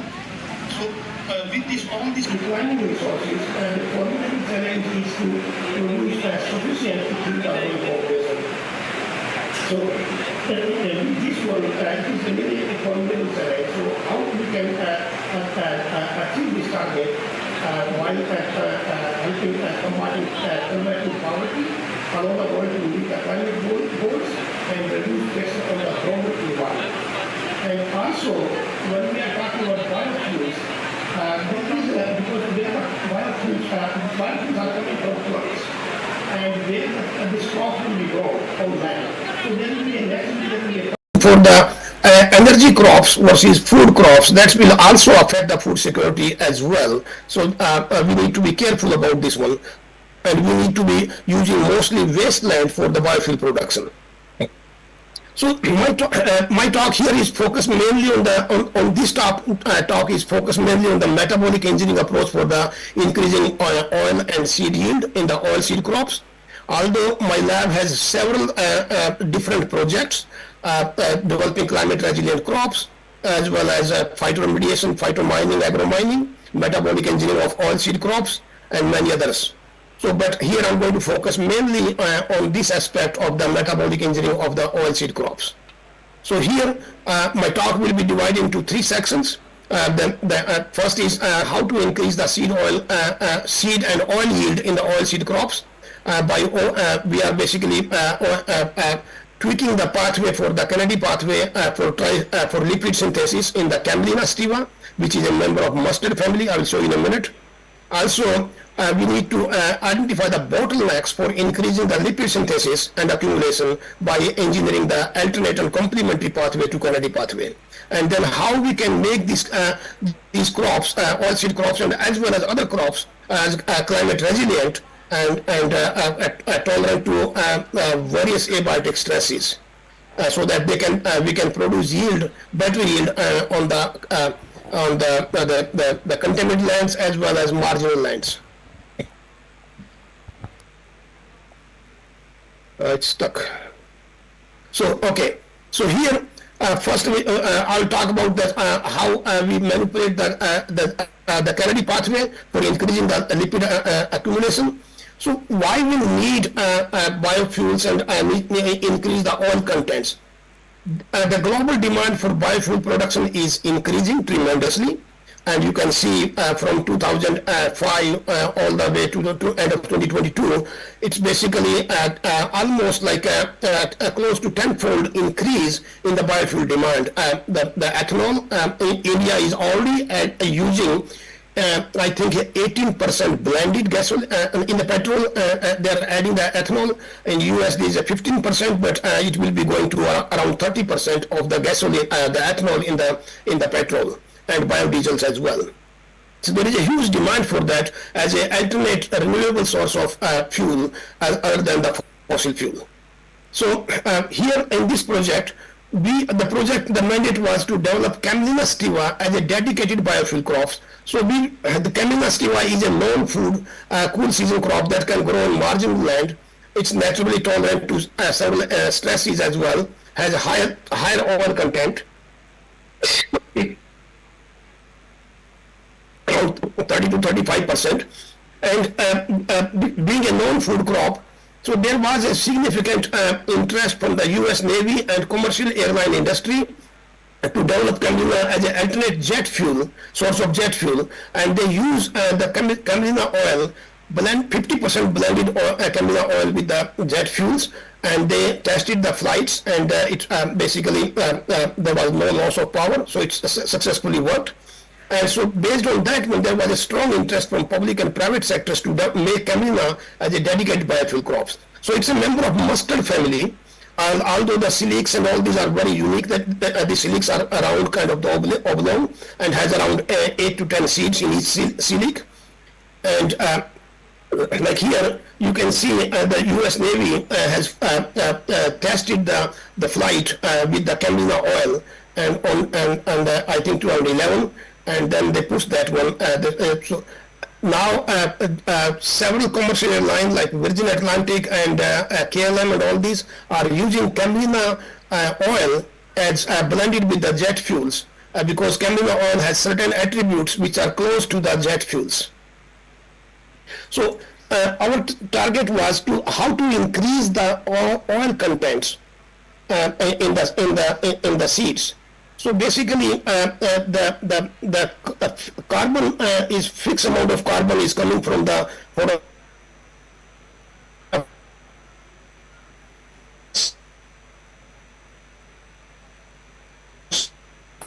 the oil because the carbon fixation is fixed in that. So we need to increase. The first objective was to increase the carbon, capture more carbon and fix more carbon and in the form of carbohydrates. And my role and that project was led by my collaborator, Professor Dennis Snell.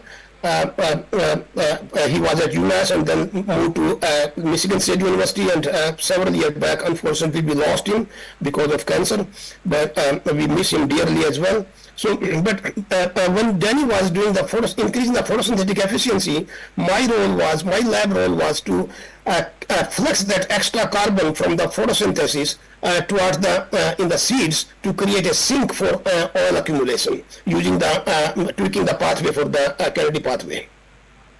So these were the people who started the work actually. This postdoc here, the Sudesh Chikara, and master student Kenny, Parisa as a technician, and PhD student Hesham, and undergraduate honor student Ben. So you can see also, I want to point out, my lab is highly diverse, highly international. Sudesh was from India, Kenny was from Ghana, Parisa was from Iran, Hesham from Egypt, and Ben from US. So it's a very diverse team, and that's a good thing to have a diverse team from the different talents from different parts of the world. And so in order to increase the oil contents, here is how the oil production happens in the seeds. Fatty acid synthesis happens in the chloroplast, in the plastids, and the glycerol 3-phosphate synthesis happens in the cytoplasm, and the lipid synthesis happens in the endoplasmic reticulums in the seed. So here, through the photosynthesis, carbon is captured and fix and make the fatty acids, and fatty acids acylated through a series of reactions in the Kennedy pathway, and to make finally the lipids. Lipids are the triacylglycerols are the lipids. So from the literature, those were two rate limiting steps. The glycerol 3-phosphate dehydrogenase production was limited, and the expression of the DGAT, diacylglycerol acyltransferase, which basically converts the diacylglycerol to triacylglycerol, those steps were limiting. So we overexpress these two genes, and then see what happened. So we put those two genes, the glycerol 3-phosphate dehydrogenase and then DGAT gene, that terminal step in the Kennedy pathway, and we put into the construct with the DS-RAD fluorescence marker, so that we can select the transgenic lines just by under UV light. They will be glowing like a bright red, so we can pick up those transgenic lines without going through the antibiotic selection marker. And that's how these two genes were transformed in the Camelina. Camelina is easy to transform with the flower dip method, and then you can select the transgenic lines from when you get the seeds. It's very easy using the DS-RAD fluorescence marker. So what happened? Just ignore those two different constructs here, but it's the same thing. GPD, the glycerol 3-phosphate dehydrogenase, as well as the DGAT one, they are overexpressed individually as well as stacked together. And here you can see the wild type plants, and under bright light field, and here under the UV for the DS fluorescence. And here you can see the DS-RAD fluorescence is the transgenic lines, whereas not in the wild type. But also you can notice the size of the seed of the transgenic lines, double transgenic lines or stacked genes, is almost double than the size of the control plants. So around 52% increase in the seed size and seed mass as well. So here you can see the double transgenic lines, the seed mass was significantly higher as compared to single transgenic lines or the control wild type. Also, the seed yield per plant was almost doubled. You can see here is the wild type and here are the individual lines. Only one line was the DGAT line has significant higher compared to others, but double transgenic lines, you can see they are almost double in the seed yield. Further, when we look at the oil content, you can see here is the wild type, and here are the DGAT lines, and these are the GPD lines, and these are the DGAT lines, and these are the double transgenic lines. So the double transgenic lines had almost 16% higher oil content as compared to the control. And some individual lines also had higher, but overall double transgenic lines have significantly higher. Oil yield per plant was also twofold. Wild types has around 1.5 gram oil per plant, whereas transgenic lines has 3.2 gram per plant. So it was doubling the oil yield as well, and harvest index was significantly higher in the double transgenic lines compared to individual lines, single transgenic lines or the wild type. So clearly it shows that by changing these two genes in Camelina, we increase the seed yield almost double, and increase the oil content as around 15 to 16%. That's a significant increase. So in terms of farmers, I'm a farmer son. I'm from Haryana, in Rohtak area district, and I grew up in a village. I did farming as well, so I know the value of that. If a farmer is getting double per acre, that's a significant boost for the farmer's income. So that also we did the field evaluation of these transgenic lines in the open field trials, and the results stand true. And actually in the field the lines were even producing better. So that means this is a significant improvement in terms of increasing the seed yield as well as the overall productivity of the Camelina. And when we analyze the total fatty acid compositions, you can see all these different fractions of the fatty acids. Here a significant increase in the linoleic acid, which is a good attribute for the jet fuels. So here we increase that one. Also there is a lot of changes in those. So now you can see, I will go back. So here we could, like in the transgenic and the wild type, there was around 29-30% oil. In the wild in the transgenic lines, it went up around 33-34%. So overall, compared to that, the percent increase 16%, but still around 33%, 34%. Why we cannot increase the oil content in camelina or any other oilseed crop more than around 50% or more? What are the bottlenecks? Plants are living things, the biological system has their own limitations, but we wanted to identify what are the bottlenecks for further increasing the oil contents and then engineer the pathway, alternate pathway to increase the oil seed contents as well. So in order to do so, what we used was, we had this transgenic camelina line, double transgenic lines expressing these two genes. So we did the omics approach, we used the transcriptomic, and now let me use the pointer here, laser. So we used the transcriptomic approach, metabolomic and lipidomic approach, and we did all these three data sets.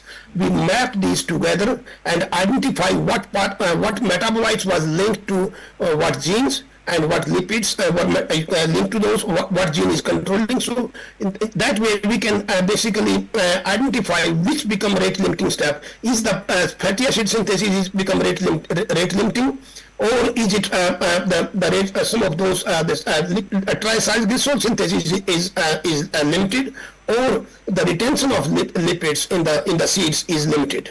So basically, to do that, we use this transcriptomic, metabolomic, and lipidomic approaches. And in order to do so, we studied that at what stages of the seed development, oil synthesis, oil accumulation happens in the seeds. So we did the 7 days, 10 to 15 days, 16 to 21 days, up to 28 days, and then mature seeds. So you can see maximum the accumulation, this synthesis start happening there, and at maturity accumulation. So this Hesham, a very talented graduate student, PhD student, he basically led the project here, and he attacked the flower at the different developmental stages and did the RNA sequencing and metabolomic profiling. And then when he used the transcriptomic approach, he found out there were thousands of genes were upregulated in the this GPD or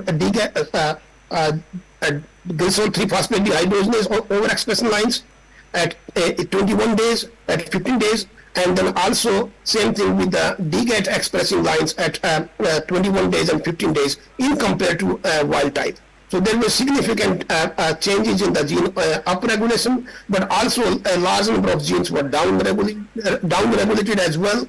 So here you can see these are the in Venn diagram, there are some of those common genes in those. So overall, it shows that there was significant upregulation and downregulation of those genes, and we picked up some of those genes, but our hypothesis was we need to link the function of these genes with the metabolites, and then we can pinpoint which one become limiting. So we did the metabolomic profiling as well. It's a lot of work, but I'm showing you in a simplified way. So there were 3 different stages of seed development, 10 to 16 days after flowering, 18 to 26 days, and 28 to 36 days after flowering. So the green are basically the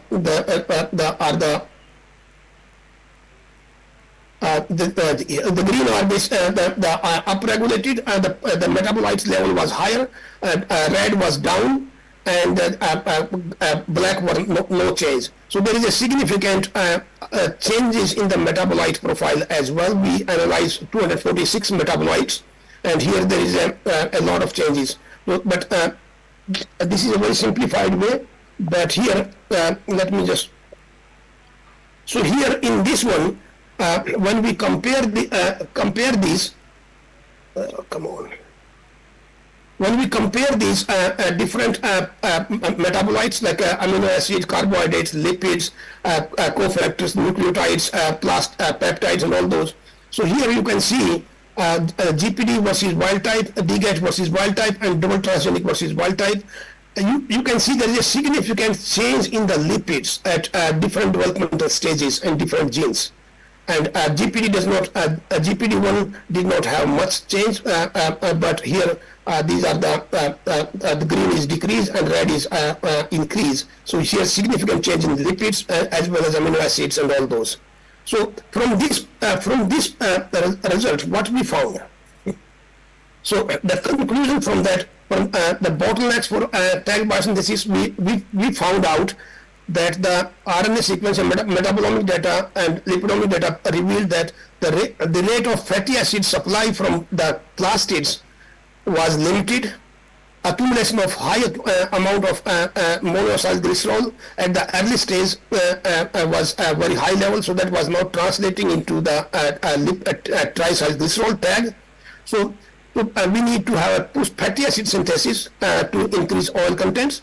We create a sink for the diacylglycerols in the seeds and minimize the tag degradation. There is a lot of, after the tag synthesis, lipid synthesis, the lipid droplets, the lipolysis was happening, the breakdown of the fatty acids or the lipids were happening so that seeds can maintain the balance of the oil content. So we need to have basically push, pull and retention hypothesis, and we can basically, and we identified which genes, these 4 key genes we identified, those are the one. So we then we went on to change, express those genes or knock down those genes like SDP knockdown, and there was a significant increase in the seed yield and oil content as well. So, but with this pathway, we showed you that we increased the significant increase in the seed yield and oil contents in the camelina by overexpressing these 2 genes, GPD and DGAT.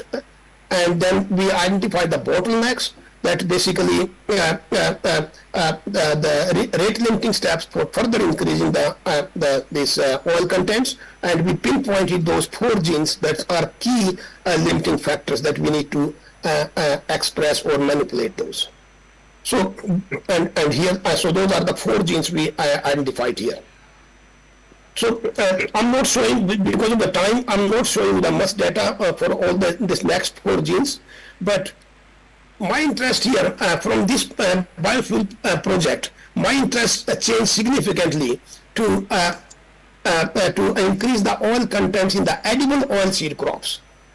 And why we need to do it, I will show you in a minute. So basically, the lipid pathway, lipid biosynthesis pathway is same in all of these oilseed crops, as you might have heard in the talk from Dr. Aruna Kilaru yesterday, and she is my a good friend and collaborator, and she might have shown you that she is working on these avocado genes, and she is characterizing those, and my lab will be translating those the avocado genes into canola. To create basically making the heart healthy oil contents, oils in the canola and other crops as a translation approach. So here we want to translate those, transfer this technology into edible seed oil crops. And why we need to do that? Because there is a tremendous increase in the need for the edible oil. Like here you can see all different kind of oil, palm oil, soybean oil, canola, sunflower and others. There is a significant increase, like almost like a 3 to 4-fold increase in the demand for those consumption because of the consumer preferences and all those, especially in India and China and other developing countries, is going on, and that's leading the demand for the edible oil. And the market, actually the edible oil market is increasing at a compound growth rate of more than 7% annually. So there is a huge demand for that, and there is a huge business opportunities for that, market opportunities for that as well. So in India, the scenario is very different. India actually, since Green Revolution, we become sophisticated.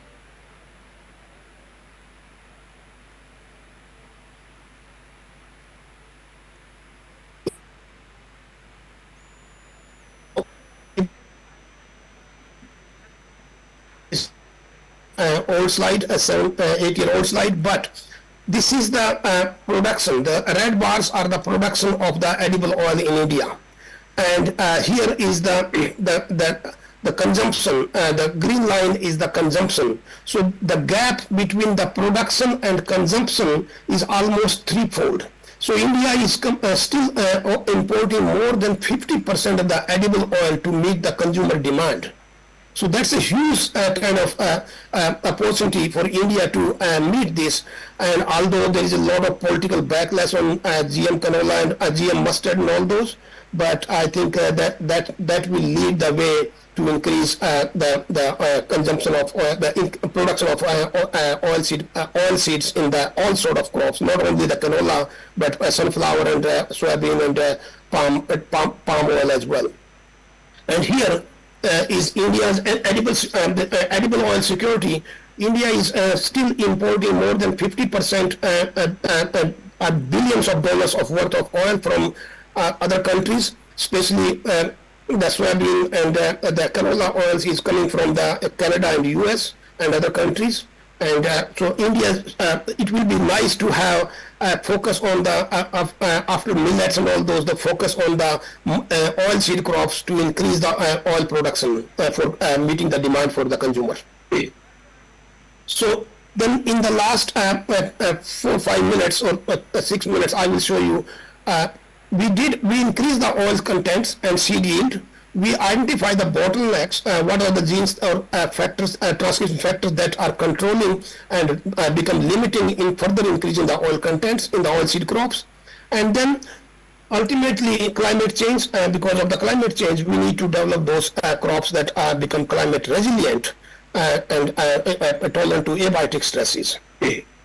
So here in the other project, in my lab, we've been working on this novel stress-associated proteins, SAP genes, that provide tolerance to multiple abiotic stresses. And this was the team who led this project on these novel stress-associated proteins.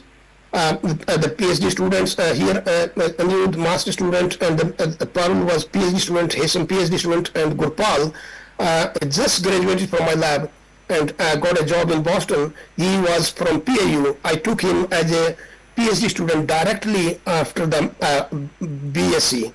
BS Agriculture. Normally we don't take without masters, but I tested and turned out to be pretty good, and then Jessica was the master student. So here, impact of climate change on agriculture by 2080. That's the prediction, and modeling is showing that a significant decrease in productivity. You can see all these areas highlighted in the red and orange. So significant decrease in the productivity because of the climate change. Although there is some gain in some areas like Canada and some of those, Siberia kind of those, but that's very minor. But there is a huge impact on the agriculture productivity by climate change. And climate change is real, by the way. And if people are saying that this kind of prediction and all those, it's already happening. So, and the younger generations should pay attention more to that, to work towards this climate, addressing the climate issues, and so that future generation can be having better life. And because of this severe declining of this crop productivity, the food prices can be jumped, can be increased. In 2008 or 9, there was a significant increase in the rice and maize and wheat prices. And we don't want this situation to be going out of the reach of the common man. The food prices is out of bound that cannot be that poor people cannot afford. So you all know that, you all have seen these kind of these images. The extreme environmental stresses is a drought, high temperature, high and low temperatures, salinity, heavy metal toxicity. All these are the common environmental factors that affect the crop productivity. And also the global temperature, since the recording start in 1880s, the red line is the temperature line, and the yellow is the CO2 carbon dioxide line. And here you can see the global temperature is on rise significantly, and we have more than 1 degree Celsius increase in the already since the beginning of the recording. And every year we keep saying, targeting this, oh, this was the hottest year, and this was the hottest year, last year was another hottest year as well. So the greenhouse gas emissions and high temperature will be affecting the crop productivity significantly. Some of the crops that farmers are growing in Punjab and Haryana may not be able to grow in future. So farmers need to adapt to the newer type of crops, or we need to develop those crops that are climate resilient. And every 1 degree Celsius increase in the temperature, the International Panel on Climate Change has predicted that every 1 degree Celsius increase in temperature will lead to a 10% decline in the crop productivity of the major crops. And water is the most limiting resources, and in future, forget about the war on boundaries. The war will be on the natural resources in future. The war between the different countries will be water and other natural resources, not on the boundaries. So, and in India knows better than anybody else that the value of the water. And here in this chart here you can see 70% of the fresh water on the planet is consumed in agriculture alone. This green bar is here is the agriculture alone, and the total. So 70% of the fresh water is consumed in agriculture. And here this is a very familiar story.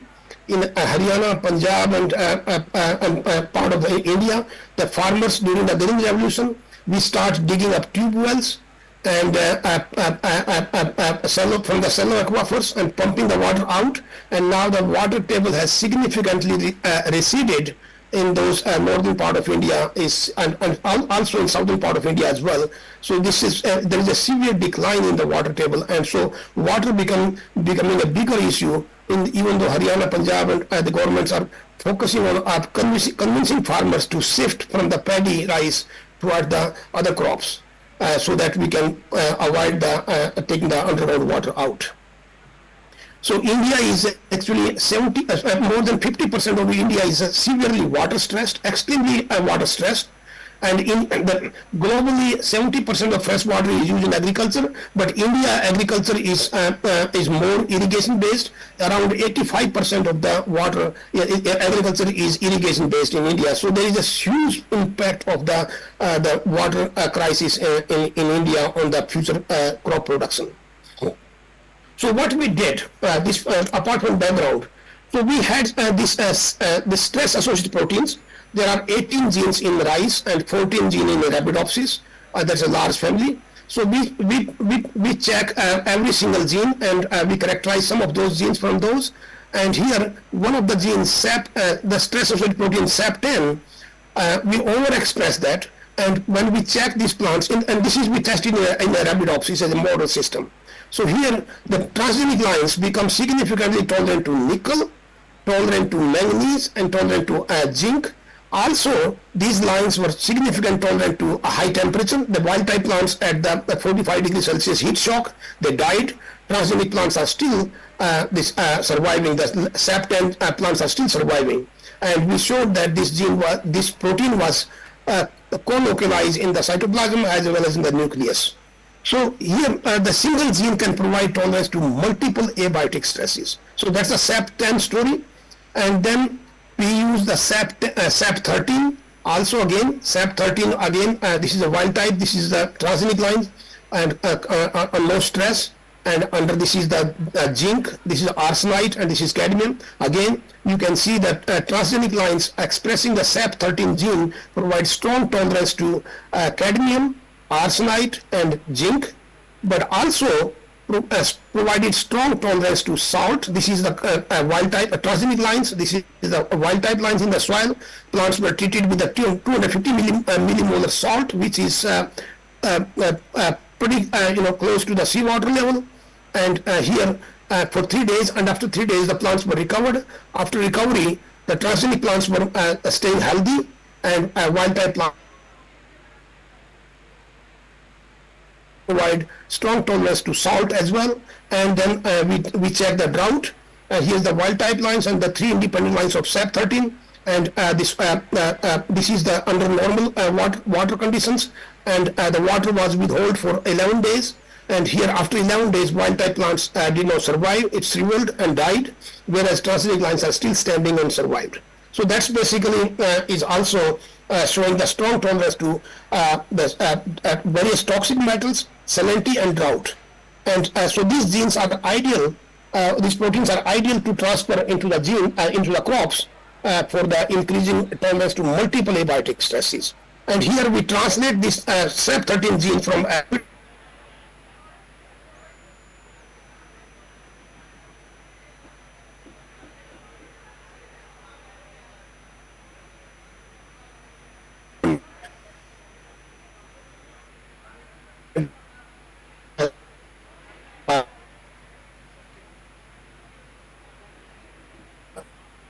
into the greenhouse, and we did the pot studies in the greenhouse.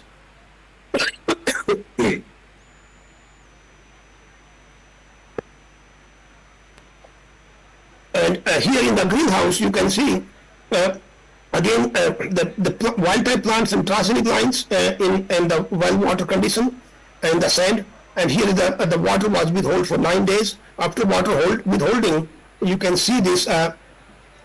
The wild-type plants were wilted severely. Transgenic plants are still flowering and standing, although there is some wilt, but they are still tolerant to the drought stress. So, and then there was another gene from this Camelina metabolomics and transcriptomic profiling. We found that this the Camelina wax synthase gene was highly upregulated in those transgenic lines. And we check that what this gene is playing role in that. So, you know, when there are two types of transpiration, the stomatal transpiration and residual transpiration. Residual transpiration is basically water loss from the surface of the leaves. And that constitutes around 25% of the water loss in the plant cells. And here, many plants, they have adaptations. They produce a waxy layer on the cuticles. And the waxy layers on the cuticle prevent the water loss through residual transpiration. And here we overexpress this Camelina gene, wax synthase gene in the Camelina. And here is the wild type and transgenic lines overexpression. So ultimately, then we see that this WSD gene is producing more wax on the surface. So here is the wild type. And this is the leaf, and this is the stem, and we look at the wax deposition on the surface under the surface electron microscopy. You can see here there is a waxy lot of wax deposited in the transgenic lines, number 4 and 9, in the leaves, as well as there is a waxy seeds on those some hooks. You can see some curls. So, and this is very smooth. So there is an extra wax deposition on the surface of those leaves and stem of the Camelina, overexpressing the WSD gene, wax synthase gene. And we look at that, how much wax loading was there. In this inset here, you can see compared to wild type, the 4 transgenic lines here, they have significantly higher wax loading and different fractions of the wax fractions. The alkanes, fatty acid, all these were increased. So we wanted to see whether this increase in the wax deposition on the leaf surface can lead to tolerance to drought in Camelina. And here, basically, this was actually in Arabidopsis. We did first we tested the Camelina gene in Arabidopsis, and here is again wild type under the normal conditions, and these are 4 transgenic lines under normal conditions. And after 10 days of water withholding, you can see the wild type, the plants were severely wilted, whereas transgenic lines are still growing healthy. And after recovery of the 10 days, 4 days after 10 days of withholding and 4 days after recovery, after rewatering those, you can see the wild types are completely dead. Several of the transgenic lines are still surviving. And those they have the higher water loss. The wild type has a significantly higher water loss as compared to transgenic lines. They had less water loss as compared to the wild type. And there is also wild types also has a higher rate of chlorophyll leaching as compared to the the transgenic lines. And chlorophyll leaching is also an indicator of water loss as well. And then we need to see, let me just change again, that also not only this gene provide tolerance to drought, but also provide tolerance to salinity. Here is the wild type plants. We treated the wild type plants and transgenic lines with the 250 millimolar salt, and then recover those after 3 days of treatment. And after recovery, here is the wild type, and here the transgenic line, significantly higher biomass and seed production as compared to the wild types. So this gene provided tolerance to drought as well as salinity in Arabidopsis, and then we translate this gene from the research from the Arabidopsis to Camelina. We overexpress this the WSD gene into Camelina, as Camelina is an oil seed crop. And here, after 2 weeks of treatment, no drought, and 4 weeks of treatment, and here 75% water withholding. You can see the 75% water withholding. Wild type plants are growing slowly, and the wilting and transgenic lines are green and healthy. But at 4 weeks of withholding, wild type plants was completely dead, whereas transgenic plants are still growing healthy and making better seeds. And then we, like here you can see this. This is the wild type after 4 weeks of water withholding, and this is the transgenic lines. And then we analyze the agronomic attributes, the fresh biomass weight, number of panicles, seed yield, and seed mass. And here you can see under control condition there was no significant difference between wild type and transgenic lines. With 50% water withholding, transgenic lines has significant higher biomass as compared to wild type, but at 75%, even in threefold more biomass. Again, also you can see the number of panicles were branches were more here in the transgenic lines compared to wild type under severe drought stress. Seed yield was significantly higher compared to wild type when at 75% and 50% water withholding, and seed size was also significantly bigger in the transgenic lines compared to wild type. So I showed you now that by overexpressing the unique novel stress-associated proteins like SAP10 and SAP13 provided tolerance to multiple abiotic stresses, heavy metals, as well as drought and salinity. And the overexpression of the wax synthase from Camelina provided strong tolerance to salinity as well. So with that one here, I will conclude that we have developed Camelina lines with 60% increase in seed and oil yield, more than 60%. That's a wrong sign here. Metabolic engineering of the by oil yield by metabolic engineering of the tag pathways. We use the RNA sequencing, transcriptome and metabolome and lipidome data sets to identify the bottlenecks for further improving the oil contents. Also, SAP and the stress of protein and wax synthase genes impart strong tolerance to various abiotic stresses. And we are basically stacking all those genes into the tag for increasing the oil accumulation as well as abiotic stresses, and translating this approach from the model plants to the real crops like Indian mustard and other crops as well.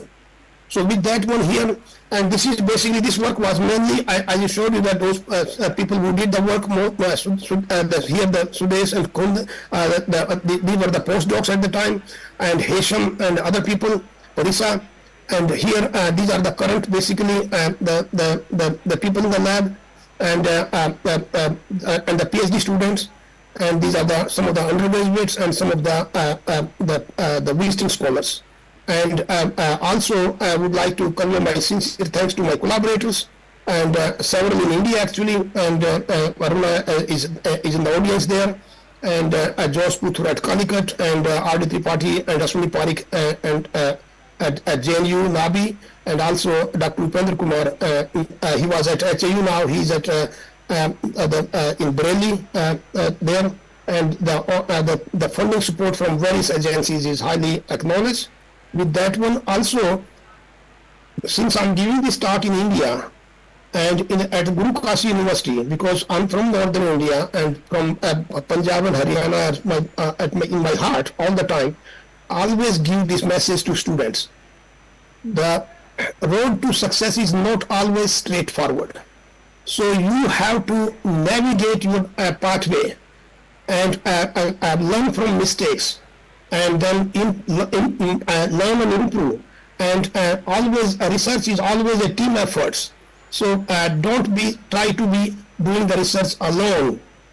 You cannot change the world alone much, but if you make a team, you will make a significant impact. So a road to success is not straightforward. You have to navigate, work hard. And with that, I will stop here. Thank you very much.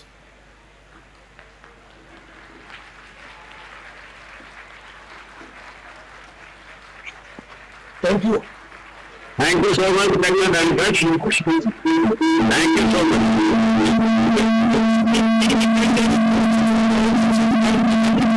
Thank you.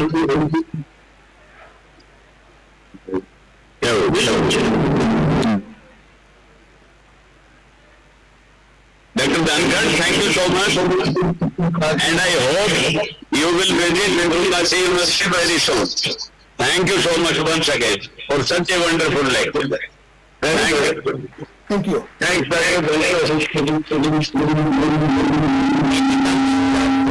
Thanks, Dr. Dhankar. Dr. Gandhi, thank you very much. I'm sorry I couldn't come. Thank you. Thank you so much.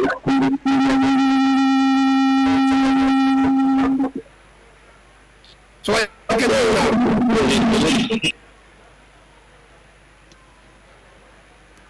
Aji, thank you very much. Yes, so you should come to the Kerala meeting. No, Calicut.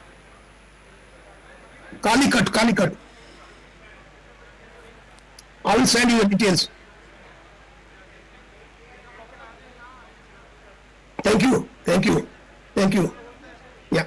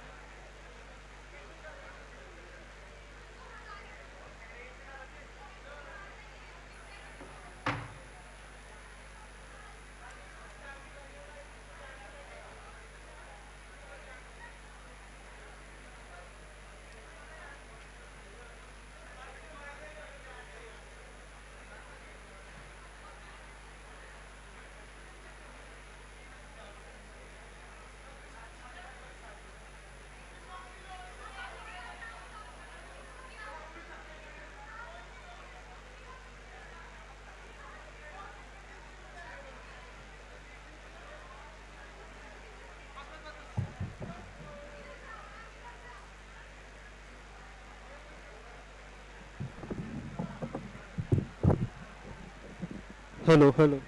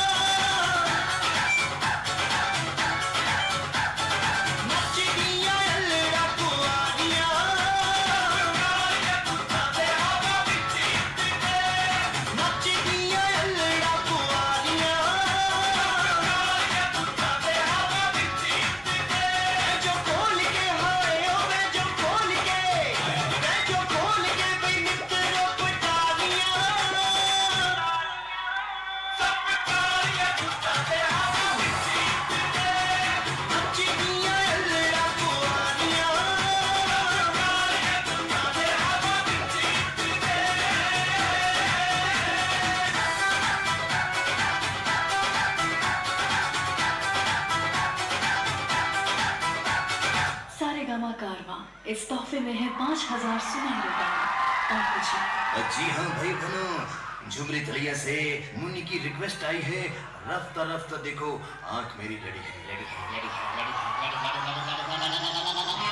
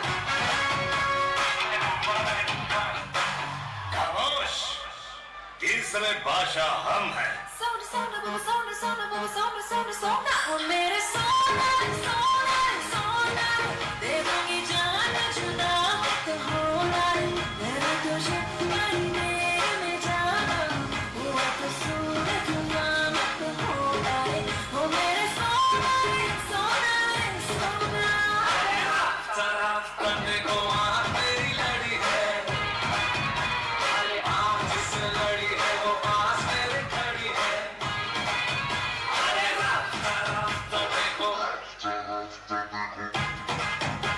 इश्क वालों से न पूछो कि उनकी रात का आलम तन्हा कैसे गुजरता है। जुदा हो हम सफर जिसका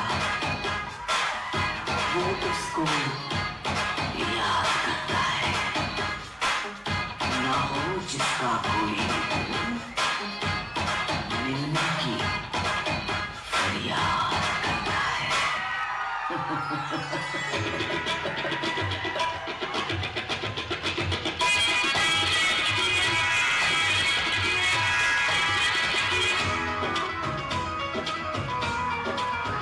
सलामी इश्क तेरी जो जरा तो